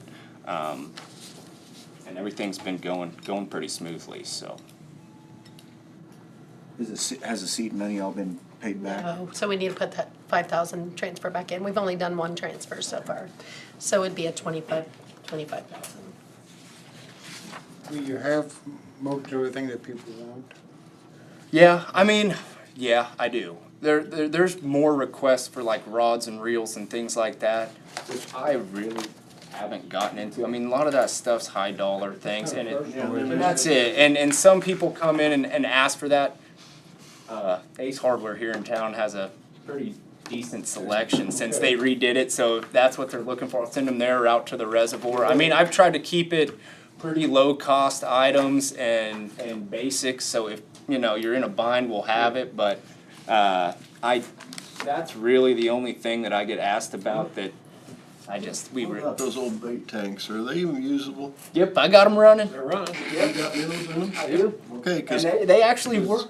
Cause I've had several people ask me, do I have to try to, McPherson to get minnows? You know, 'cause especially this time of year when they're fishing for crappie, they don't get minnows. And so I carry, and that's kind of the other thing, we try to keep it kind of as simple as possible. I carry minnows year round just because of the heated dock over the winter. And then during the summer, we carry perch and goldfish. So I have minnows, perch, and goldfish, and that's what I carry as live bait in there. I mean, we have worms and chicken liver and things like that, but we get all of that through the one company that delivers it to us weekly. And so, yeah, they've been working great. Good. Any other questions for Isaac? Yeah, I see here, since I looked at capital outlay, you don't have nothing for a garage, do you? I'm just asking, did you take some of that money and use it for the electrical? All I'm asking, I mean, you've dropped from 120 to 10,000 for your proposed budget, right? So was electrical upgrade for 100, was that the price? No, 50. 50 50 for the, yeah, that'd be, I think, that utility upgrade. I mean, that's pretty generous, but I think you would enjoy a garage out there. Yeah, I do too. To be 100% honest with you, and we talked about it, I don't know, I would almost rather get something over at my shop first. Don't tell my wife that. I'm trying to save you peace at home, buddy. Just trying. Just trying, that's all. You're the one that put the numbers down, not me. Yeah, like a man cave, you mean? Well, now we're getting in real trouble. Yeah, I know for the work truck, it would be nice, just because, I mean, I know too, you know, when we have weekends and things like that, everybody knows whether I'm out or I'm not out. Yeah, with the tractor and some of that other stuff over there, I think it'd be nice to get that stuff covered. Would a simple lean-to, not a lean-to, a simple three-sided building be the thing south of the metal buildings? That's what I would like to see. Yeah, I don't need a full another Those shop, are just a 50,000 for our tractors.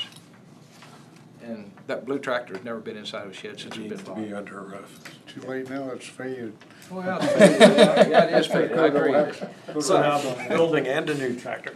Yeah, and I'm not saying, now, there's something, I don't know how you use the tractor, because I haven't been out there lately with you, but, that tractor is a pretty big tractor.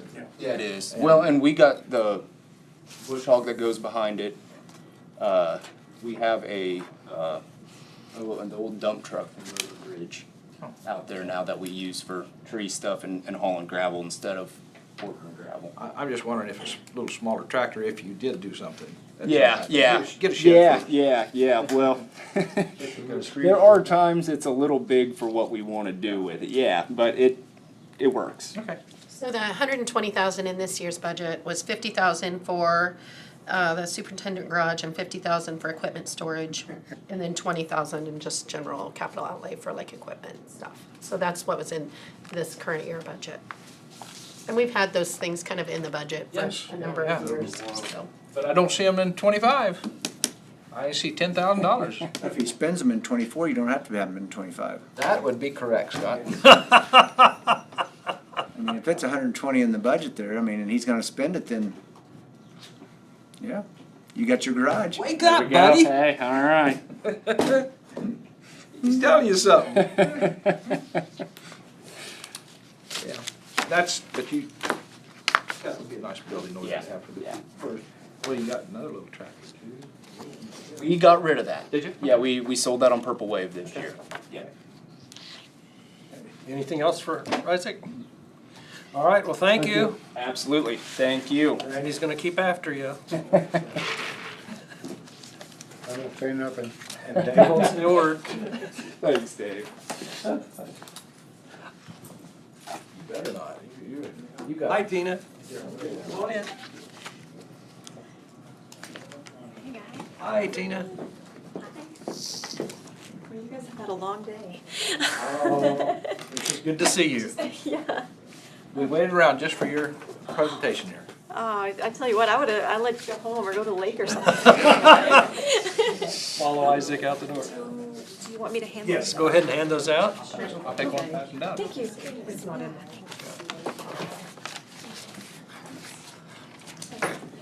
Told the ladies in my office, I said the hardest part about this is I sit down, you all smile at me, and I have no idea what to say. You're all Yeah, kind, okay. you're all considerate. I'm really not sure what. You can read the first sheet, I guess. She did get the memo. It's orange. I did. There you go. I don't know how. Well, really, your plans for the coming year. I mean, you've had a crazy first year. Now you actually get to make plans for next year. Yeah, honestly, that I think has been the biggest challenge is trying to learn and understand how things were done in the past and why, and trying to make a plan according to what I don't know. So it's been probably that's been the biggest challenge is just trying to study and learn. Ashley was very kind and gave me printouts on, the bills that were paid from our different funds over the last, well, what I asked for was in 2023, when Susan was still with us, also in 2019 when Janine was still here, so I could kind of do a comparison of one treasurer's take on what gets paid from which fund versus the other, because that was confusing to me. How do you choose which fund this is supposed to be paid out of? So I apologize for my rookie learning this here, but I'm still trying to just really understand what's been done in the past, so I kind of have an idea how to go forward. Yeah. Let me ask you, do you have a network like county clerks have? Does the treasurers have that same There thing? is, yeah, KCTA is the Treasurers Association. They had a huge convention in February. I was not in a position to go in February. We had a really busy month. Everyone was learning new jobs. We just couldn't be short then, especially we couldn't. So there is going to be another convention in June, and I am very much hoping to and looking forward to trying to go to make some connections. You need to mark it on the calendar and go. Okay. Are you guys volunteering? Because you can come hang out with us. Just get up and walk out. It'll be fine. Well, our customers, our people who need help with things, they really want us to be there. So we have to prepare to make sure that they're helped. So, but I appreciate the encouragement. In looking over equipment-wise, we have recently, what in my mind is recently, we have replaced 3 computers in the last 4 years. So we have 3 relatively new computers. Looking forward, I think we should plan for replacement of 3 other, there are 6 total computers in our office. I think those other 3, I couldn't pinpoint exactly when those had been purchased. Much farther back than, my guess is 10 years ago, is my guess, because I don't remember them being bought. I've been here for 10. So I think that there may be a need in the next, so I would like to kind of try to plan for the possibility of replacing, hopefully not all 3 at once, but maybe one at a time would be great. But I do want to keep that in mind because it is something that could come up. I don't anticipate any personnel changes going forward into 2025. Of course, there's always the possibility of someone quitting or going elsewhere. We've seen that in our office a lot. But at this point, with what I know now, I don't anticipate that happening. We don't have any unique situations in our office that would still affect the remainder of 2024 budget. Going into 25, we're good. Obviously, the big purchases that we had done last year were our office equipment. That equipment that we had, I actually did some research. It was in the early 90s, 93, when that big long counter was purchased, and it was all made out of, the same normal particle board kind of materials. And it was falling apart. And so the question is, how do you repair it or do you replace it? And thankfully, Susan had a vision for a better way, and it's been very good. A lot of our customers have commented that it's easier. Some of them can sit down at counters and desks, so they've appreciated that. But I don't see anything coming up that we're aware of right now for 2024. Again, I'm still learning, and so I'm not completely sure how to word things, but our greatest resource in our office, I was listening to Isaac at the lake, and of course they have lots of stuff. We have people. We have people who have to know a lot of stuff. And so our greatest resources really are people, and their training is critical. And we've seen the need for adequate, proper training over the years. We've seen where customers, people in the community are asking for better or different service, but it requires training to get there. And I feel like when we ask somebody to do above and beyond what we hired them for, we should compensate them. And so my hope is to develop an incentive program that would actually offer step raises as employees take on new job duties or acquire additional training or certifications. This criteria for these step-up opportunities would still be very much contained within the parameters of the existing treasurer's employee job descriptions. Sorry.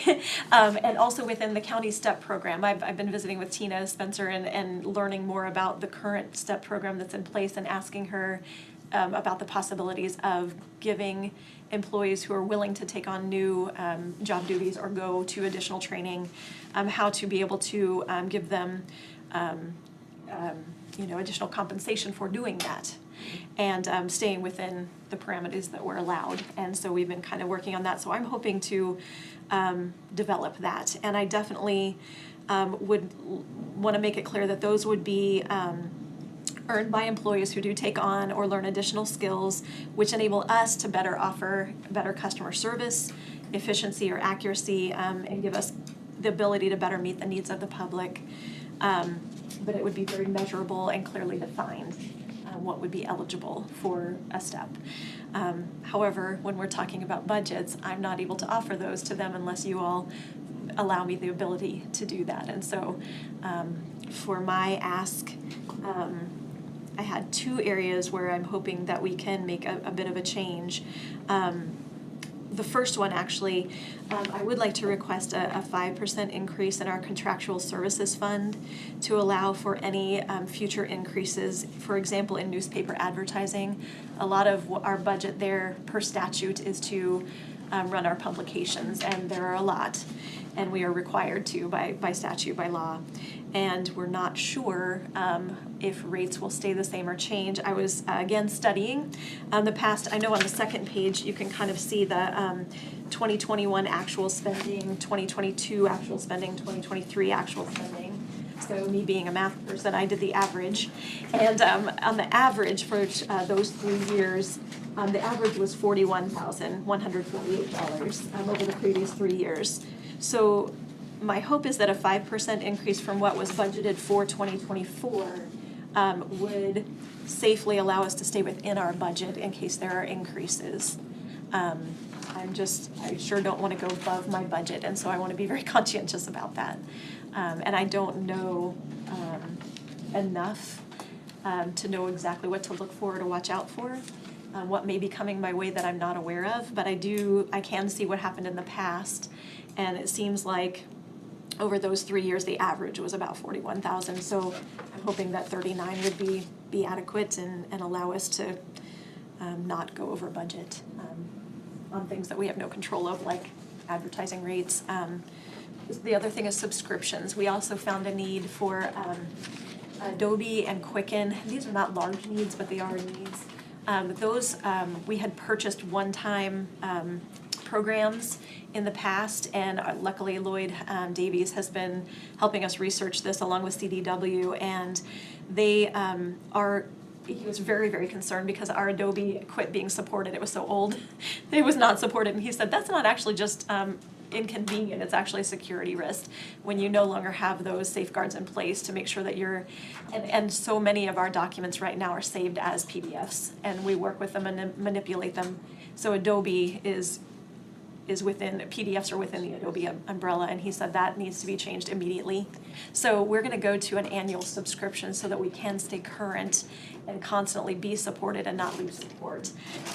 That doesn't change it dramatically. Is that for every machine? That's actually, Everybody should have. that's right, exactly. So we would have 5, if we include our laptop, which I feel like we should if we're You working should. from, yeah. So 7 subscriptions, I believe, yeah. Thank you, yeah. So, again, it's not a huge amount of my budget, but it is something different from last year, that wasn't, in the horizon when we were considering the budget from last year, when we were saying this is what 2024 will be, needed. We weren't thinking that that was a thing, and now it is. And Quicken as well. We had a Quicken program that was really, really outdated, was no longer working, and that supports our entire vehicle check register. Oh. So, so we kind of need that, and so we did update that one. So yeah, and that again, we went with an annual subscription to try to stay current and make sure we were constantly supported. Is that what all the counties are using, is Quicken? It depends, actually, it depends on the department, but as far as the vehicle department, different counties use different things. Some of them use, I think we were talking about this as well, some of them use a very similar funding and line items like we do for the treasurer's budget, and line items, they have a fund for the vehicle. Ours, as far as I know, never has. It's always worked independently, not, how do I say this, I don't know the phrase, not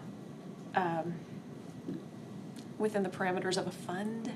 You have your own bank account for that, Yes, and that yes. Quicken actually balances back, and I haven't audited here for a while, Right. but that's the way. Yeah. And so the special auto funds, which that's what that is, are set up that way sometimes, but more going towards, and we just talked about this the other day, more going towards having just like a fund on your, like it would be for, park or a separate fund, and then all those transactions would go through there, and then when she had to write a check, instead of going through Quicken, she would actually write a check and you would sign off on the check. And the internal controls would be more like what you do on any other expenditure of the county. And so that's really nice, because then you all are seeing it just like anything else. See, there's always been these questions about special auto. I'm actually that's one of the things I'm speaking on at the conference she's going to in June, is on more of the, is more of the operational. Now you have to go. It hadn't been updated since 2008 with the county treasurers, so Nancy Weeks and I still gotta call her, but, so that's something that a lot of counties are looking at, and just run it through like from an audit standpoint, if it runs through the internal control system that you have on every other expenditure, then that's awesome, because then we can audit it the same way we audit any other transaction. But that's something we, last Thursday, or whenever it was, Tuesday or whenever I was here, we talked about that a little bit. So what other county programs do you have in your office? Well, we use movers for our vehicle, and that is through the state. That's a state You have to program. use that. Yes, yeah. We use the Patriot Tax AS 400 program like the other offices do for our tax program. And those are very solid programs. We have no complaints. They work very well. That's the majority of it. We have FileZilla for some of the stuff that we're doing. But again, Lloyd's very good at keeping us secure and safe. We appreciate that. So he's doing a great job there. And what Tina's talking about with the personnel, I would like to see those kind of career paths developed, that any department could reward those types of achievements, because what we have right now, I mean, we have steps, but we don't really have a structure in place. And we've talked about this in Road and Bridge before, but we haven't really pulled the trigger on anything. And that's something, as we transition more into an HR kind of a mode with the administrator's office, I'd like to see that kind of a career path develop to where people have a way to achieve something, and they know what that is going into it. So I don't know how fast that's gonna be, though. It's not something that I think is gonna happen overnight. My question would be is how soon, we've had department heads that would give 3-step raises in 3 months before. I don't like that. Right. I think they have to earn it, and, You reach the goals to do that, though. huh? Right, so that's where the parameters come in. You have to have clearly defined, and that's gonna take time to develop. It's not something that's gonna be developed or approved overnight either, so. You just said something a while ago, and it was just on TV, is Wichita paying $8 million for safeguards against their anti-theft, or they got shut down. Oh. They got shut down by Hospital, you mean? cyber attacks. And now they could pay up to $8 million. Some other place paid $8 million against that Ransomware. And what I'm getting at is how are we protected that way in Marion County? Walls. That's one thing that when we start talking about courthouse computer, that you'll see some expenses that have increased and that are necessary for some of those kind of issues. Good deal. Yeah. Good deal. Don't worry, I've learned a ton about it too. Well, that's the first time I heard anybody say anything besides you, so that's Don't open emails to recognize. Exactly. Yeah. Delete. Yeah, and I'm glad you're asking about that too, because I do feel like, and we discussed this, that any step increases that would be offered, the clear definitive steps that could be defined and measurable would be not only are you willing to take on this task, have you now learned this task, and are you proficient in it? I think you would have to finish that whole series before you would be awarded the incentive. And so, I wrote in here that I would like to request an increase that would allow for the possibility of possibly 3 increases in 2025, which would be, to 3, I would imagine 3 different people if they were to take on new things. See, you didn't put that down, that's why I asked that. Yes, three different people, not one person 3 times, because I want to offer everyone in the office the opportunity, and I hope that people would be interested and willing to try it. Well, what we tried in your office before with Janine, and with the employee that we tried, it didn't work. Is that we tried to, we wanted to have you be able to hire an employee that would be able to step over to 2 or 3 desks, which 2 or 3 different, at that time was 2 or 3 different jobs. Yes. And so we tried that with an employee and it didn't work. And so, if an employee could do that, they're worth more to you. Sure. And so that's what the step increase would get them to, is if they could do that. Yeah. I think it's a good goal. Yeah. But It's gonna have the right One thing to make sure that we keep in mind though is if we do something like that, we need to be able to do it consistently and offer it in other departments too. well, each department's going to be separate. They're all good, they're all different because they have different things that they do, so. I think that's a great way to maintain and keep employees. Yes. Absolutely. And to reward employees who are willing to do more than just the status quo. If they Yes. hire on being able to process some tax payments and do some renewals, and that's good enough, well then, that's the wage that we offer. But if there's employees who, consistently say, I'll help, I'll do this, I'll jump in board, and I just feel like that needs to be encouraged and rewarded, and, and that, I think that will build a better quality office, Absolutely. So, but as one of the things Susan had said in a conversation we'd had previously, she said, the idea of being able to offer these incentives is great, but you first have to budget it. Yeah. So that's why I'm here to maybe propose this to you. I've just heard it from all of us, we're looking for that, so Yeah. I think we can handle that. Just give us good reason why somebody's going to get a step increase. We'll work hard for you, I promise. Do you guys have any other questions for me? All right, well, thank you, Tina. Thank you. Appreciate it. We like the idea of you working with Tina, and hopefully we can come up with a long-range plan that'll work for a lot of employees. Thank you so much. Yeah. Thanks for being willing. Thank you.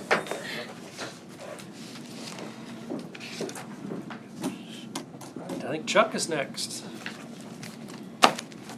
Look at that. Hey, Chuck. How are you guys doing today? Hello. Good.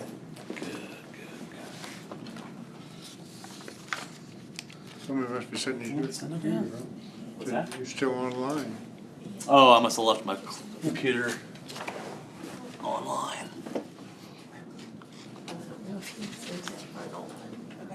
What's your initials? Yeah.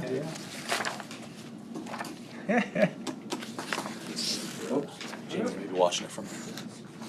I was gonna say, yep, that's probably out.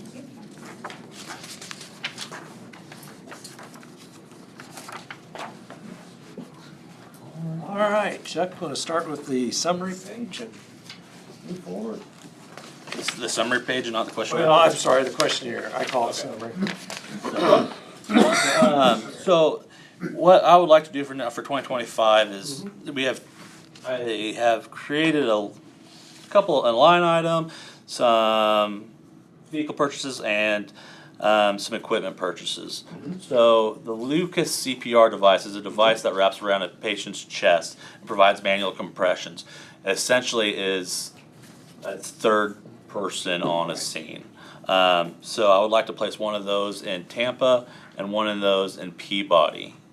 So that comes to $40,000 total. Ambulance prepayment. That is an option we have in 2025.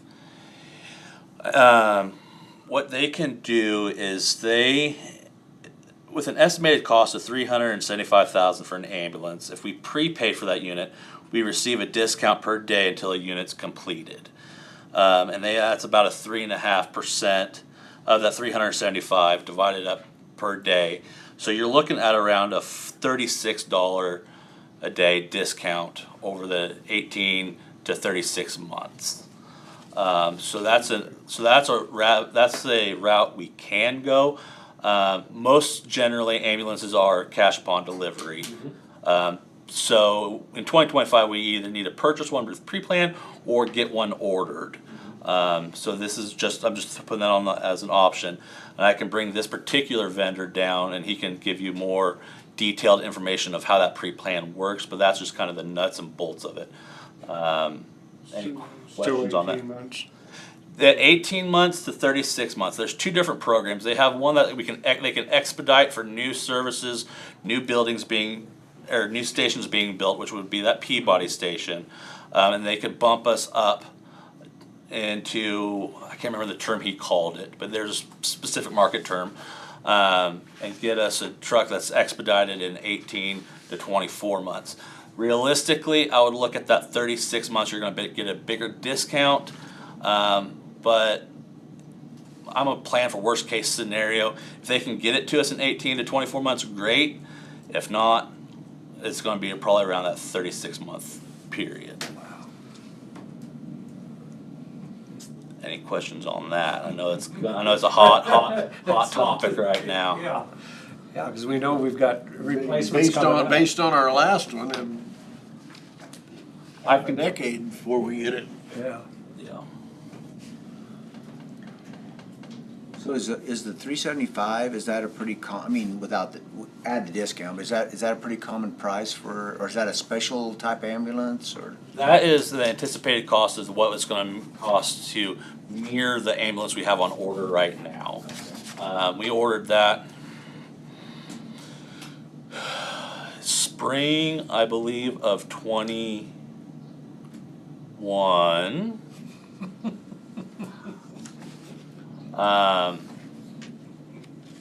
And with cost of chassis, inflation, and all that, it's gone up. So this would be a brand new ambulance. Yes. I know some counties do a chassis type replacement. With the goal, with going with a brand new ambulance, is where we're going to take that box, and my goal is that's our box to start with doing the remount with a new chassis feature going down the road. Yeah.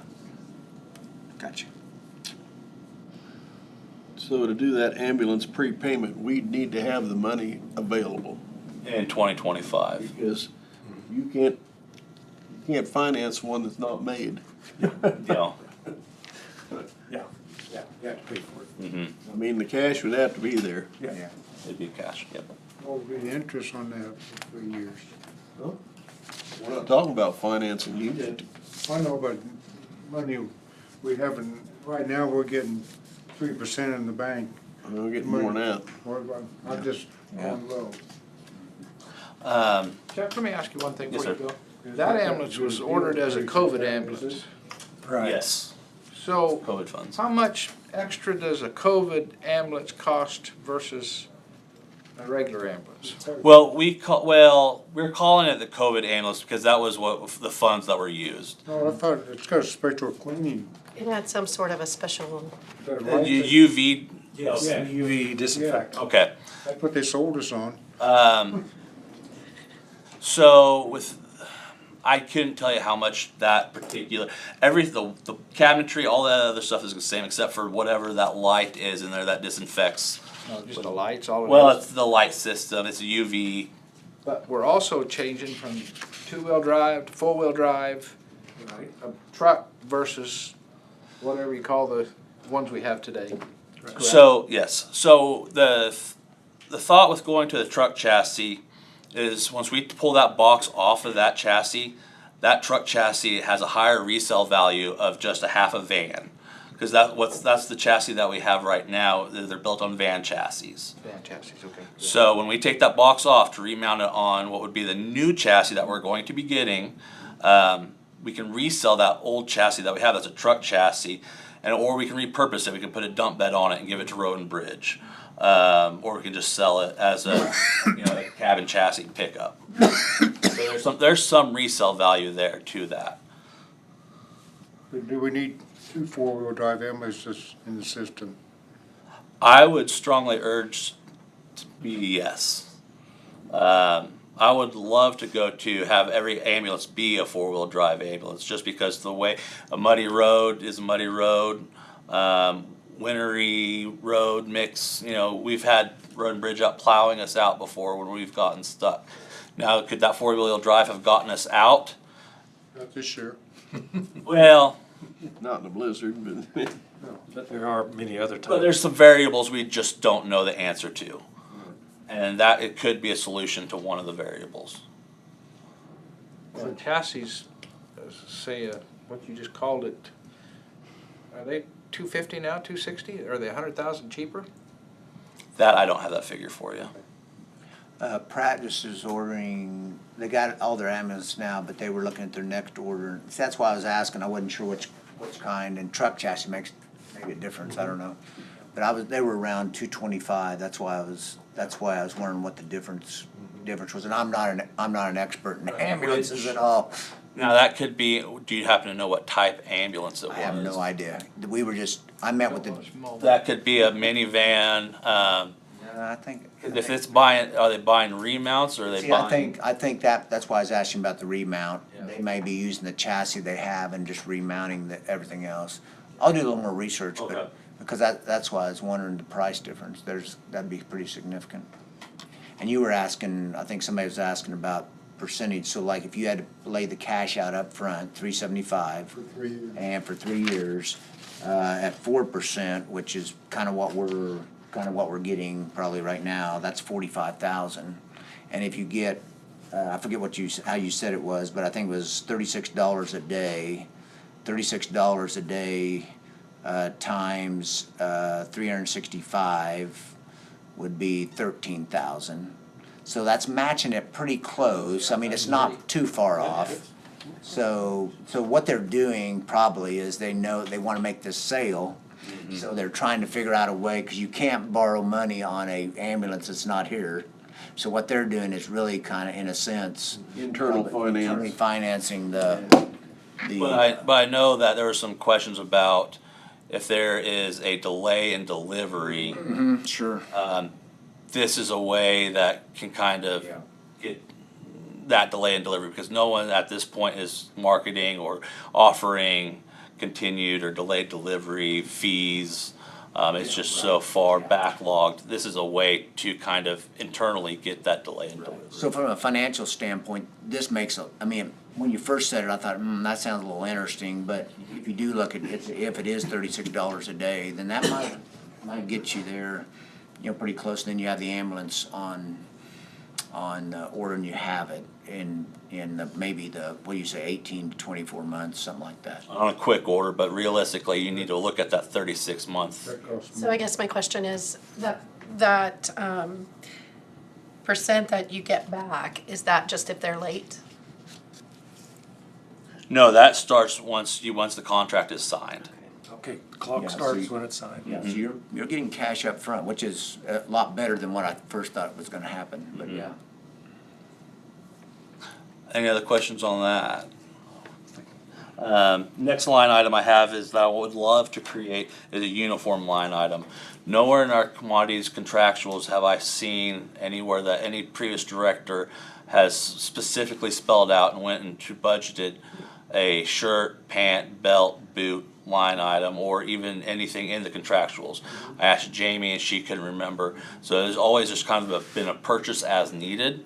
So that figure there of the 37,500 is to outfit all full-time, anticipated full-time, and volunteers with shirts, polos. Now the full-time will get more shirts, more polos, more pants.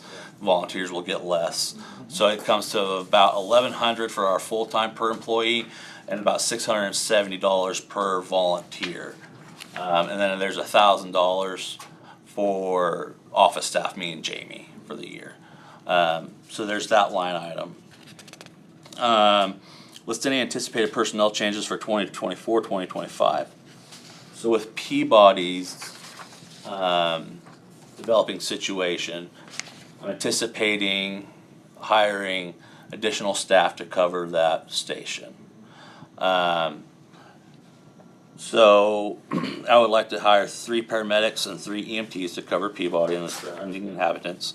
What I would like to do is also, and this is just going to be a brief little plug for KPNF. Switching over to KPNF will, I shouldn't say will, should help us get some recruitment and some retainment, because now you're looking at from a 5-year investment to a 15-year investment in retirement from Citrus County and surrounding communities. So that's the personnel issues. Some unique situations that we're going to have is obviously the building in Peabody. How we fund that and the appliances and the fixtures could pose a unique challenge. Number 4, any matters we have of importance to the preparation. I don't really have anything currently. And then number 5 kind of is a cliff notes of what I've just spoken about. And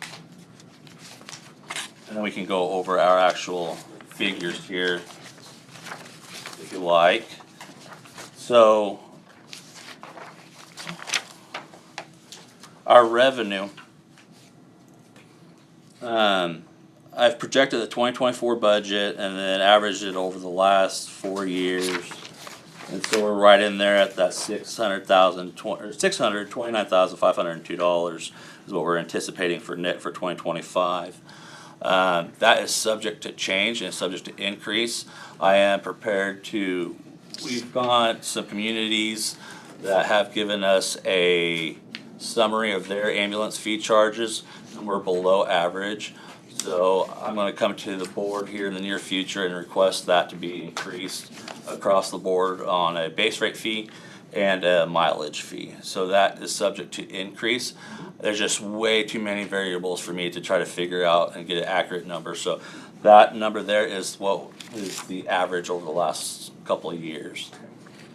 Revenue reimbursements. So basically those are our attorney fees that we charge for report copies. That number is a minute number and very hard to anticipate in getting back. So I went ahead and left that blank. I believe that's a couple $1,000s might be nice, but we're not anticipating anything changing. So that comes to that still stays at that $629,502. Personnel service reflects an increase because of the Peabody personnel with the 3 paramedics and the 3 EMTs. Our contractual and commodities. Over the last couple of years, medical equipment and supplies have increased. Our contractual, utilities have increased. So I would like to increase our number 7.5% from what our last year's budget was to this year's, or for 2025. You'll see that uniform line item, capital outlay with the Lucas devices, the ambulance, the director's vehicle replacement. I would like to add another $10,000 into that budget with anticipation of replacement in 2026. The Gossel unit is aging out, and what I would like to do is stair step my current Durango down into the supervisor's vehicle. That red Expedition, step down and become the Gossel's first response vehicle. Rescue services. I was approached by a Hillsborough representative of the Fire Chiefs Association, Rescue Association. They would like to increase that line item from $26,000 to $35,000. Their justification was that it hasn't been increased in almost 12 years, and with the cost of equipment going up, they would like to see that line item increased. However, I was not presented a list of equipment or anything to justify other than it's been 12 years. On that line item, I don't know if we are still talking about removing that from my budget. I know Tina and I have talked a little bit about that, but that's just kind of, I would like to see it no longer be in mine. I think they would also appreciate that, but that's just kind of where we're at with that line item. Let me give the board a review here. Ambulance services had that in there because when we started, Marion County was charged with at least having a rescue unit. We had our own rescue unit, and there was one, it went everywhere. Whenever the call went out for a wreck, it went everywhere. Well, we ended up standing around waiting for a rescue unit to get to your town. If you was south, if you was north, east, or west, it was all right if it was around Marion, maybe over to Hillsborough, but anywhere else in the county, it was 30 minutes, if not more. So that's when we changed and come up. Shelley says, I don't care. Shelley Becker was a dispatcher. She didn't care what we did, but she had to have a rescue unit. So we'd come up and we pass this around to the fire departments. We come up with 4 primaries, and then the rest was secondaries. And so that's when this money was divided out to these rescue, to the fire chiefs, or to the, when we asked them to start an association to speak to us so that everybody got equal. So that's, and it's been that 25,000 or 27,000, 26,000, whatever it's been that for that amount of time. My question to the board, and I don't know that you could save any money, but if we're charged with that, well then maybe a rescue unit put in that's EMTs and paramedics, or I don't know. I don't know. I'm just saying if we're going to spend some money there, that a rescue unit, I don't know whether there's combination units that do that or not. There's one model, Kingman EMS and rescue. They're, I believe, one of the last ones in the state that still has an EMS manned rescue unit. So it's about gone then. Yes, it's been either the departments have converted over into a fire EMS service, and that encompasses, because EMS is required to provide rescue services, and that's why we contract out, and that's why I believe originally comes out of my budget is because of that. Yes. So, but Kingman, I believe, is the only one that still provides rescue services. It's not. I mean, it's an avenue if you wanted to, we can pursue and look at. It's just, I just, for the sake of the community, I don't think it's feasible. I mean, I think you'll be back in that same situation where we'll have an ambulance on scene waiting for a rescue unit to come from somewhere. I'm just throwing it out. That's why this is like that right now, is because of what state was requiring according to Shelley as a dispatch at that time. Tina? Well, I guess I have a question. If, one comment to make, that the rescue money wasn't spent last year and is carried over to this year. That was a conversation that we had with the board last year.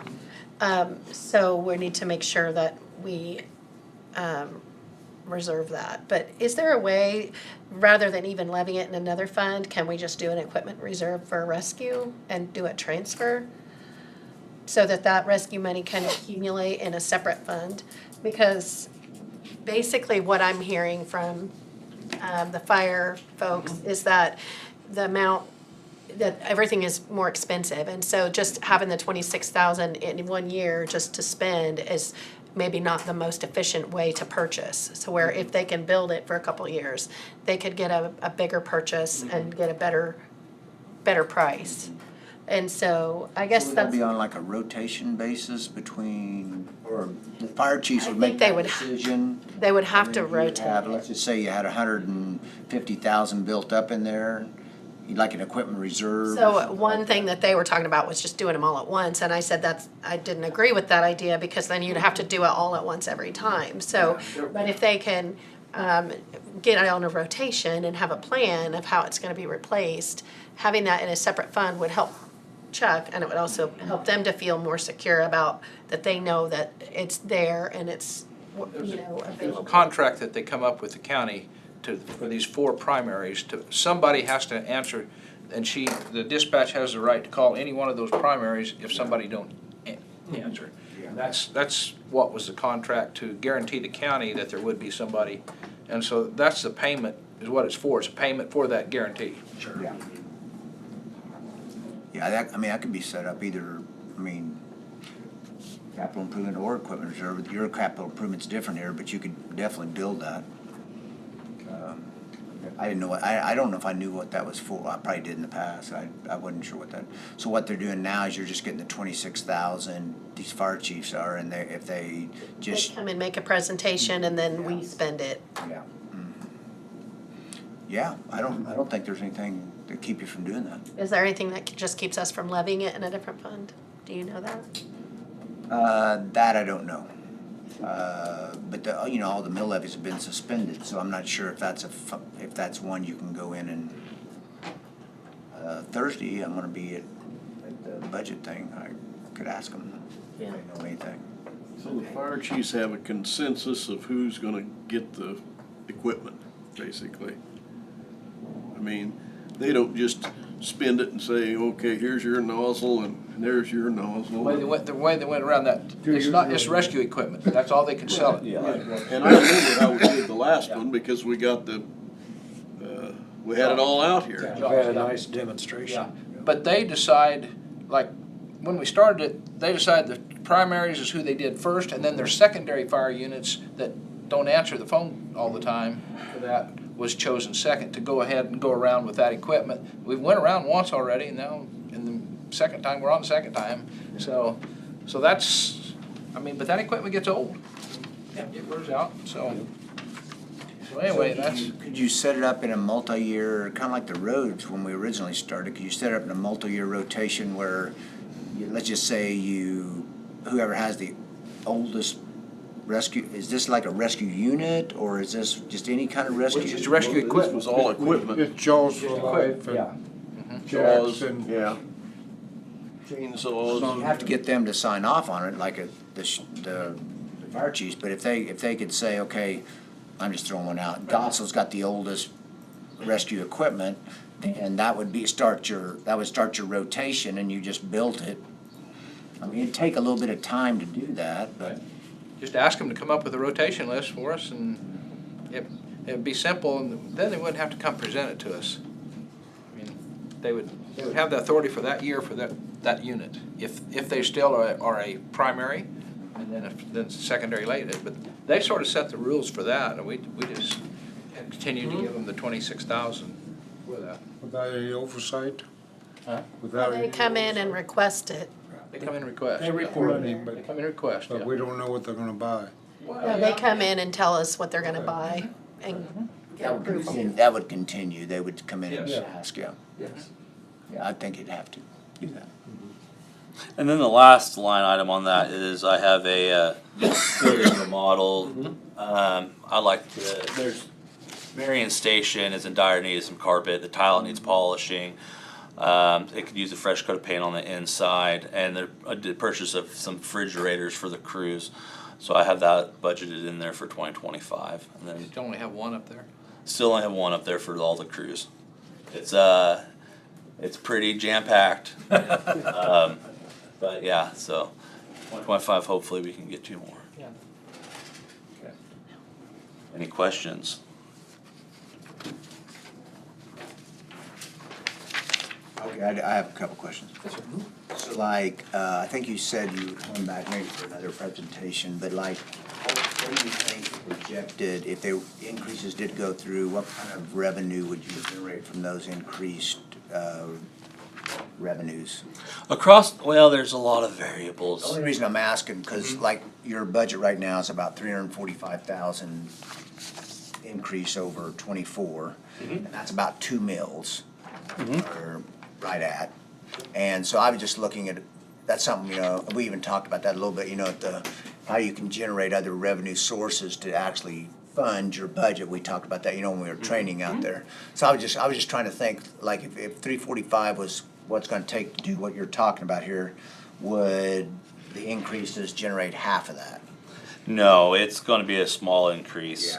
I can tell you that we're looking at going from example, our base charge for non-emergency, that's not on there, it's on my notes here, $600 to $700, so it's gonna be a minute increase on the base fee. It's the mileage that we're gonna go from $15 to $18, so it's gonna be a little bit increase, but not enough that I can give a hard number for you and say this is gonna be 15% across the board. It's gonna be a minute number.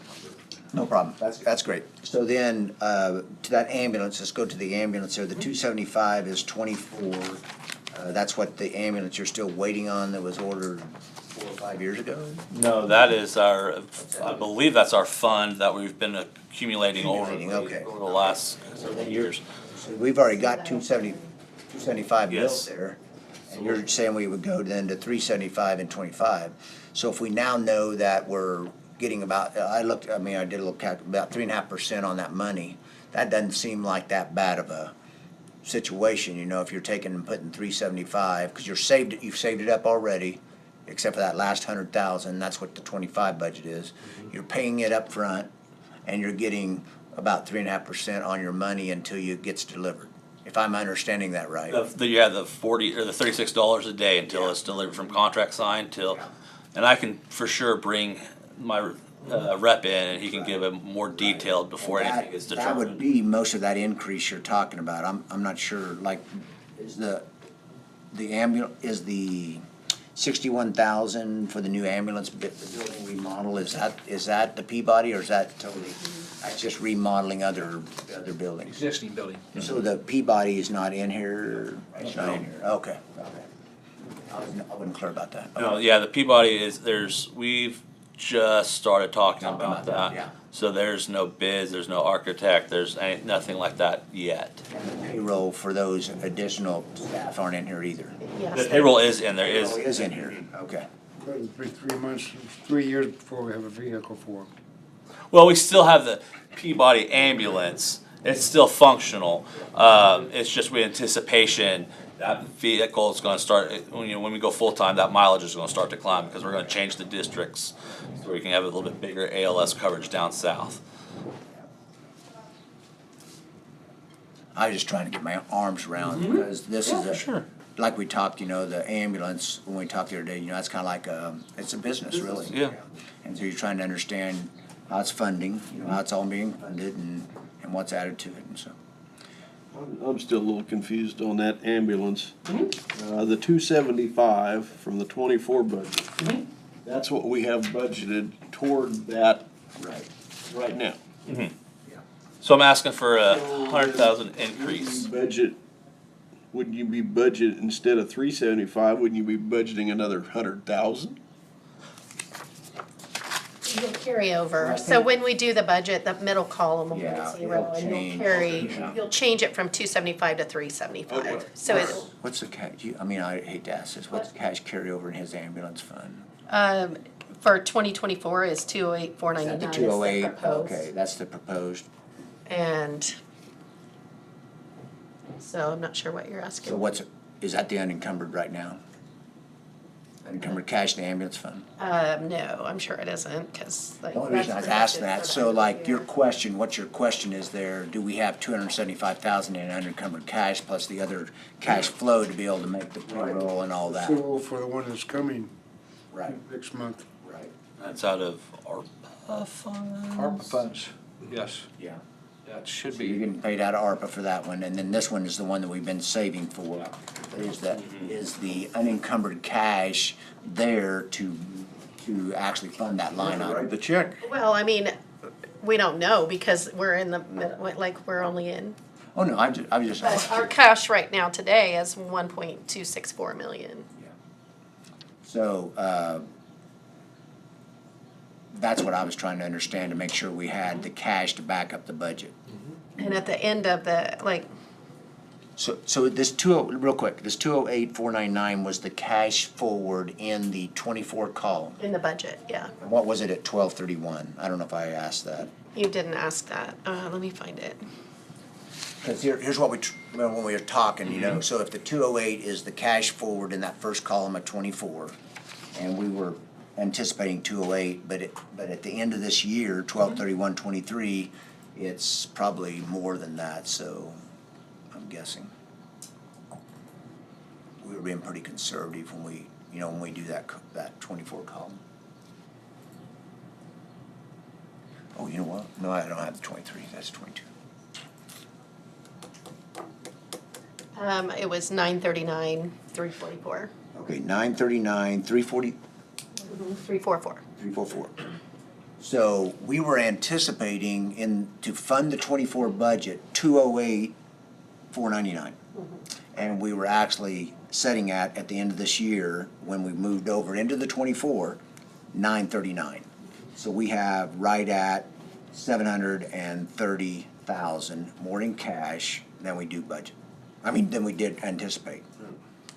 So then what'll happen is, to answer your question, that 739 then rolls over when we budget the 25 column, because we're gonna take the 24, wherever we end up, 23 will come in where it's at, okay? With an ending cash of 939, that'll roll over into the start of the 24, which is the middle column.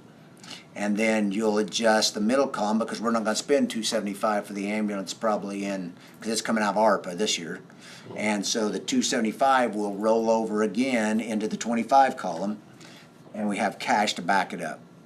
Unless there's something the 939 is 730,000 more than what we were anticipating. So to me, that sounds like we're in pretty good shape. Do you see what I'm saying? Yeah. Now, if it was the other way, we talked in the meeting, if we anticipated 208 and we ended up at 108, and we're supposed to have an ambulance funded at 275, that would be a problem. Yeah. Yeah.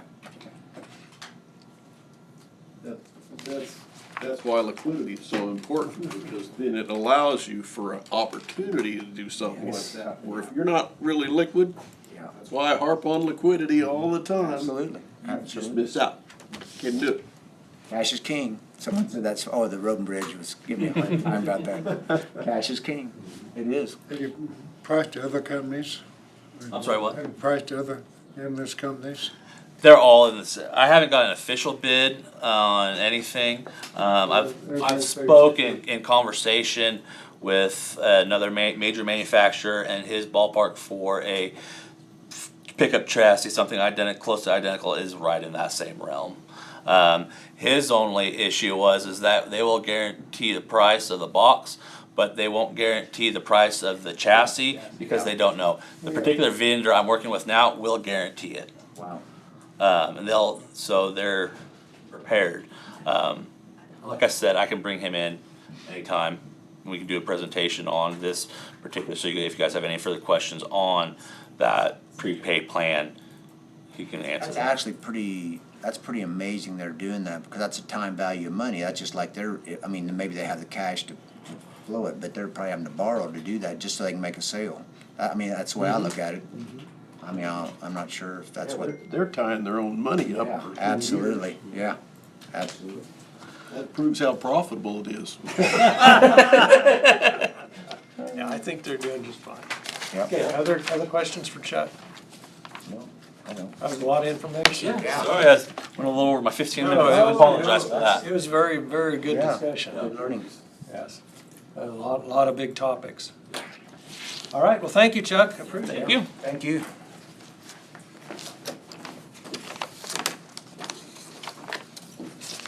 Make the rest of them. You bet. Time to stand up again.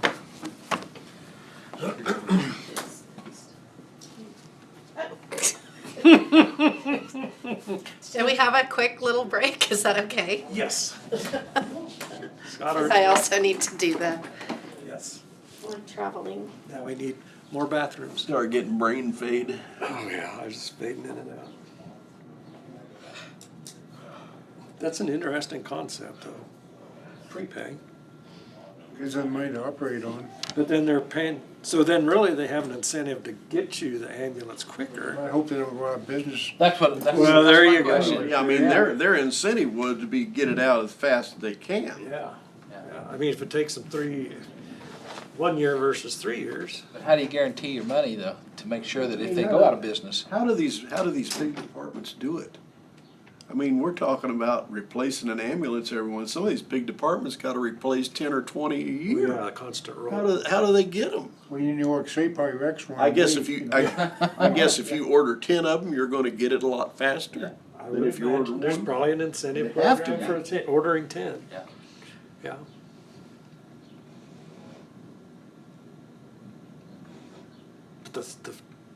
The delay is just. I mean, our 4-wheel drive one, we ought to be making money on that thing. There ought to be some kind of penalty on that thing daily. Oh, yeah, the one we've got coming. Now, if you got a 4-wheel drive, would you keep mud and snow on it, or would you put regular highway tires on it? Well, I don't know what they're running, I mean, Well, no, because that's what's the big Well, expense. defeat your purpose if you didn't put mud tires on it. But do you need mud tires to run back and forth to Wichita 90% of the time?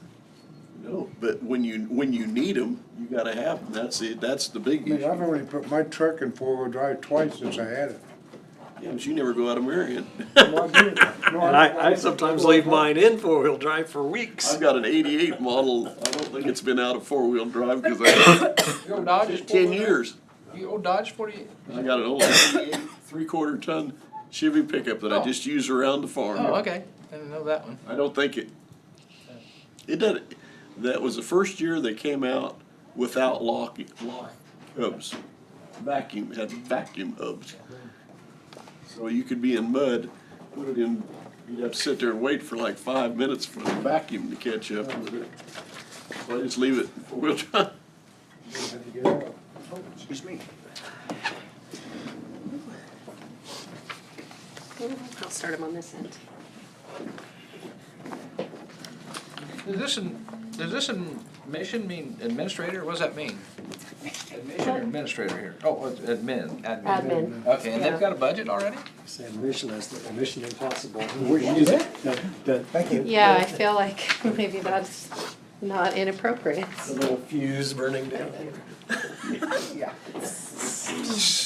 Okay. So there's, are we ready for Yes. Okay, so we have quite a few unknowns really, as we move forward and with structure and everything. The salaries that you have there are just the current salaries plus the step increase that's budgeted for next year for everyone, and that's just for myself and Cherry. Contractual, I put at 5,000. Commodities at 4,000 and capital outlay at 5,000. And really, we do have, we budgeted 165,000 for this year. And, the budget for next year is really close to that, just because some of these other items we budgeted higher because of potentially setting up a space, but we also paid for the executive search out of the budget. And then we have the office renovation, so we are taking some of those funds out of the multipurpose building line item or the courthouse improvement line item, one of those.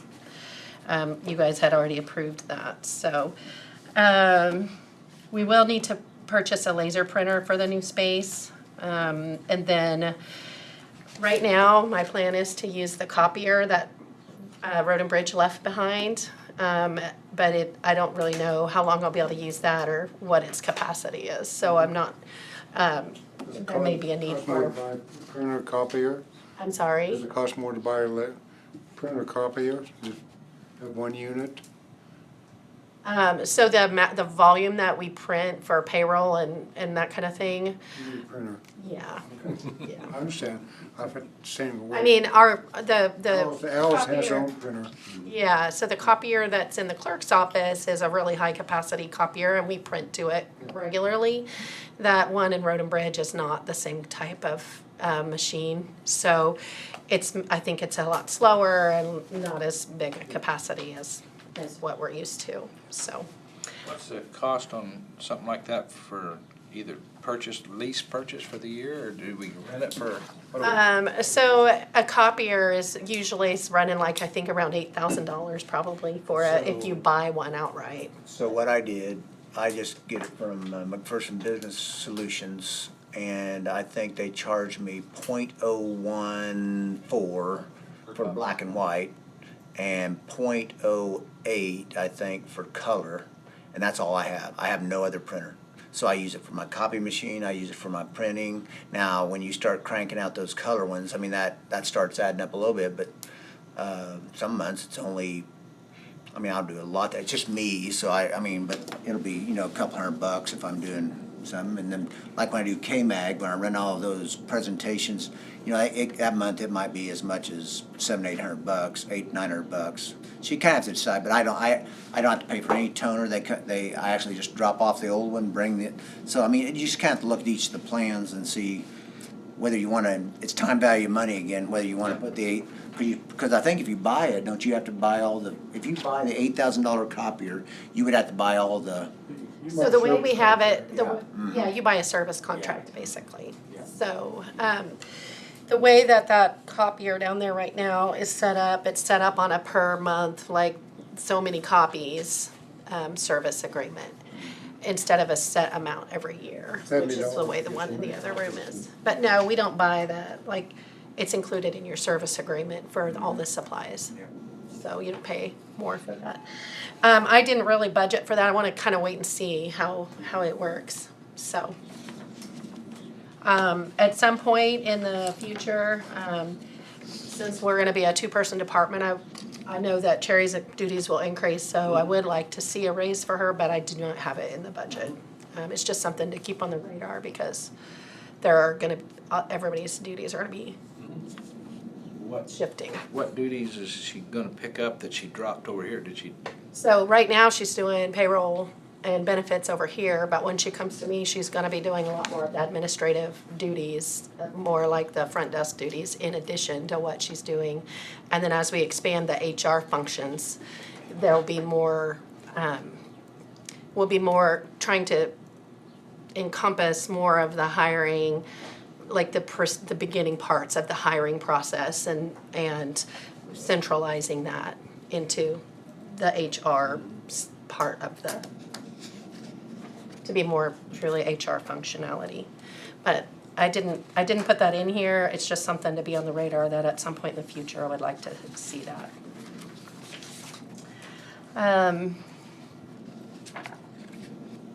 Any questions about any of those?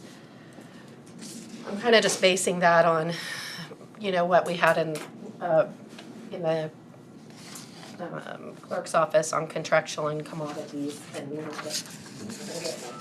kind of similar. Keep going. Water can go. So, because I don't have any. There's no history. There's no history. Yeah. You'll be making history. Any questions for Tina on the admin portion?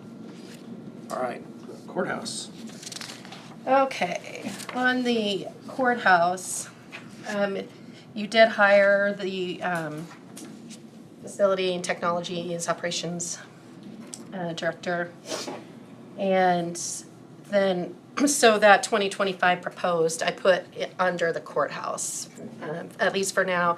I'm not sure if we want to structure that as a whole separate section within the general fund or not. And that's something, it doesn't really matter what line it's on, but what that salary line includes would be that position plus one full-time maintenance person that's going to be helping with the grounds and basic on-site type repairs for any of the facilities that we have.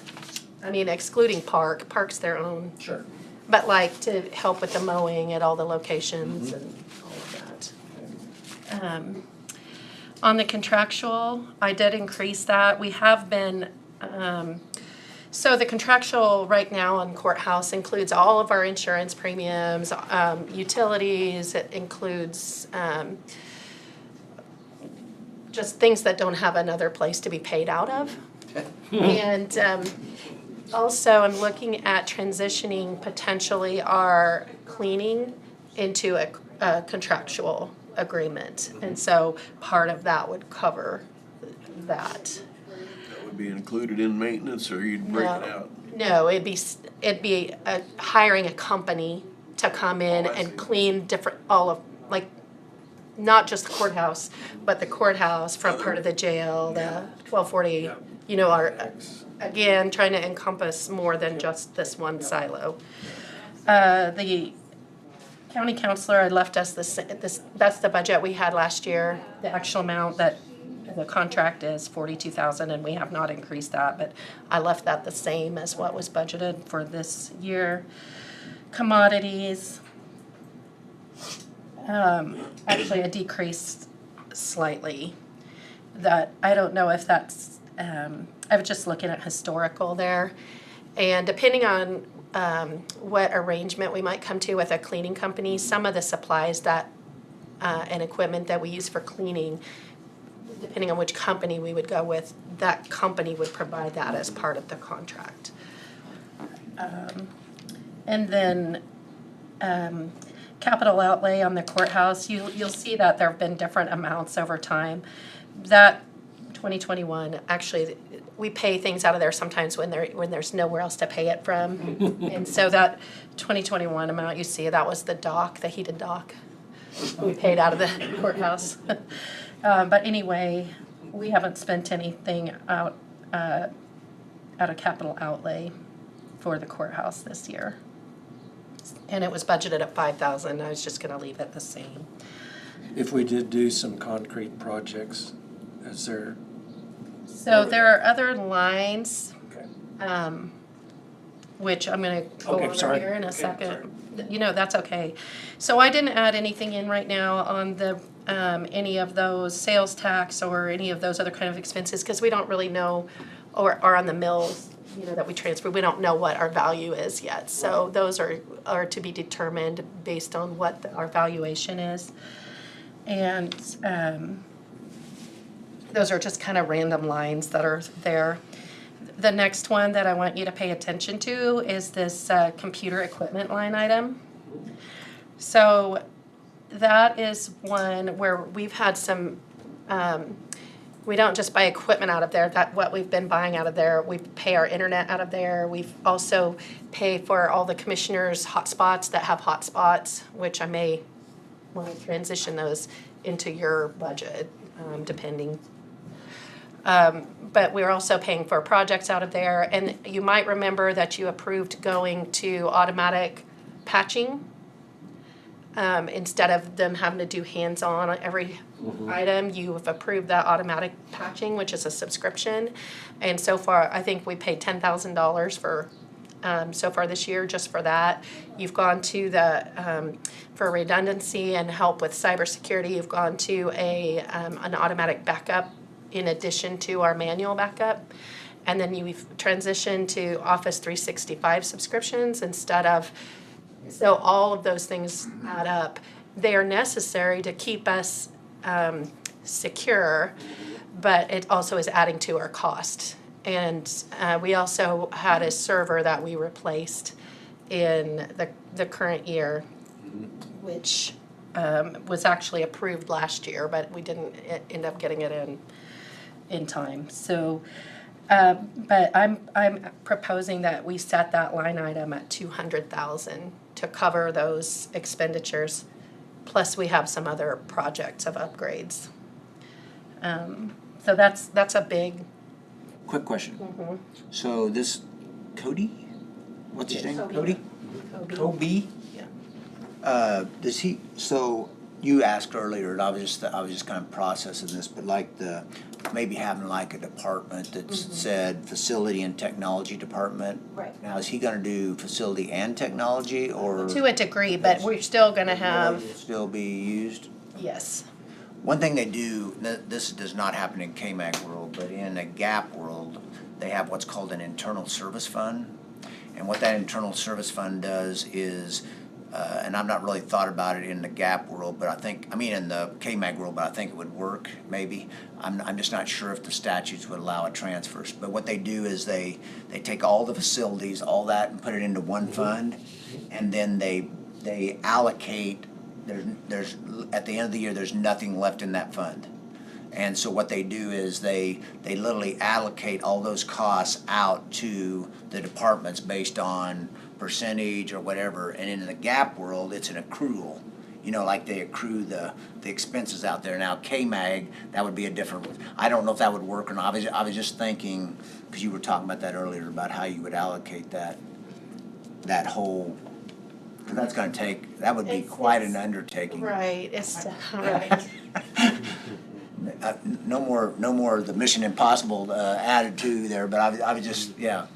That's a long-term, I would assume that'd be a long-term goal. Right, I don't foresee us being able to do something like that, probably this budget cycle, but it would be nice to be starting to at least gather some data points and some information to see about. Could you even, like you've got it here in general and other, but maybe even like in the general fund here, just start building that, what you're talking about here, where all those lines are grouped together that fit with Kobe or. Right, that's kind of what I'm talking about. In the budget document, under the general fund, we could have that section which has some of those items under it.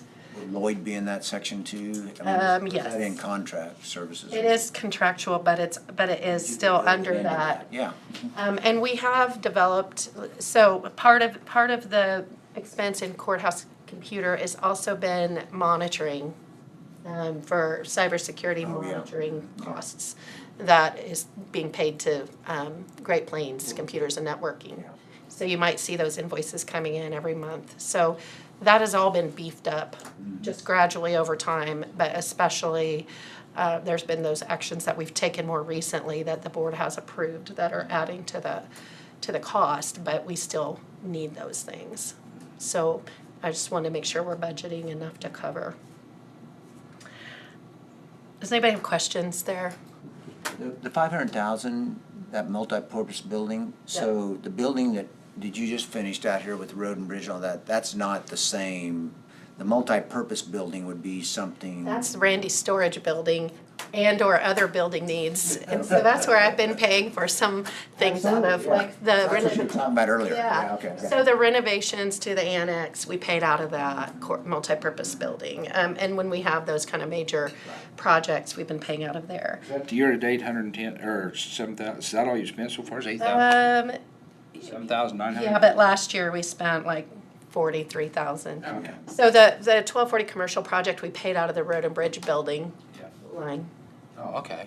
And then you might notice down here, this last year, you put in the budget 600,000 for courthouse improvements. And so part of what that conversation with the board needs to be is what those improvements look like. And that's actually gonna probably fund portions of this year's budget that we have added that weren't budgeted technically. That's kind of our cash there. But that's where I'm anticipating potentially paying for the admin office out of the courthouse improvements line item. And then that's where if the board gives me their priority list with the grounds and with whatever, that's where potentially we could do the concrete work out of and those things, so. Where is Kobe's pay coming out of? That is shown that, up at the very top line. That 132,000, that includes Kobe and then one like $15 an hour maintenance helper. But we didn't have a 24 budget, and that's what The we're. 24 budget was 45,000, and that was for our, when we had in-house custodial, which we haven't had for a little bit. Okay. But what I'm getting at is, are we about 45 short for his pay? I mean, for, if he's getting paid 95 a year. And then there's the maintenance person is the other part of that, Oh. of that 132 on the right, that's the proposed, Include his helper. yeah. Okay. That line might be short in 24, would it be?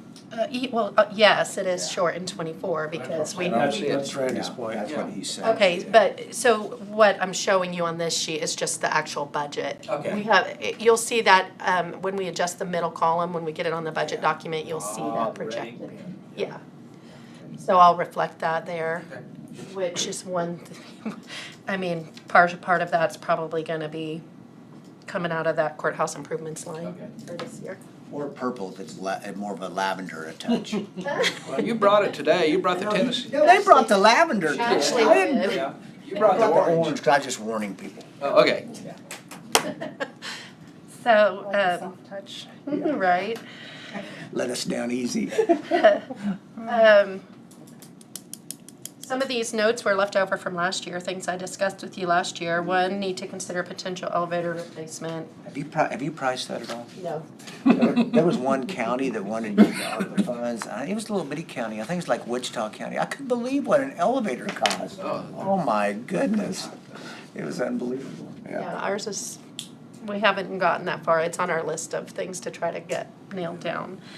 Potential cost for office renovations for administrator and other offices vacated by attorney and road and bridge. We're in process on some of those. Exterior repairs to the courthouse. And then still left over from last year, we may want to be considering a new mower. That mower that we have is, sorry.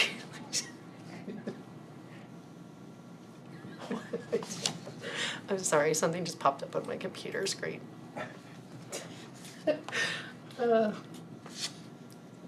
Anyway, that mower's getting fairly old, so, Bought when Carol was here. right.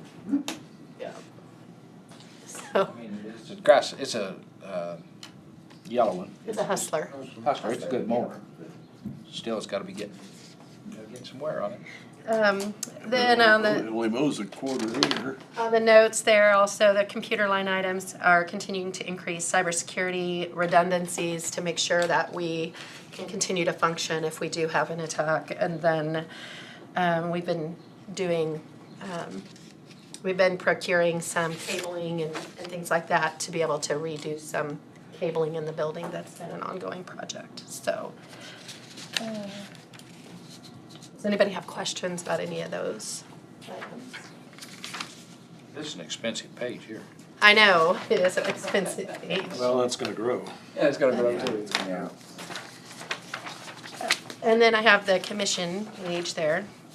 Oh, we got our own line. Yeah. Where we at?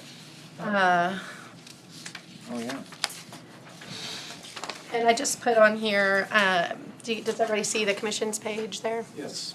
I didn't really, I reduced the commodities and capital, or reduced the commodities capital outlet, or contractual commodities, because we're really not spending those line items on a regular basis. Your bills are kind of minimal for the most part.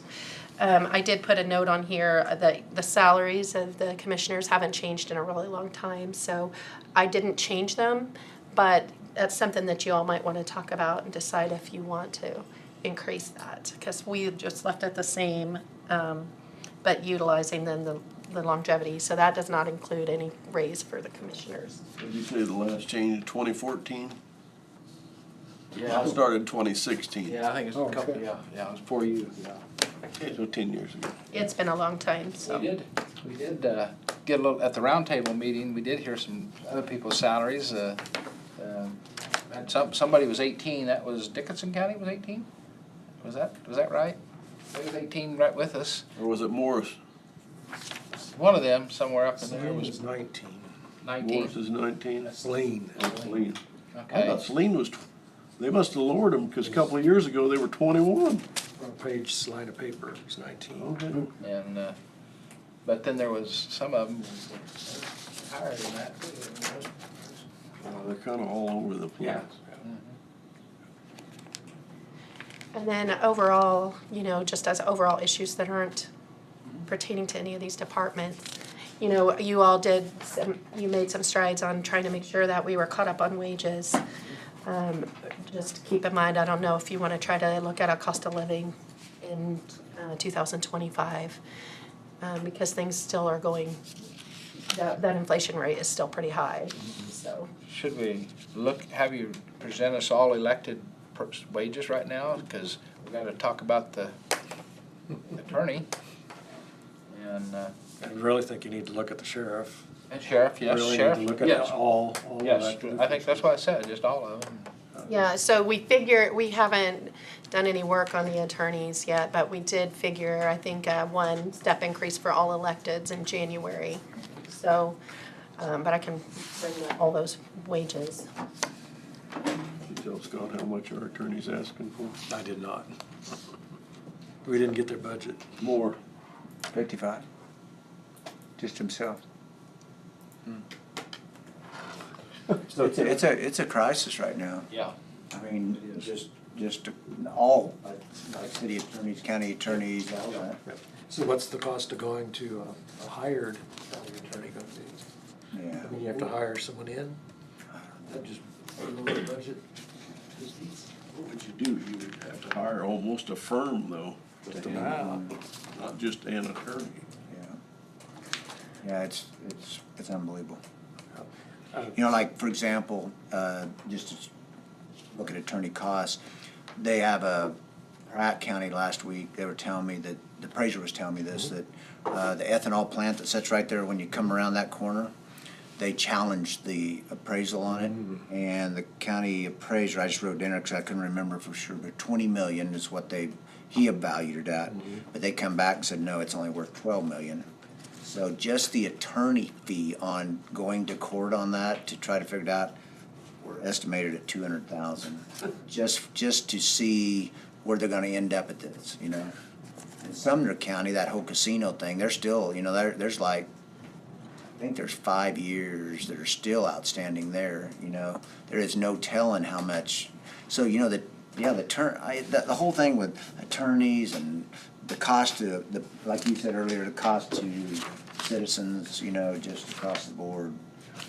But I don't know what you're gonna do, because nobody, like these little cities, some are even allowing Zoom now. So like Brian Bina, who does a city over here at Marion, he does one of our cities we audit, Attica, which is like way down there. He's never been there. Well, I think he's been there a couple Not every times, but meeting. I heard a city attorney the other day, he drives 125 miles to 150 miles just to go, if they need him in person.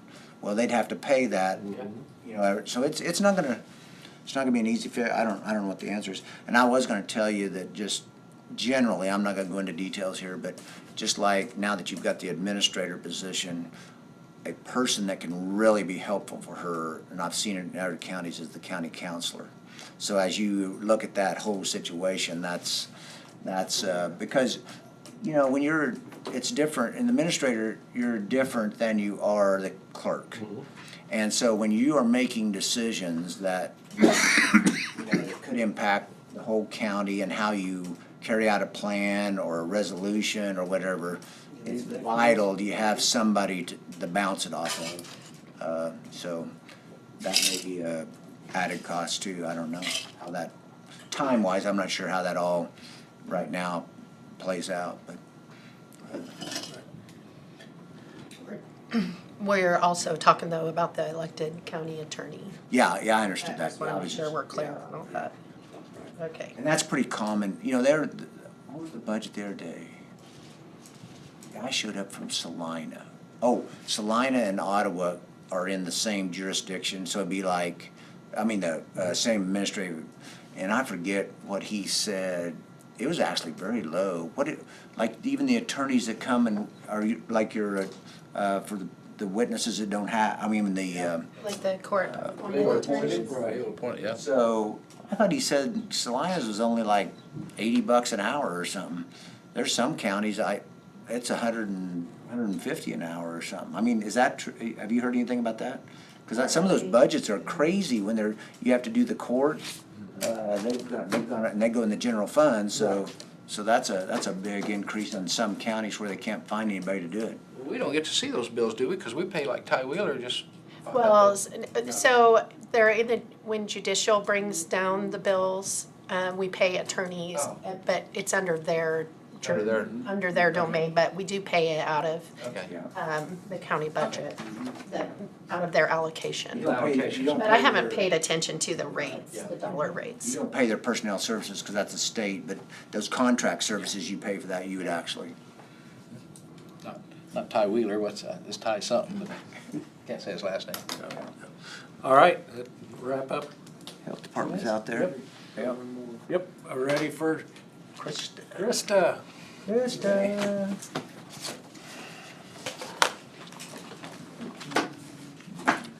Hello. Good afternoon. How come you got to be last on the list? Because my daughter had a field trip to Oh. the zoo today. I thought she looked a little sun. Some sun today. She's had a tough day. Go from one zoo to the next. Yes. Indeed, huh? I thought it was more fun this afternoon. Unless you love numbers like some of the people He today. Scott's having a fun time with the. He's loving the numbers. Oh, yeah. It's Loving just the numbers. such a joy. Now, Krista, you're gonna have to raise the size of this up a little bit, or another page or something here, just. The magnifying glass. Gonna have to- What are you trying to hide underneath here now? You gotta look at this. Smallest. I just tried to fit it to one page. I see. Saving paper.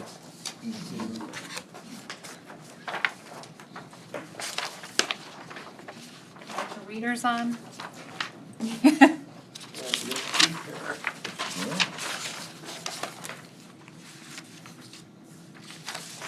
All right, where do you want to start?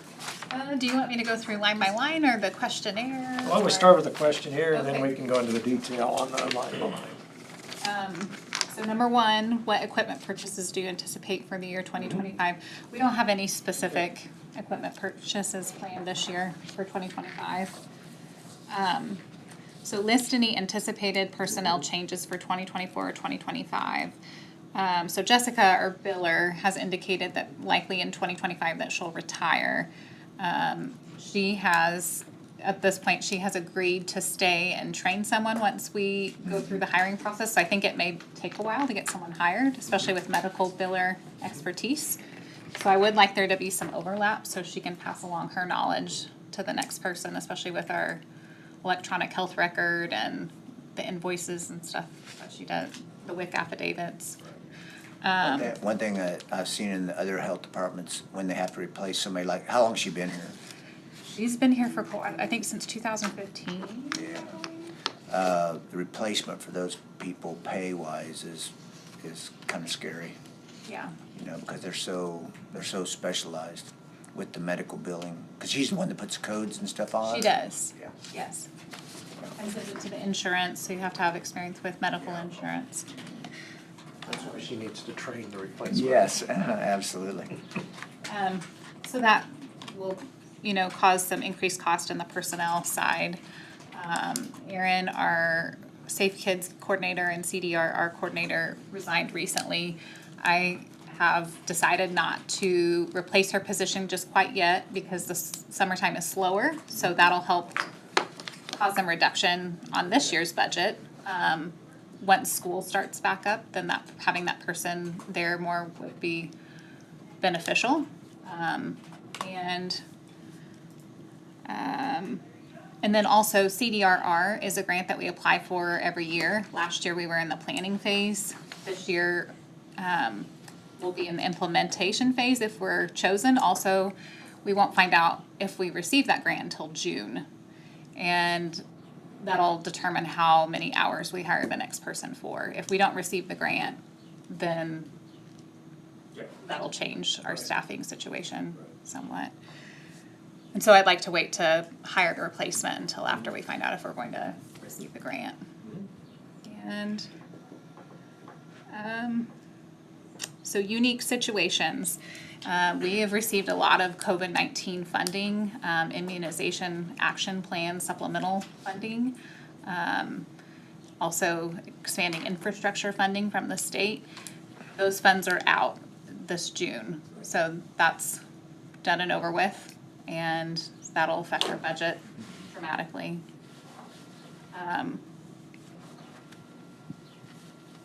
Also, some newer information. This year we added some new vaccines that we hadn't either given very much of previously. Also, the RSV vaccine was new for people over the age of 60. And the shingles vaccine, we've really pushed that one this year. And so that kind of had added to our revenue. I don't think, since people right now, if they get the RSV vaccine, they won't come and get it yet. They know that the vaccine is good for at least 5 years. So we won't see those people back in to receive another one. And COVID-19 vaccines, we know that they'll be seasonal, just like the flu vaccine.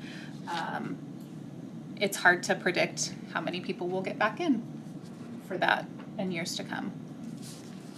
So, at the bottom I wrote, so please explain requests for the 2025 budget. The other thing to consider, because of some of our grants, we can deduct, depending on the grant, some personnel expense from some of them, not all of them. So we receive multiple grants, unlike a lot of other departments. Some grants have an allotment for personnel cost, and that has been deducted when you look at the expense items at the bottom. And do you guys have any questions on the questionnaire portion? Don't see any. Okay. So let's move to the tiny print. I'm sorry that it's tiny. It's not so bad after you get focused, but when you first look, it looks small. And so the revenue, the first line, the revenue health daily receipts, a lot of that is based on our immunization revenue. That's the revenue that we bring into our department. That, like I said, that one's kind of hard to predict, so that's a prediction right there. Second line, CDRR grant, is also a prediction. If we don't get the grant, then I will not hire that position on, and they'll just strictly do Safe Kids. So that would, alter the personnel cost instead. So I'm not worried about that line item just because we're waiting. Okay. And special ed contract, so that's for hearing and vision, that we're contracted with the special ed co-op to do the schools in the county for hearing and vision, which is a state statute. And we received $7,500 for that. And the next line is the FEP grant, so that's our Public Health Emergency Preparedness Grant. That grant goes to pay for Dan's salary. Also, if we have like IT stuff related to FEP cost, FEP is something that the state really wants you to have. It's not necessarily required, but all the counties in the entire state have it except for one. And they really are pushing that county to do so. One county's holdout. Yeah. And health reimbursements, that's just kind of like an estimated cost as well. If we get something, like let's say insurance-wise, that something didn't, maybe there was an error on the insurance company side, or let's say we got to send back some vaccine and they actually gave you a reimbursement instead of deducting it from your next purchase. And Safe Kids grant, some years we've gotten less than, this year we got around $5,000. I estimated about $4,000. And our IAP grant, so this is the Immunization Action Plan grant. that you have to be a VFC provider to receive, so vaccines for children. And then our WIC. WIC essentially pays for, as long as they're getting funding federally, it's a federal grant that we do through the state. If the federal funding is funded in full, like it has been since I've been at the health department, we should receive the full funding that we had applied for our budget, which covers personnel costs, equipment costs for WIC, and supplies, like if we do an event, they cover that. Educational supplies for children. And Do you still run, I haven't audited here for quite a while, but do you still help Dickinson with WIC, or they are on their own? we don't. So Morris County was in with us. Our I'm sorry, Morris County. Yeah, Morris County. kind of our how it was organized before. The person who was our WIC coordinator was a registered dietitian. Yeah. Well, they're few and far between. Yeah. She's no longer at the health department, so we have a nurse as our WIC coordinator. Yeah. And so when our registered dietitian left, we kind of branched off because that was really how we were helping them. Sure. And they were our employee. Sure, absolutely. So, so those lines in the middle, those were all COVID grants. So those are the ones that are not here anymore. Ouch. So when I was talking about the difference in COVID funding, those are all of those grants that we will no longer have. The last two lines, so workforce development grant, that's a new one. We had taken all the health departments had taken surveys, and they found that so much of the public health workforce had left even before COVID. And so that's where that money came from federally to the states. And 40% of the money that the state received had to go to local health departments. And it was based on your social vulnerability index and your population. And so that's how we get that money. And that grant will go on for the next 4 years. And so that's a quarter of the money that we'll receive over 4 years for that. The last one is state formula grant, and that is a grant that we get from the state. The legislature determines how much you will get every year, and so that's what we've been allotted for Marion County. That's the one, I don't think we talked about it out there training, maybe you and I did it one time, but that's the one where if we don't levy the same amount, then you would get Correct. taken away the Yeah. next year, or part of it could be taken away the next year if you don't do the 105,439 of the So- farm tax. Yeah, our maintenance of effort has to stay very much the same or just Same, yeah, same or very- above, yeah. or we would get less funding from the state. And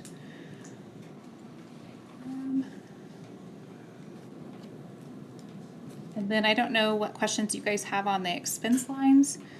They're One good thing when you're talking about receipts here, kind of the trend I've seen is because of this COVID shift now, there's, the grants aren't here and some of that.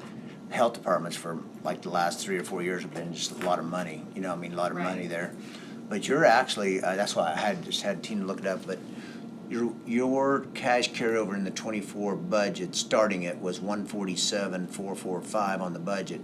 And you, at starting of this year, you had 234,691. So you actually had more than what we had anticipated last year. So that's a good thing. Yeah. About $87,000. That's something you'll see as we go on here, as this money totally dries up. The health department will. It sounds like you got another grant to replace it here.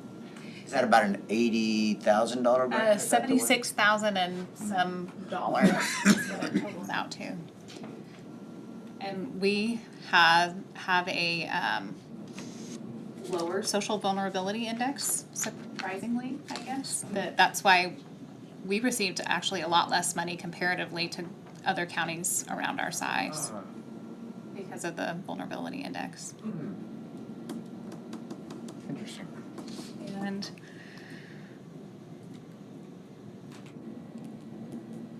capital outlay, so vehicle is what we had put into that. And then I know that you'll see the lease purchase down there under expenses on the Explorer that we had purchased in 2022. And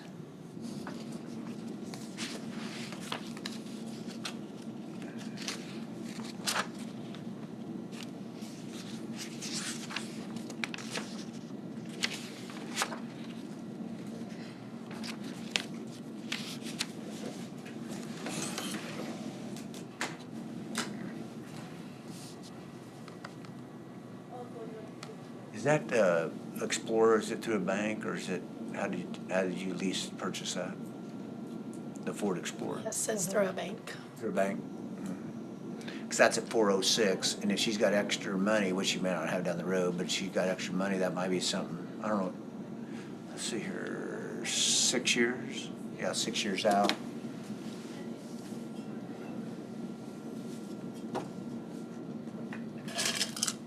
So I think I don't remember what Tina's, do you remember what the average rate was? Not you, Tina, but the other Tina. How do we do that? How do you do that around here? When you holler Tina, is just one run or something, or? Tina S, Tina G. That's something to, look at is maybe the average rate she's getting off of that money, and I think it's probably over 406, so maybe that's okay, but it's one of those, and it's not a lot of money, it is 37,000, but it's a couple years yet, so.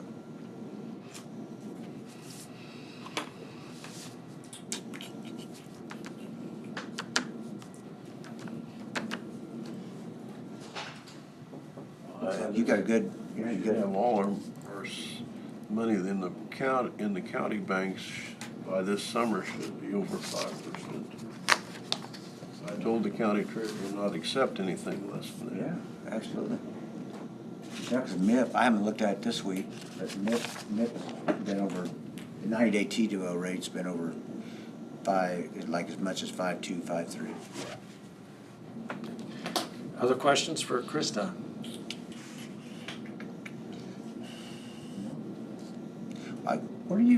This is a dumb question because I haven't been around here as much, but when you do an audit, you don't know where you go. Where's your office now? I don't even know. It's right, it's on the north side of the hospital. There's Okay, a I didn't know if it's building. still, I thought there was something that changed. I thought the hospital you still are part of the hospital.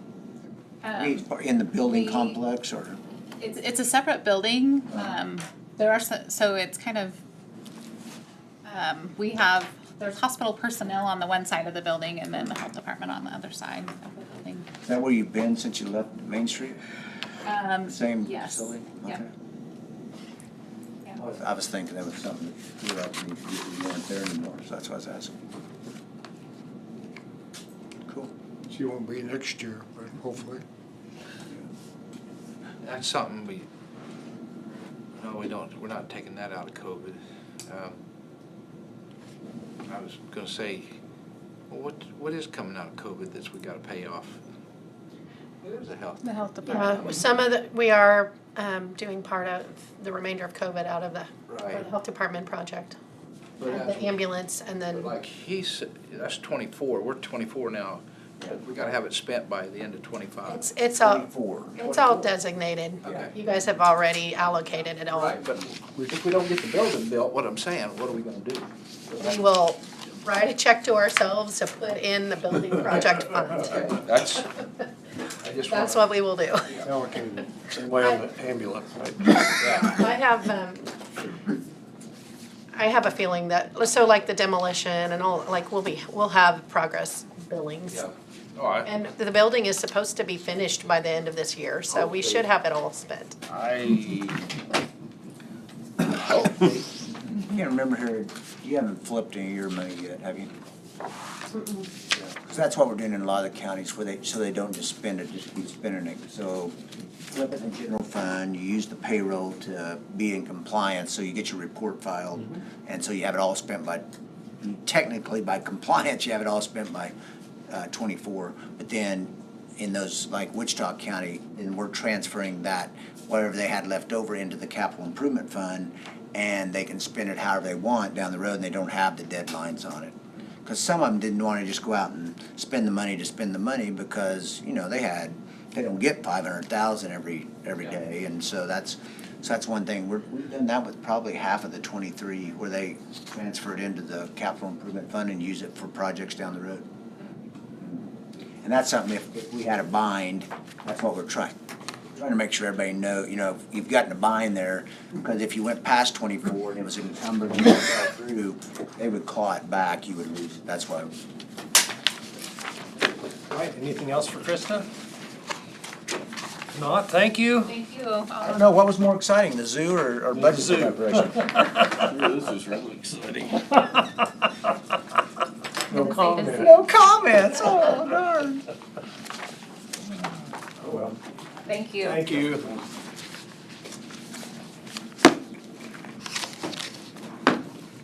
Before we take off, I'm gonna circle back to a question Tina had back on cost of living adjustment. You need a direction today? No, I was just wanting to I- know, I want you to be thinking about it and just let us know if you want us to try to do any projections on any percentages, so. Any feelings at this point? Right now, Social Security COLA, they track that monthly, it's right around 3%. Around 3? It's gone up though, 'cause Yeah. a couple months ago it was like 2.3. Yeah. So that means inflation's picking up. So who knows what it's gonna be in another 6 months?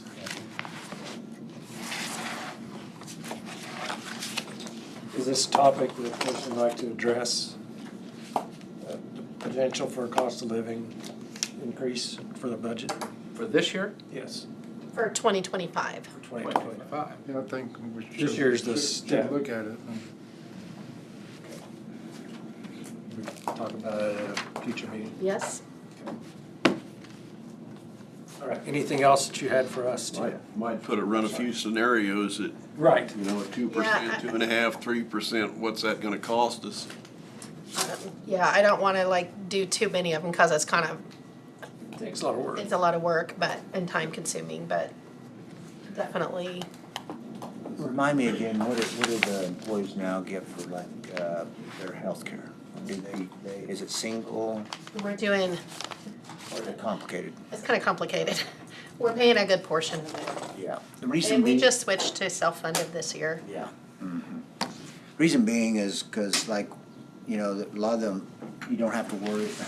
This is what I can't believe it, but they were getting rid of, they were trying to just cut a lot of those costs, but when they cut the health insurance side instead of, and that's not taxable.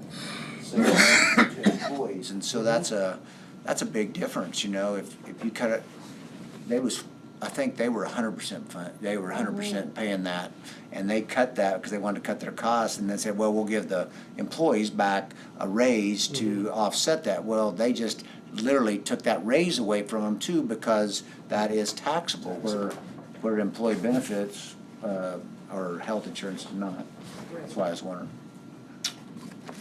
They kept everything the same, even though we had an 18% increase, they did not pass that impact on to the employees, the county absorbed it. Yours 18, I heard 12 the other day, that's interesting too, 18.